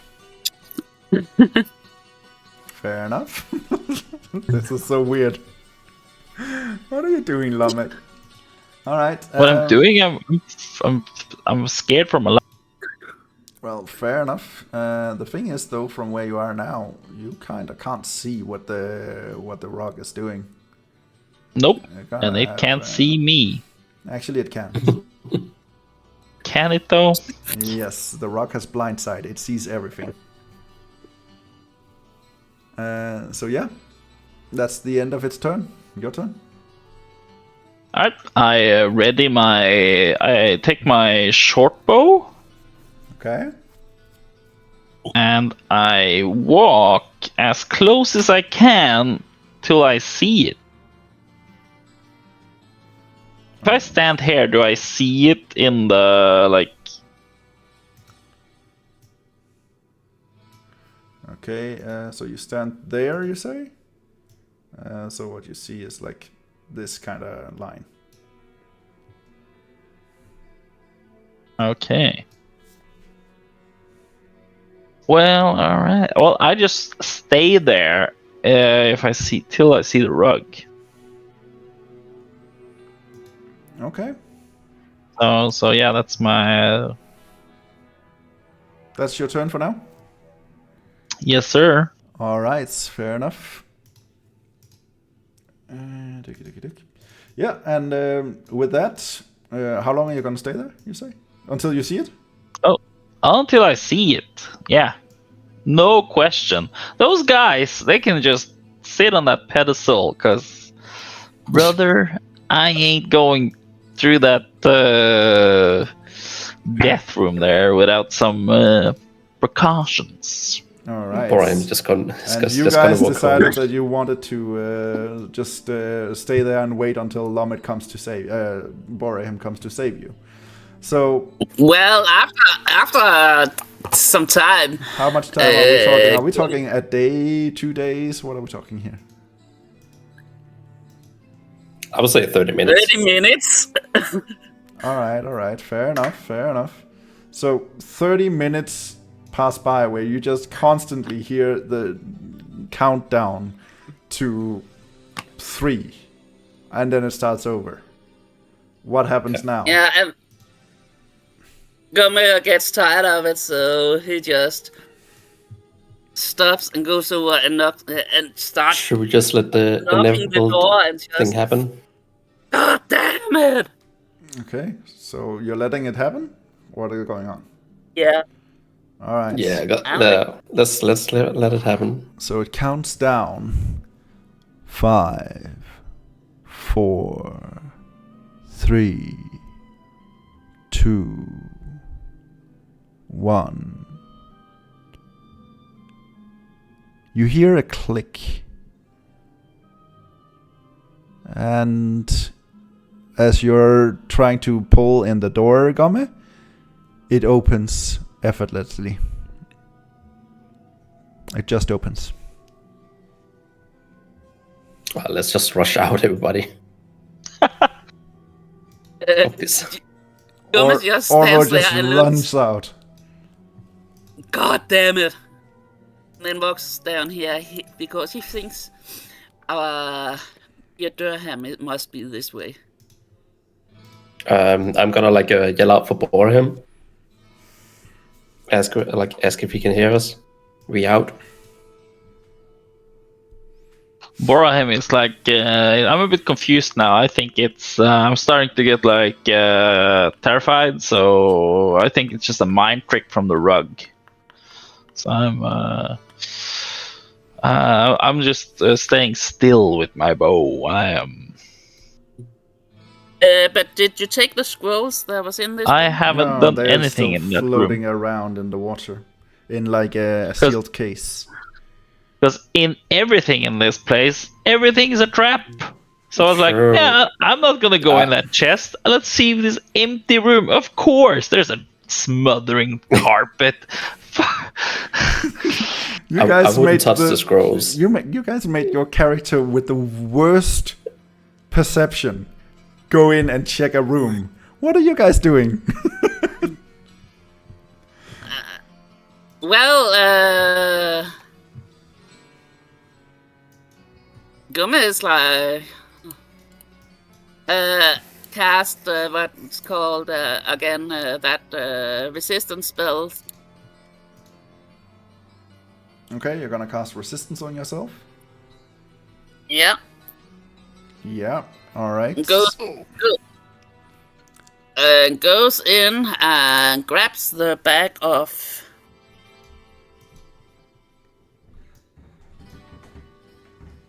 So you're gonna go there. into the freezing water, yeah? Can I Grabs the bet bag. like 10 coins that she's gonna get pulled down?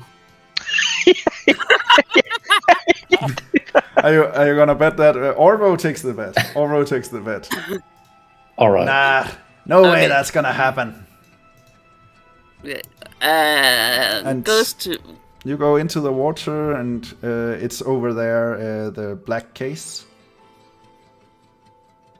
All right, and as you go to grab it, you get pulled down. I fucking told you so. Oh, you guys are fun. So yeah, there's a giant octopus in here. It grabs you. What is this place? This is like.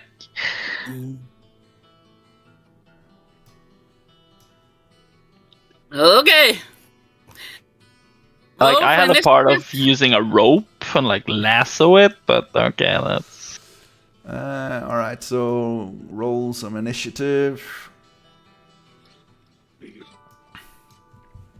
6. 6. And I'll just also roll for Orvo. Diggy. I'm just gonna yell out at Bhorahim again that we need him. 9. Okay, super. Boom. So he yells out that you guys need Bhorahim. Bhorahim, you do hear it, but it is from quite far away. But since there's no other audible sounds in here, you do kind of hear the echo kind of from far distant going, Bhorahim, we need you. And I'm like, oh, my friends, they're dying in that room. What have I done? And then I just pick, go with my bow charged, and I like go every 5 feet. I go like when you play SWAT, when you play like a SWAT guy, you just duck and roll everything. So I you go just- to the edge of the door, and then I peek if I see that stupid carpet. Nothing seems out of the ordinary. All right. You can see So all the doors seem to be closed. And other than that, it's just an empty hallway with the sconces giving off a faint blue light. Alright, And I so- will say that's your turn for now. Let me just Okay, add you to the encounter, and you get 1 turn each turn. There we go. Roll initiative, actually. Ooh, sorry. 8. 8. All right. There we go. Fair enough. So yeah, the octopus rolled a 20 on initiative, so it gets to move first. You guys are making this so interesting. I'll just zoom out a little bit. So there we go. All right. So octopus I didn't give it a name. I'm slightly sorry about that, but only slightly. That's okay. There's only one. Yes. Let me just check on the Mr. Octopus. What can he do? Oh, he has tentacles. And with the tentacles, he will try to do a... yeah, he's gonna do an melee attack roll on you, Gomme. 15 to hit. It hits. That hits, alright. So that is 14 bludgeoning damage. And you are grappled from all the 8 tentacles. And you're pulled underwater.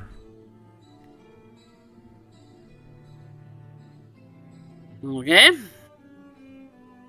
To iterate, you do have like the way it works in D&D is like the more constitution you have, the better you are at keeping holding your breath. So what is your constitution? You have It's 12. you have a +1, so that means that you can hold your breath for a total of 2 minutes, which is pretty okay. You do have some time. So yeah, that's the end of the octopus's turn, and that brings us to you, Gomme.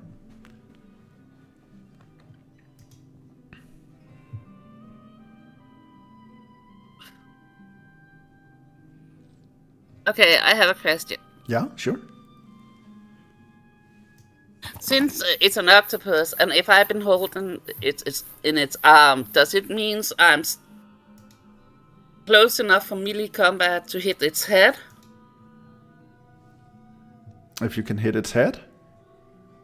Yeah. Well, If I'm in melee combat, or it's just if I'm going if I should use my crossbow or if I should use my knife. Well, you are in close proximity to it. Like you are pretty much like right there with it. So yes, you can easily melee attack. If you want to use your crossbow, it would be with the disadvantage.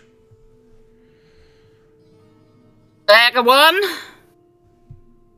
16. 16 to hit. That does hit, yeah. 9. Oh, that is really good. Wow. Okay. Yeah, I'm slashing its arm. That's holding me. All right. Yeah. Trying to make it let go. Well, if you wanted to let go, you have to try to get rid of the grappled. But it is still holding you. One arm is slightly looser, but in general, it's still holding on to you pretty well. Dagger 2. 22. That hits also. 2 damage. 2 more damage. Okay, so in total, that would 11 damage. That's a pretty good amount of damage for daggers. Okay, nice. Yeah. And that brings us to Orvo. Orvo jumps in here and is gonna try to attack it. He's gonna cast his Hunter's Mark on it. So I'll just mark it with the... There we go, Hunter's Mark. Woo! Giving himself some extra damage. And...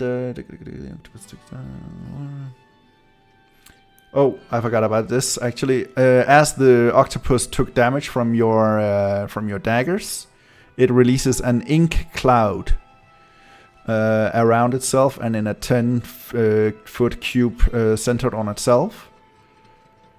So the cube is heavily obscured, and Orvo is actually not really able to see anything. So he shoots in the blind as he is about to attack. So that gives him disadvantage.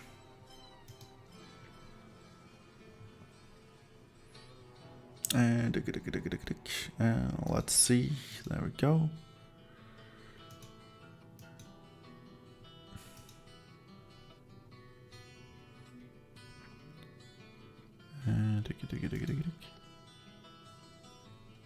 And boom. Yeah, so that's 14 to hit, so he actually still manages to hit. And he deals 7 plus the hundreds mark. Oh yeah, okay. So he deals a total of 11 damage more to the octopus. So yes, okay. And that brings us to Bhorahim.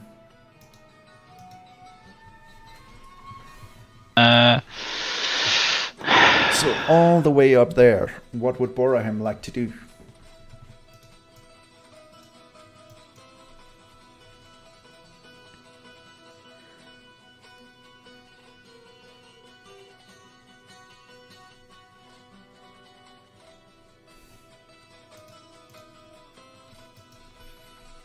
Well, alright, up to 30. Alright, I will. You know what? I will go with my bow ready, and I will go my full length. Alright, you go there.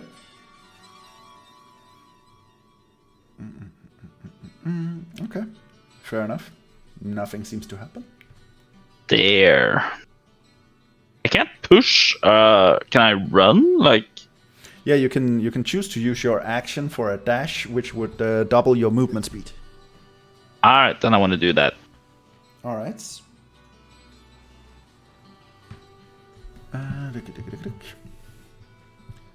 So I just sprint from the door down to the where I last left them, and I come running. Guys, I'm sorry. Yeah, okay. Fair enough, and then you're there. Cool. And then I'll do this.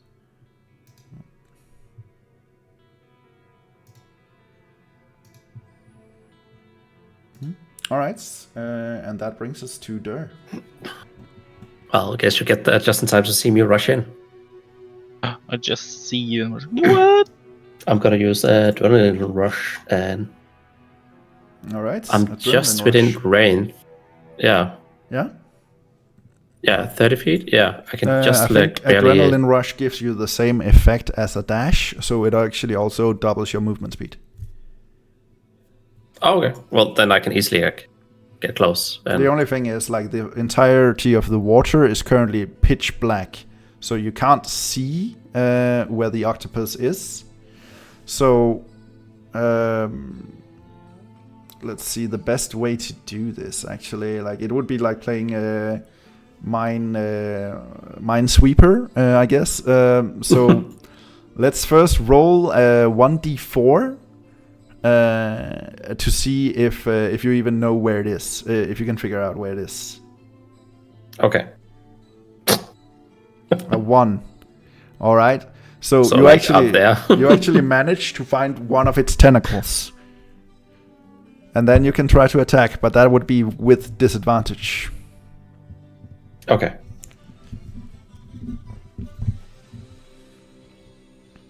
Uh, 10. 10. All right. So you found one of its tentacles. You swing at it, but you miss, unfortunately. And I guess that's the end of your turn. So that brings us to the giant octopus. Yeah. So the giant octopus swims a bit deeper into the water and kind of drags you along with it. Gomme? Let me just do...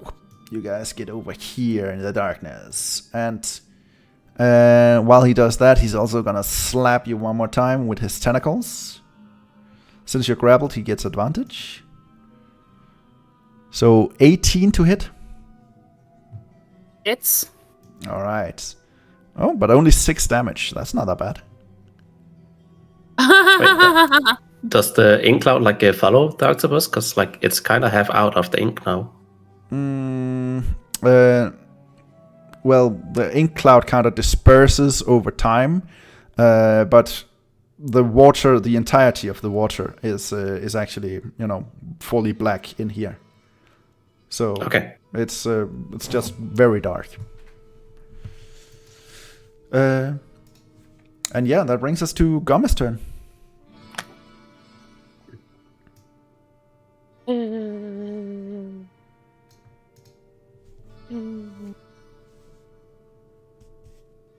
I'm casting Cure Wounds on myself and get myself 8 heal. 8 hit points back. Okay, nice. And 1 dagger attack. Okay, a dagger attack, yeah.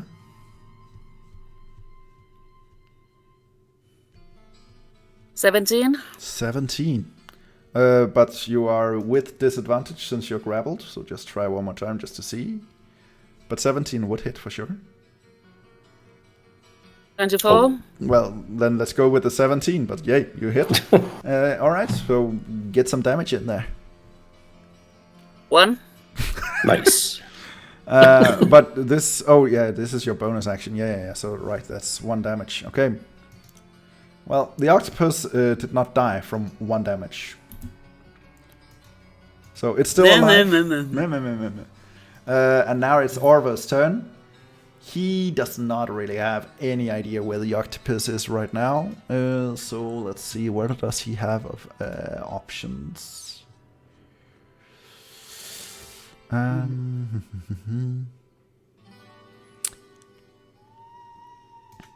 Yeah, you know what? He steps up to the water, puts his hand in the water, and with a morsel of food, he tries to cast Animal Friendship, and he will try to convince the octopus just to let you go. For that, I will say he's got a DC of 15 for an animal handling check. Actually, no, it's the other way around. The beast has to commit to succeed a wisdom saving throw. Okay, and the wisdom save is 12. So let's see. Wisdom saving throw, roll 17. Oh, unfortunately, he does not manage to convince the octopus to let go of you, and that's the end of his turn.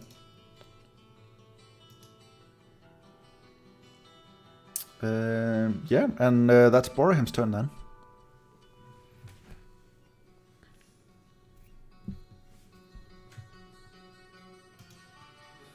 Since I see them running, I guess I come running and gunning. Running and gunning, okay.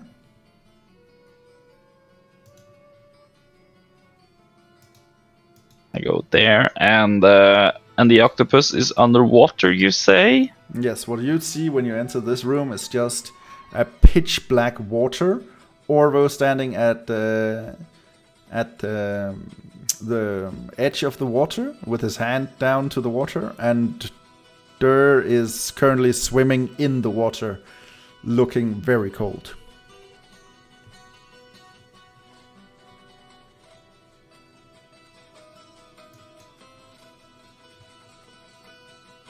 All right.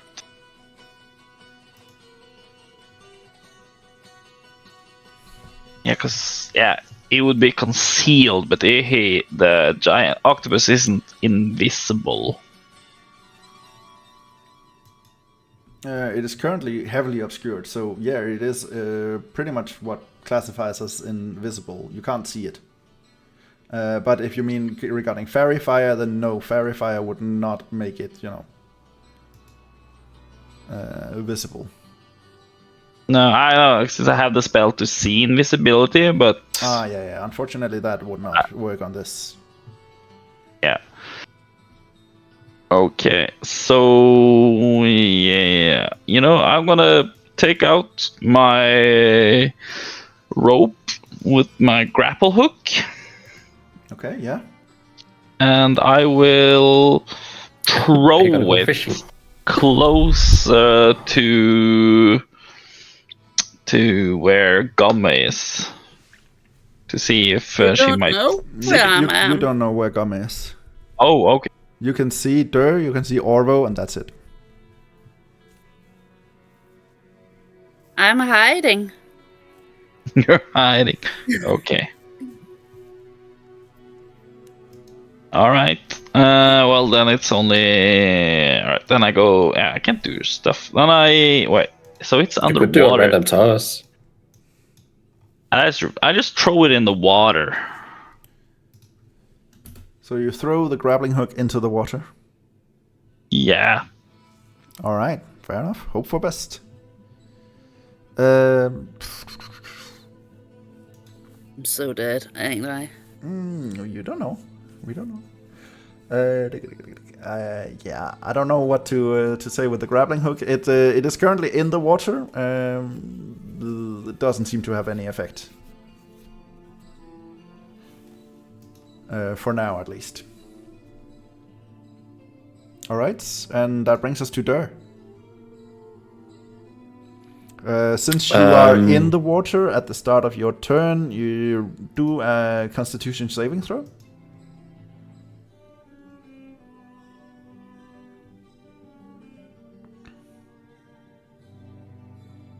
Seven. Okay, so you take 1 point of exhaustion.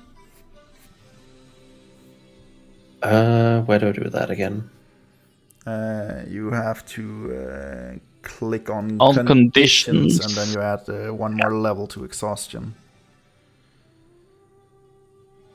It's then right next to your armor class.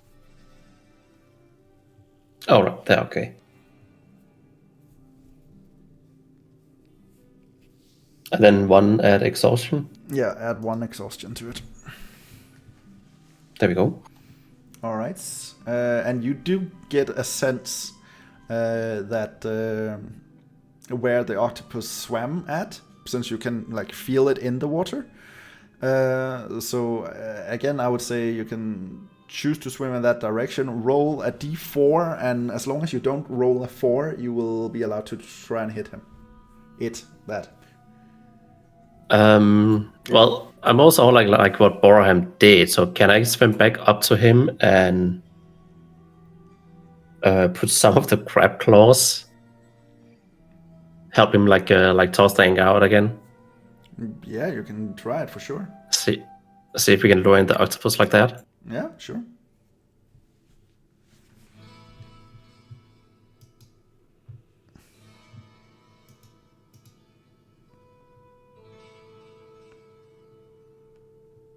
Do I have to wait until it's his turn?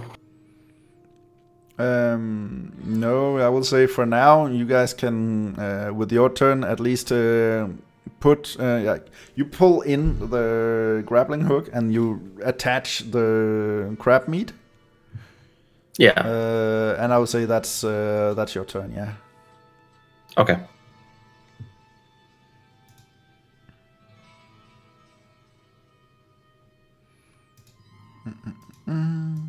All right. So yeah, that brings us back to the giant octopus. It goes over here with you, just swimming around with you. It's gonna slap you one more time. Tentacle tickle with advantage. Alright, 20 to hit.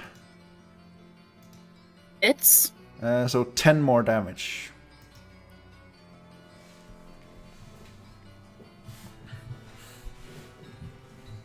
And over here in the water, like the ink is starting to dissipate, so you guys can see the octopus now. And then I will need Gomme to roll a Constitution saving throw.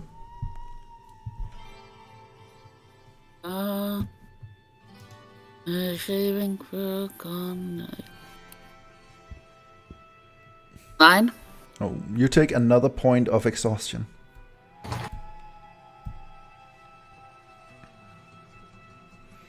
And now it's your turn.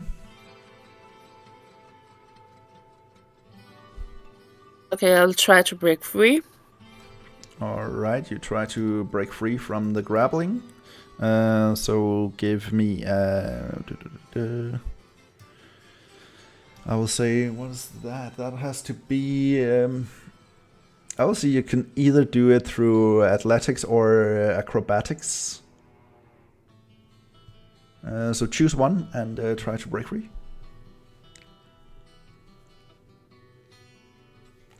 22.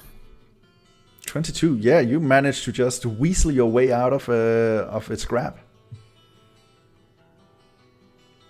Swims to the surface. All right. As you try Gomme!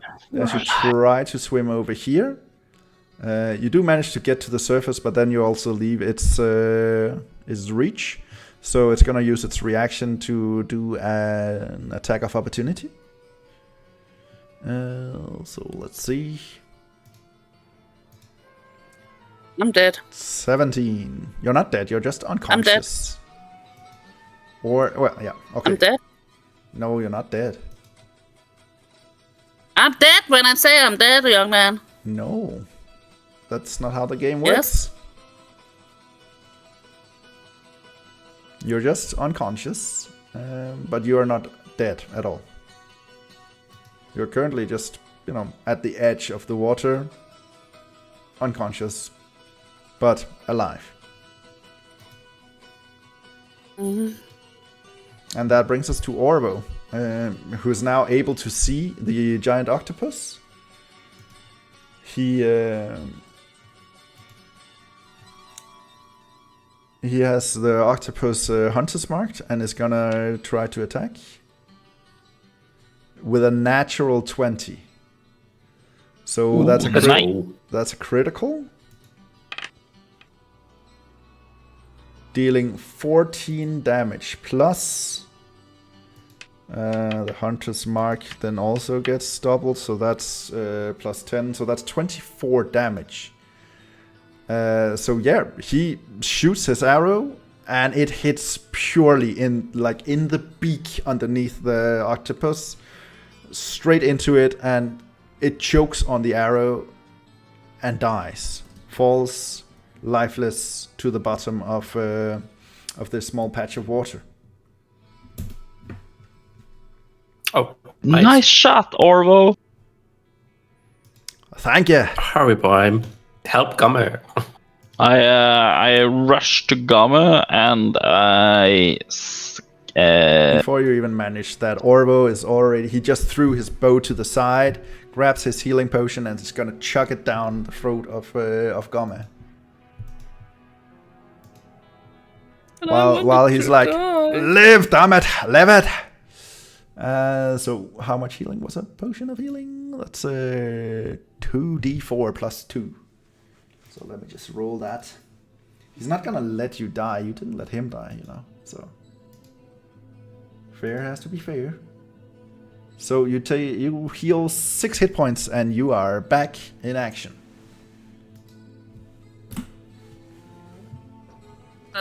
Oh, by the way, you owe me 10 gold.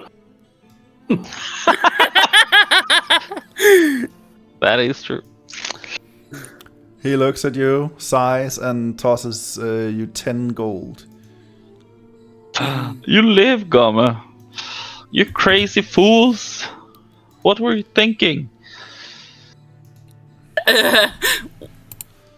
Gomme just looks up at Bhorahim and says, well, I'm with the crazy, so I have to be crazy too. Well, did you get the scrolls? No, they are was still like, swimming. scrolls? They're still swimming out there in out here. All right. Do I see them floating? Yeah, they're like in this. I will use my grapple to. I will use my rope and grapple hook to see if I can fish it in. What's it like? Give me a second here.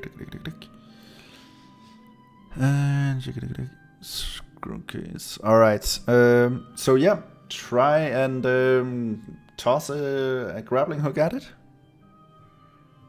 I will say give me a dexterity roll, a d20, and add your dexterity modifier. 11. Yeah, 11. You hit somewhere over here.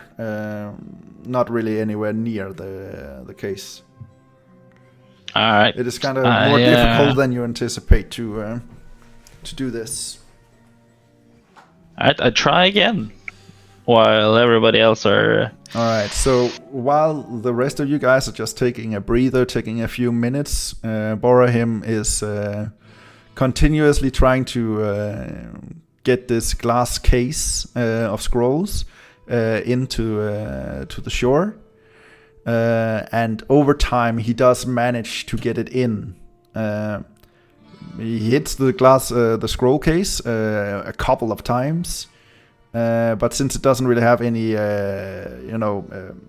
any handles or anything, it's very difficult to get hold of it. But over time, he does manage to get it in. So let's say you guys take 10 minutes here of just Bhorahim tossing like a fisherman.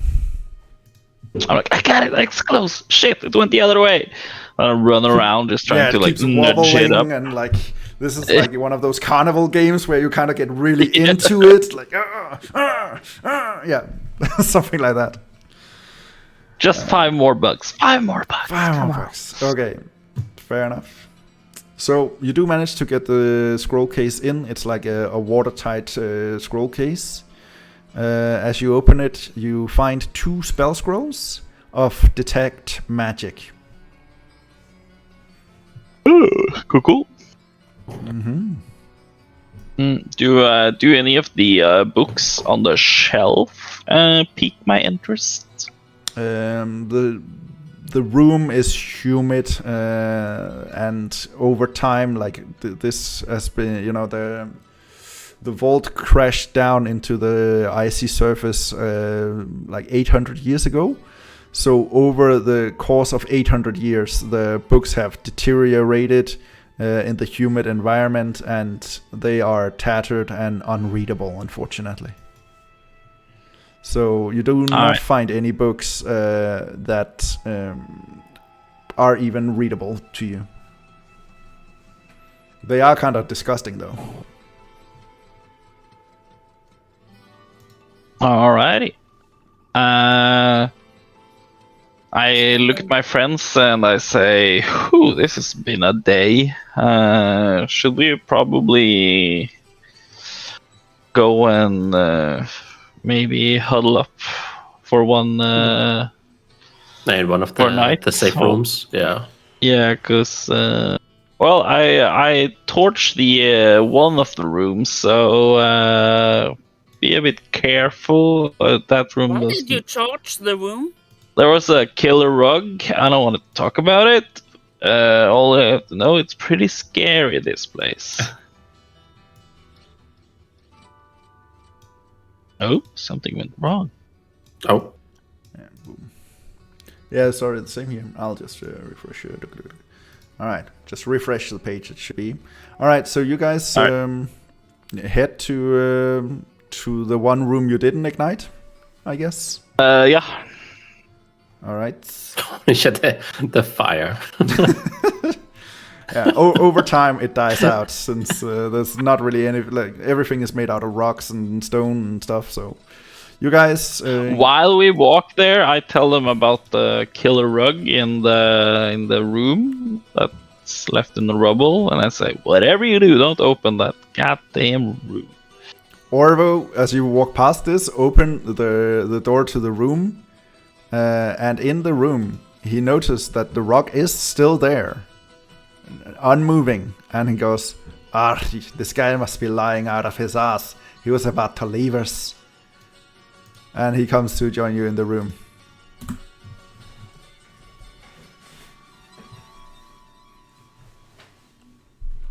And yeah, with that, you guys take a long rest. All of you please. Sleeping nicely. And this is where we will end the session for tonight. So yeah, good role-playing, good interesting games. Very fun to see Lommit running away from a blanket. And yeah, you guys have literally chosen to clear out the entire vault. So with that, for the stream, I will say thank you for tonight. Thank you for tuning in. Thanks for the new follow. And I appreciate it all. To anyone who's watching on YouTube, feel free to come join us live next time if you're available. Thank you and good night.